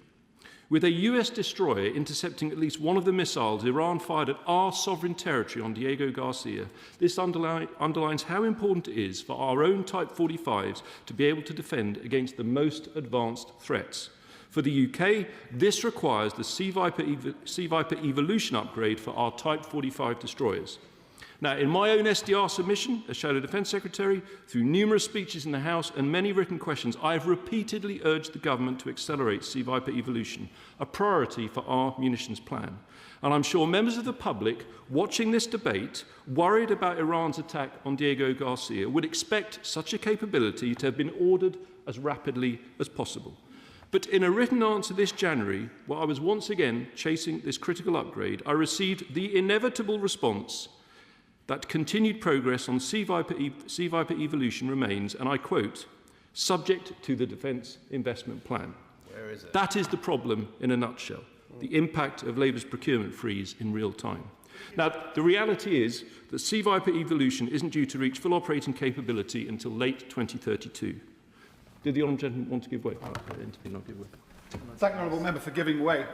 At questions for the MOD last week, the Secretary of State said that the delay to the Defence Investment Plan was not holding up important investment plans, which came as a surprise to me, given that right now there are UK personnel on NATO's border with Russia, which, without specific equipment which would otherwise have been procured in my own constituency. Does the honourable member agree with me? Does he share my concern that this delay is in fact having significant impacts on defence procurement? Well, the honourable gentleman, who I believe is a gallant honourable gentleman who served, I think, in the Royal Air Force, knows exactly what he's talking about. I agree with him wholeheartedly. It is having a real impact. And Madam Deputy Speaker, it's not me just saying that. It's the serious consequence of this paralysis is on our brilliant defence industry, hanging on by its fingertips. This morning, I addressed a round table attended by many defence primes and SMEs in Westminster. These are the experts at the coalface, and this is what they spoke of. British defence companies going abroad or even having to close because of delays to the Defence Investment Plan.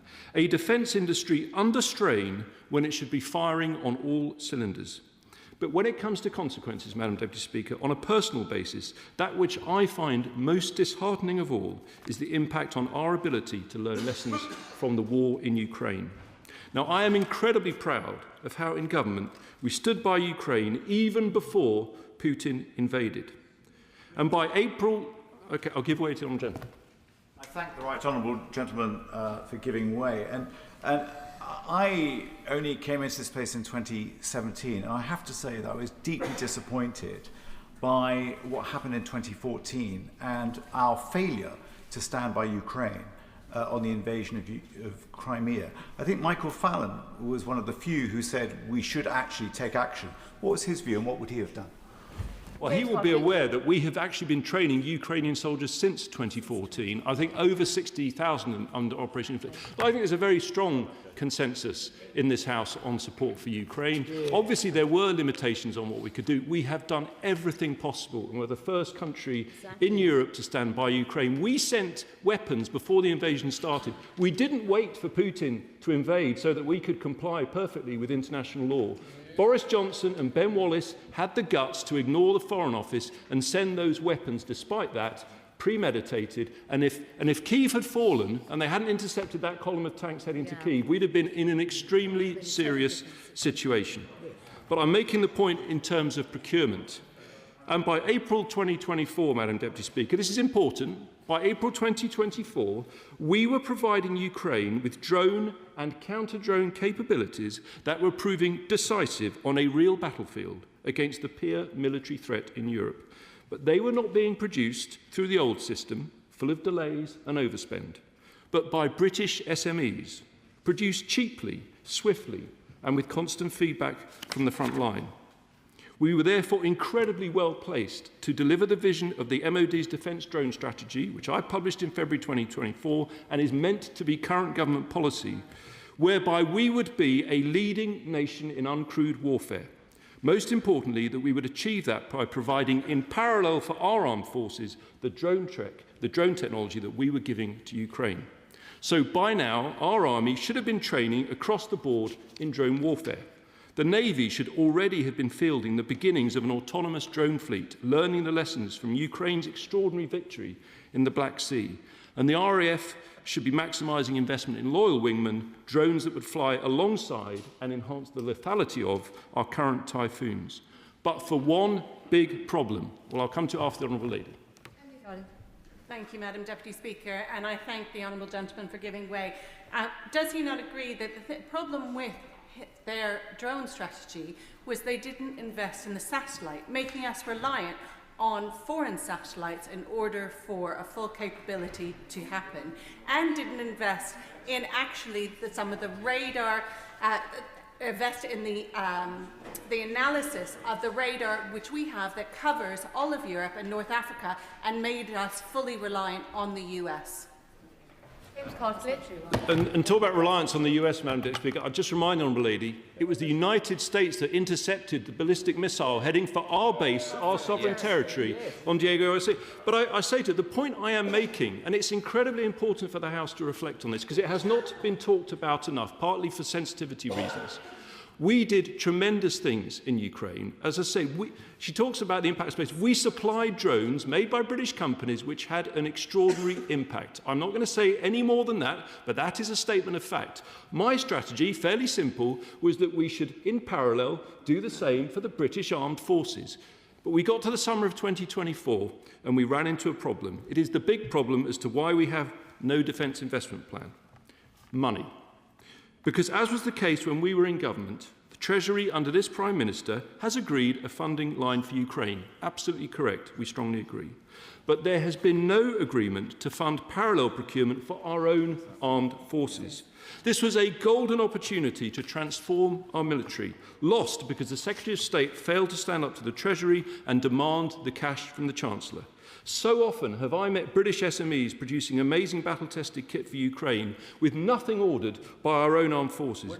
It's extraordinary, and the Minister, who I know shares my passion for the uncrewed revolution, I think knows that. As ever, it boils down to hard cash. I give way to my right friend. Grateful to my honourable friend for giving way. Would he agree with me that another example would be Coventry-based NP Aerospace, which I met again this morning, which is producing body armour for Ukrainians, but because of the delay in the DIP, has no confidence that he'll be able to do the same for the British Army. It's a bit reminiscent, in my mind, to 2003, when many in this House, several in this House, went to Iraq with the most shoddy, appalling personal kit that took months to rectify.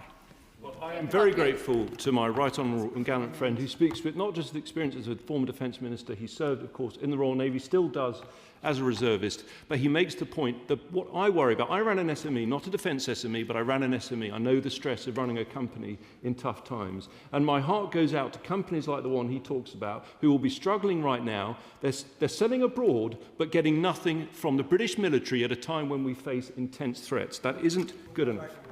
I'll give way to my honourable friend. Can I just draw his attention and the attention of the House to the other fundamental structural flaw in the method the government has adopted for planning defence, which is that the aspiration after 2029 is only an aspiration. The Treasury has agreed to no spending line in their own forecasts and figures beyond 2029, and yet the defence investment plan is a 10-year plan. So how can the Treasury agree to a 10-year plan when they haven't agreed to any funding for defence after 2029? It's just an aspiration. Well, I am extremely grateful to my honourable friend, my constituency neighbour, who ran rings around the Prime Minister yesterday so expertly. And he's absolutely right.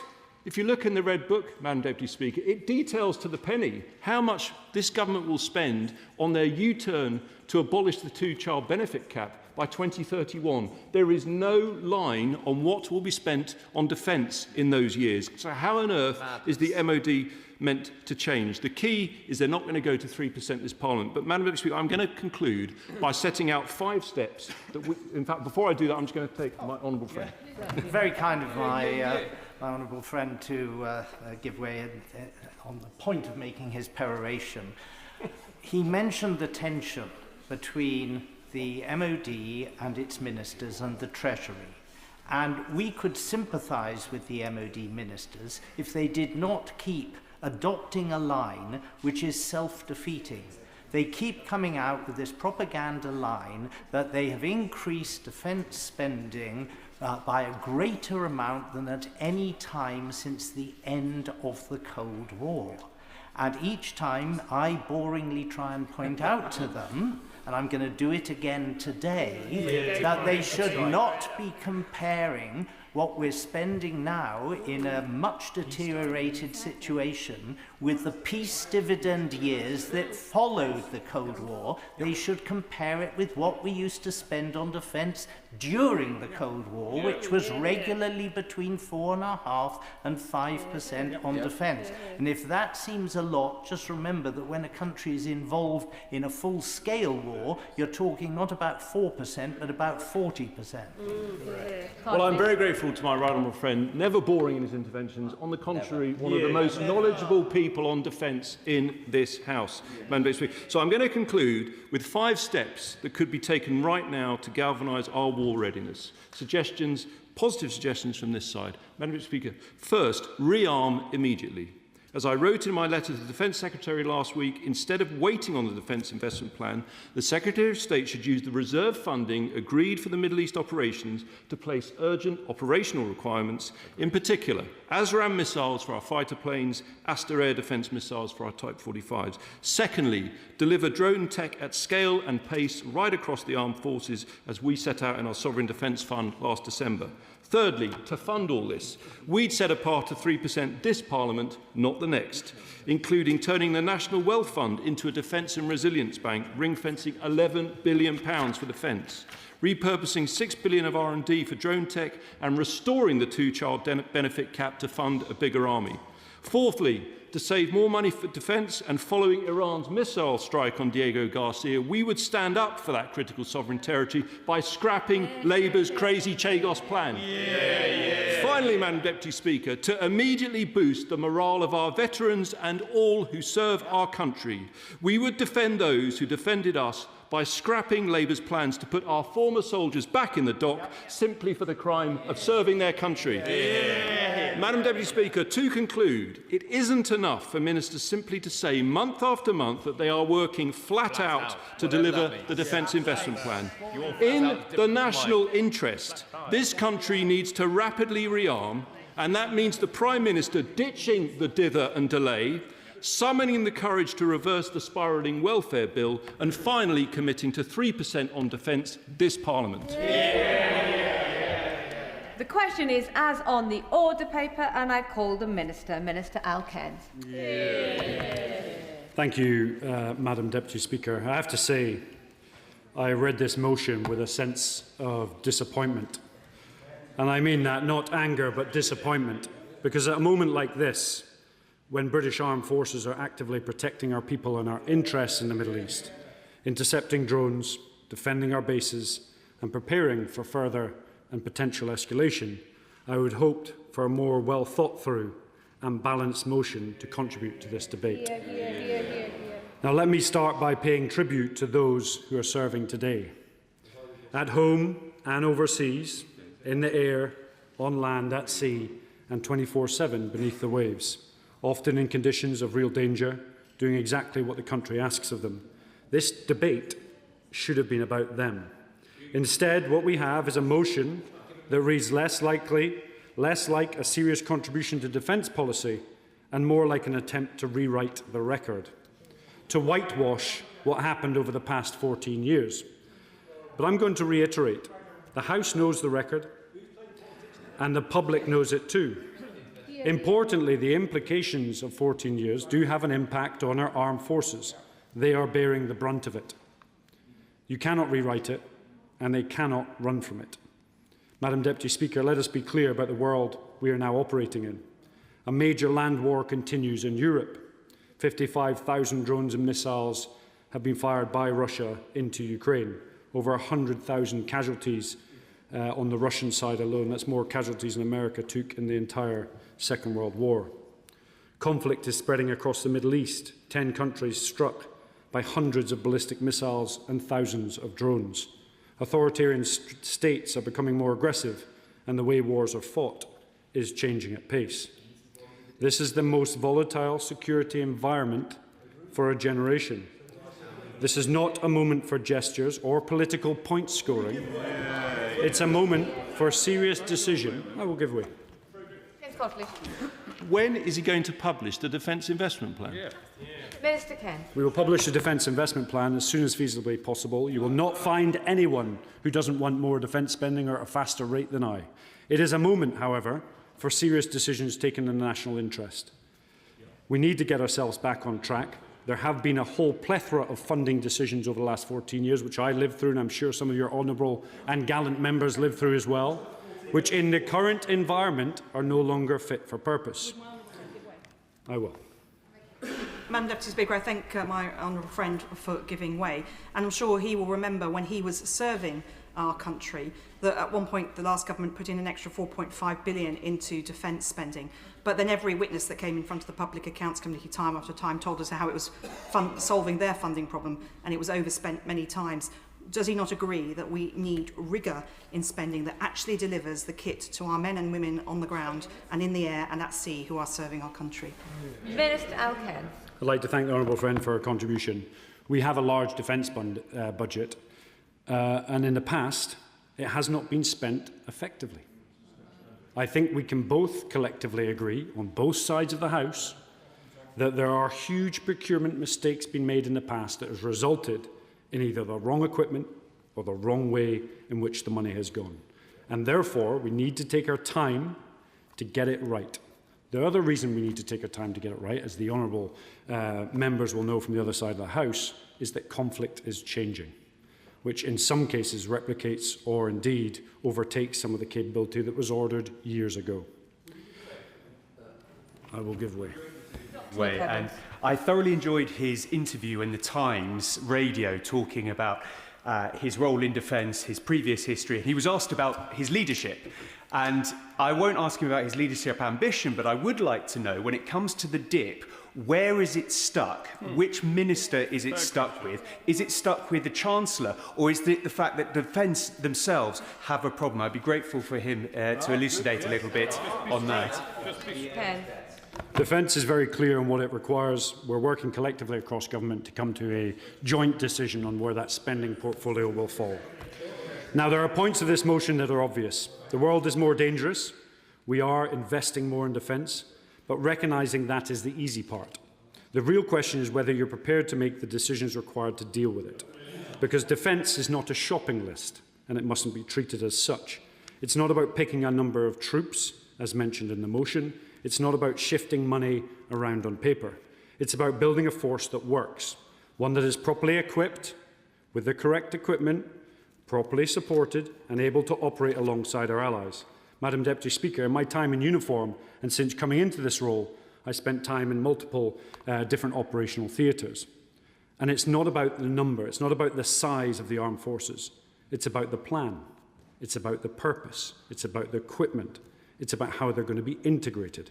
Simply stating 2,000 extra members into the army with no clear, concise understanding of how they're going to be used is not the way to go about business. The gentleman, and he's making obviously a powerful case as a man with his record and history, and also coming to this place is to be congratulated for that. And I'm even enthused to see him in his seat that he is today, as we all are, I think. But we've talked about the defence investment plan's non-appearance. But there is another plan, there is another review that has also not appeared, which has even more impact. And that is the review on China and its threat that it poses to us. Now, this was promised again by the government. And the reason why I raise this, because through Conservative and Labour governments, I have constantly gone on about the growing threat, and we have not faced up to it. And China is critical to that. You just watch their tankers going in the Straits of Hormuz and out again without any problems, and you begin to realize the incredible links with Iran and with Russia and with North Korea. So I simply say to him, is the Defence Department demanding that that view is handed to them and then published, or have they forgotten about it? Minister Alkens. I'd like to thank the Right Honourable Member for, as always, a very balanced contribution. On the specific issue, I will come back to you, I'll write to you with where we are and how it's moving forward. Order, Minister. I don't require any correspondence from you, although always welcome, always welcome. Minister. Getting back to the point of 2,000 troops. The motion calls for more troops, but it says nothing about how they'd be recruited, trained, housed, or indeed equipped. It does not even begin to answer the most basic questions of what those troops would actually be used for. It proposes funding defence through unrelated policy changes, as if national security can be managed like a spreadsheet. And it pulls together issues that do not form a coherent strategy. That's not a defence plan, it's a list. Madam Deputy Speaker, what is most revealing is the position of the party opposite. And I want to be clear. 1 week, the Leader of the Opposition is saying we should send jets to the source. 1 week, the Leader of the Opposition says we should send jets to the source in Iran and that we are in this war whether we like it or not. The following week, she says, I never said we should join. And then the Shadow Defence Secretary is asked for a clear position and says there are no easy answers. Those are their words. And they tell you everything.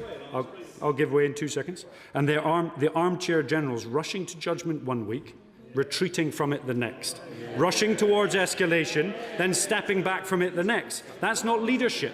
That's not judgment. And it's certainly not how you make decisions about putting British service personnel in harm's way. Those decisions demand seriousness, not commentary or hyperbole from the sidelines. I'll give way. I mean, I share my right honourable friend for Chingford's respect for him and his experience, but the two statements he read out from the Leader of the Opposition are not incompatible. The fact is, we would not have joined in the military action that the Americans and the Israelis initiated, but it is undeniable that the war has now come to us. What does he think is happening in London? Did you not hear the Deputy Chief of the Metropolitan Police on the radio this morning talking about the rising Iranian threat that is now domestic in our own capital? This war has come to us. You may not be interested in war, Madam Deputy Speaker, but war is interested in you, as said Leon Trotsky. Minister Kent. Madam Deputy Speaker, I hope war is not interested in you personally. It's not lost on me, the Iranian threat. Hezbollah, Hamas, lethal aid in Iraq, Afghanistan, supporting terrorist organisations around the world. It's not lost on me at all. But I'll be really, really clear. Now, I've served in every staff college in the career structure in the British military, and I've always been taught three key things. One is a legal mandate. The second is you've got to have a plan, and the third one is you've got to think to the end. So if the opposition thinks we should be involved in the conflict, then by all means say so. But if you don't, then be balanced. What I would say, I will give way in 2 seconds, what I would say is that a vision with a plan without a plan is a dream. And I'm concerned that if we'd followed your direction, the opposition's direction, we would have ended up in a nightmare. James Cartledge. It's given way to me. I'm very, very grateful. Just to be clear, the Prime Minister and we now have the same position. He would grant the US use of our bases. They've been taking off their bombers, US bombers, from our bases. That was our position. The difference is we've maintained that position 100% consistently from the beginning, whereas the Prime Minister has U-turned repeatedly. We're the ones who've been consistent. They've been blowing all over the place. The opposition would have dragged us quicker into this conflict than we could all possibly imagine. We have made the difficult decision, the correct decision, to remain in a defensive posture, and it is the right decision. Madam Deputy Speaker, let me deal directly with the record that we inherited. The honourable member himself admitted that defence spending reduced every year because, in his words, people thought we had peace. That assumption has left this country exposed. Ground-based air defence investment, now protecting our forces in the Middle East with our allies and partners, was cut by around 70% in their final year. Frigates and destroyers were reduced by a quarter. Mine hunters were cut by more than a half. Now, it's interesting, because I was the Chief of Staff of our Carrier Strike Force that validates our mine hunting capability that goes to the Middle East. Interestingly, in the integrated review in 2021, the out-of-service date of mine hunters was brought forward. What date was it brought forward to? 25th of January. 2026. Good decision. And troop numbers were left at their lowest level in modern history. Now, that's the reality, that's the legacy, and that's what we're trying to fix. And we are fixing it. I will continue and I will give way in a minute. We've taken more action in the last 20 months than you managed in the last 4 years. More than 1,200 major defence contracts, 86% of those awarded to British-based businesses, and they argue for 2.5% by 2030. We're delivering it by 2027. I will give way. Before Sir, and Duncan Smith jumps to his feet, I will ask the Minister, no more use. Sir Duncan Smith. I'm grateful for him giving way. I just do sense that this little fracas is a bit sort of like a tautological tap dance going on here over it. We are at war. And I don't think Iran cares whether we made the strike on them or not, because they still see us as targets. We accept that. That's the danger our troops are in. But it's not on that I ask. The question I asked yesterday to the Defence Secretary, I ask again, is it not a reality that we are at war? Iran is an enemy. They've been an enemy of ours for some considerable time, and they have been carrying out operations here. They've been stirring up Islamic extremism, the targeting anti-Semitism. It's all part of their plan and the hate marches. Isn't it now time that this government finally said enough is enough, and we prescribe the IRGC and arrest the hell out of these people who are causing mayhem on our streets? Isn't it now time for the government to do that? I'd like to thank the honourable member for the comment. I will raise that with the Security Minister and push exceptionally hard. Mr. Speaker, Madam Deputy Speaker, on Ukraine, because the motion suggests we're failing to learn lessons, let me be absolutely clear. The two are two separate issues. This government is leading. We're committed to $4.5 billion in military support last year, building on $3 billion annually. We've co-led the Ukraine Defence Contract Group, which has helped secure over $45 billion worth of investment. And in February alone, a further $35 billion was raised. We've not just provided funding, we've also adapted. Now, I want to recall my own history. I left the military in 2024. The reason I left the military was because the military collectively was not learning the lessons from Ukraine. It's the very reason why I left to come into this place. Now, this side of the House was not in government at the time, and we were already years into the conflict. And the opposite side of the House will recognise this is one of my key hobby horses while being in defence. A tenfold increase in drone delivery, with a target of 100,000 this year.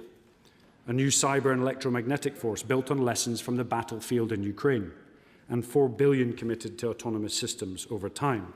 Project Asgard, a hybrid navy, a defence uncrewed centre of excellence coming within the SDR, a cultural change within the Army, Navy and Air Force around uncrewed systems, an increase in uncrewed systems training and cultural development in Phase 1 and Phase 2 training.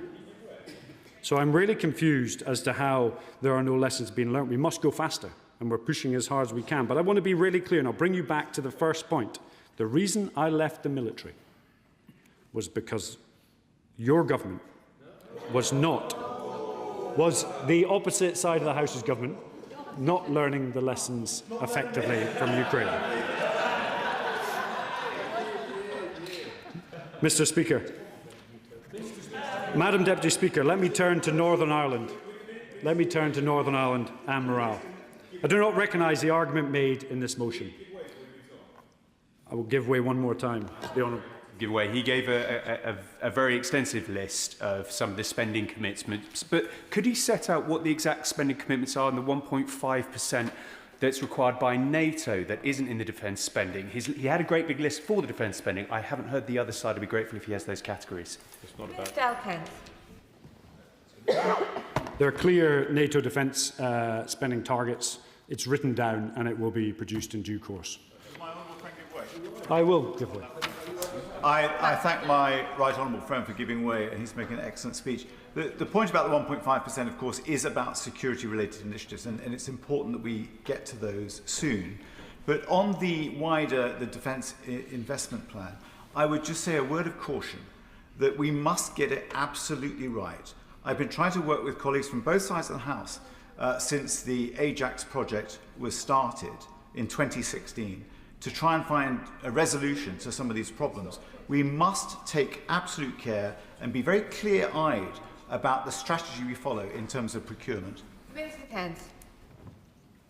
I completely agree with the honourable friend. We've got to get this defence investment plan correct, and we've got to ensure that it balances all of the different problems that we're facing, whether that be air defence in the Middle East and the lessons identified, or indeed the lessons identified within Ukraine. I will give way. Madam Deputy Speaker, I'm very grateful to the Minister for giving way. I think one thing that we need to get right, and we got wrong in the past, is this. When I was first elected in 2017, there were not Russian spy ships off the coast of my constituency. Now there are, in a submarine before Christmas. I raised this with the Leader of the House last week, and have been granted a ministerial meeting. Does he agree with me that this is a Russian threat on our doorstep to vital strategic resources, pipelines, interconnectors, our offshore wind and our oil and gas? And look what happened in the Baltic. Mr. Alkens. So I'd like to thank the honourable member. We often talk about not having a front line, Madam Deputy Speaker, with Russia. The reality is we do. It's in the North Atlantic and in the maritime, where we're facing off against Russian capability on a daily basis. We've seen a 30% increase in surface and subsurface capability, which again talks to the complexity of the Defence Investment Plan and the requirement to balance our assets both in crisis in the Middle East and, of course, a continued and persistent threat from the Russians in the north. I would like to return... I will give way. Thank you, Madam Deputy Speaker. I'd like to take the gallant Minister back to his comments around when and why Britain should go to war. It's clear that the opposition have forgotten that when the Leader of the Opposition made her comments, it was during the offensive action, not the defensive action, and therefore is the Minister not concerned that we have a Leader of an opposition and a Leader of a Reform Party who, when Donald Trump says jump, they say how high? Alkens. I'd like to thank my honourable friend for her contribution. 3 capabilities, 3 levels of understanding before ever putting someone in harm's way. A legal mandate, a plan, and think through to the finish. I'm going to make a bit of ground and then we'll come back in due course. I would like to return to morale. Morale is built on leadership, clarity and trust, and the facts matter. Recruitment is up 13%. Outflow is down by 8%, Madam Deputy Speaker. For the first time in over a decade, more people are joining than leaving. That is the reality. And let us be clear about our responsibility to our veterans. There's no equivalence between those who served to protect life and those who sought to destroy it. This government is putting in place proper protections for veterans after the legal uncertainty that was left behind. And we are backing that with action. Action talks. Valor's 50 million going into our veterans programme, more than ever before. Opascend is helping veterans into meaningful employment, funding to tackle veterans' homelessness, and real improvements into housing and pay. We've delivered the largest pay rise in 2 decades, including 35% for new recruits. We've bought back 36,000 military homes and are investing $9 billion to improve them. We've funded 30 hours of free childcare for under 3s across Scotland, Wales and Northern Ireland, saving Forces families up to £6,000 a year. That is the difference practical support makes, and that's why we're seeing a change in morale. And if the opposition wants a debate about who is delivering for our service personnel, I am more than happy to stand on the record, and I'm happy to compare theirs with ours. I'm going to make a little bit of ground, and I will come back. Then we come perhaps the most revealing part of this motion, the suggestion that defence should be funded by changes to the 2-child benefit cap. Let me say this plainly. You do not strengthen national security by setting it against support for working families. You do not ask the country to choose between security abroad and stability at home. And you do not build credible defence policy on that basis. It is the job of this government to make life easier for families, not indeed harder. But I will say something else. I grew up in a family where some of that mattered, where decisions about money took place, and I see the same pressures in the communities I represent now, because security is not just what happens overseas. It's whether families feel they can cope, whether they feel stable, whether they feel that the system is working for them. That is why this is not a serious way to approach defence funding, because the strength of a country rests on both, not one or the other, on armed forces that can deter and defend, and on a society at home that is stable, resilient and confident. Pitting one against the other does not strengthen either, it weakens both. Madam Deputy Speaker, this government is taking a different approach. We're making decisions in the national interest, and we're not going to be pushed into those decisions by noise or pressure. We'll take them carefully, and we'll take them responsibly. We're increasing defence spending, we are strengthening our forces, whether it be recruitment or outflow or the moral component as a whole, and we're making sure that they are ready to face the threats both now and indeed in the future. We will publish a defence investment plan, but we will not rush it for the sake of a headline, because a plan that is not properly funded or deliverable, that has been demonstrated for the last 14 years, does not strengthen our security, it weakens it. I will give way. I've listened very carefully to this debate, and it's been very interesting knockabout. But can I refer him back in terms of what we're achieving to the comments of the chair of the Public Accounts Committee? I mean, the truth is that she was the chair of the Public Accounts Committee during our period in office, numerous wastage in scandals in defence procurement. I was chairman during the Public Accounts Committee during the Blair years. I go back so far, I remember Lord Levine, appointed by Michael Hess, trying to get this right. We're never going to get anywhere until we stop the scandal of defence procurement. The sixth biggest defence budget in the world, but we don't get bang for buck. So I don't have any instant solutions, but this is not something we can all unite around. And can't we just insist that we stop these huge projects which are not fitted for the modern warfare? We go back to actually fighting a war. Before the Minister responds, many colleagues are wishing to contribute, so no doubt he's coming close to his conclusion. I'd like to thank the Right Honourable Member for his contribution. We are moving in that direction. The National Armaments Director is providing real professional oversight now and looking at reviewing the system. But I think we can all collectively agree over the last 14 to 20 years, do we get value for money? And we need to make sure we get value for money in the future, because if we do, we would have a properly equipped armed forces at the present moment. Madam Deputy Speaker, in closing, this motion asks the House to express regret about a government that is delivering the largest increase in defence spending, leading on Ukraine, investing in our veterans and reversing the decline in recruitment and the morale that we inherited.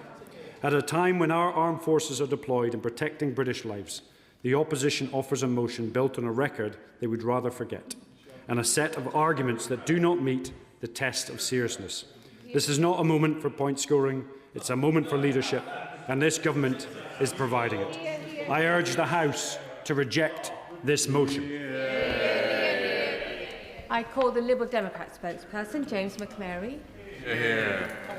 Thank you, Madam Deputy Speaker. Earlier this year, the head of the Armed Forces, Sir Richard Knighton, issued a stark warning. Describing the current state of our military, Sir Richard said that the UK is not as ready as we need to be for the kind of full-scale conflict we might face. We should remind ourselves of the context in which Sir Richard made those remarks. For years, the Conservatives oversaw the hollowing out of our military. Troop numbers cut by 10,000 under their watch. And now, this motion proposes 20,000 more troops. Let's be clear what that actually means, Madam Deputy Speaker. After cutting 10,000 in government, they're really only proposing a net increase of 10,000 now. When Liberal Democrats called for a reversal of Tory troop cuts, they scoffed. And how would they pay for even that? By reinstating the two-child benefit cap and punishing struggling families. Our surface fleet, reduced to its smallest size since the English Civil War. So I just heard shouting, I didn't realise the word intervention. Will he give way? Will he give way? Order! Mr. Martin. It was clear, Sir Julian Lewis, I've never seen you behave so badly. Sir Julian Lewis. Mike Martin. Thank you, Madam Deputy Speaker. He's making a very powerful speech, isn't he? And the egg is now on the other face, and they're very excited. Now, I'd like to ask my honourable friend, which does he think is the most damaging of the Tory cuts? Was it the frigates? Was it the destroyers, the minesweepers, or the troops? I thank my honourable friend for his valuable contribution and support the points that he's made. All of them were damaging. Probably the most damaging thing of all was how they failed our serving troops, and in particular with their accommodation and the deal that they gave those veterans over some time. Of course, I'll take that. Delighted to take intervention. Can I share a little secret with the House? For slightly longer than the duration of the Second World War, I was a shadow defence minister. But in 2010, I found myself back on the backbenches because the Liberal defence spokesman was appointed Minister for the Armed Forces, the position I could take. And I was told that the reason for this was that the powers that be knew that I would never have gone along with the cuts that were made in October 2010 by the Conservative Liberal Democrat coalition. So I think his amnesia is somewhat selective. McClary. I thank the honourable member for his intervention. That was very informative. Our surface fleet reduced to its smallest size since the English Civil War while they were at the helm, and a crisis of recruitment, retention and morale across the armed forces ushered in by their incompetence. We shouldn't be surprised by the disastrous impact which years of Conservative mismanagement have had on our military. And what is the Conservative answer now? Yes, what is it? After hollowing out our armed forces in government, their motion today shows they've learned nothing. They want struggling families to foot the bill. It's the same old Tory formula. Break the country first, then ask the most vulnerable to pay for the repairs. Will he give way? What is needed now is a serious plan to reverse their damage. Perhaps the Shadow Minister has one in his pocket. I'm very grateful, because he does always give way on this precise point. And there is one capability which keeps us safe more than any other, which is our continuous at sea nuclear deterrent 24/7. Will he remind us, in the coalition, was it or was it not a condition of the Lib Dems to join the coalition that the programme was delayed, putting massive pressure on the boats and meaning they're now doing tours of over 200 days, which they should be ashamed of? I thank the honourable member, and it is astonishing, Madam Deputy Speaker, you would think they hadn't been in majority government for 10 years since the coalition. All of the crimes that have been committed in history were committed by a minority partner in a coalition over a decade ago. I go to universities and do speeches where some of the students were not even born when these things happened. Extraordinary. So after the same old said, we need a serious plan to reverse the damage. We welcomed, of course.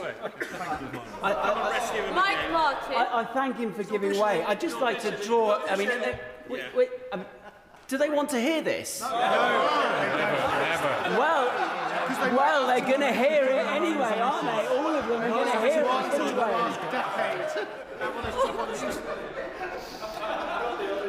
We need less noise in the chamber.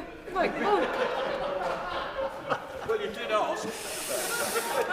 So one would expect on an opposition day, Madam Deputy Speaker, that His Majesty's loyal opposition would put together a cohesive critique of government defence policy. Instead, what we have is a shopping list, a Christmas tree that is effectively a list of the pet projects of various members of the Conservative Party. Thank you, Madam Deputy Speaker. We welcome the government's efforts to try to begin that work last year, with its commitment to increasing defence spending to 2.6% of GDP. But the government's persistent failure to publish the Defence Investment Plan is inexcusable. Promised last summer, the plan was meant to turn the Strategic Defence Review from warm words into hard action. We've been waiting for almost a year. All the time, Minister's been working Flat out, we're told, which must be exhausting. And that delay matters because at the very moment Europe is rearming, Britain is hesitating. And hesitation sends signals. Signals to our armed forces, signals to industry, signals to our allies and to our adversaries. That hesitation... I thank the honourable friend for giving way. Does the honourable friend agree with me that one immediate action the government could take to reverse some of the damage the Conservatives did to our armed forces is reversing the Conservative decision to shut down Winchester's Army Training Regiment, which trains 20% of our troops, and there's no replacement for that facility open in the next few years? That decision needs to be reversed. Thank my honourable friend, and I hope that ministers have heard his comment and will perhaps review that decision in future. Reducing certainty for British defence companies is not what we need to be doing right now, and that's why we need a defence investment plan. We're eroding our sovereign capability, weakening the supply chains, putting skilled jobs at risk, and ultimately undermining our national security. There must be no more hesitation and no more delay. So will the Minister commit to publishing the defence investment plan before the end of this parliamentary session? The Minister should need no reminding of the need for urgency, given the collection of threats we face. Trump has cast doubt on NATO's Article 5 and trampled on international law with illegal attacks in Venezuela and Iran. Attacks the Conservatives and Reform have backed uncritically. Will he give way? Point of President Trump. Certainly. Thank my honourable friend for giving way. President Trump recently derided the UK as cowards for not joining his directionless operation in Iran. Pretty hollow statement for a draft dodger who understands neither courage nor calculation. Regardless, does the honourable member agree with me that based on comments from the leader of the Conservative Party just a month ago, under a Conservative government, we would now be engaged in offensive operations in a war for which there seems to be no plan and without the preparedness that this motion calls for? I thank my honourable and gallant friend for his intervention. And yes, it's extremely hard to derive what exactly the Conservative Party would be doing, God forbid they were in government right now, but I think inconsistency is definitely the name of the game. Meanwhile, Putin prosecutes his barbaric war in Ukraine, harbours wider ambitions beyond it and expands his campaign of sabotage across Europe. And here's what makes Britain's position even more precarious. At this very moment, we're committed to acquiring F-35A jets capable of carrying nuclear weapons.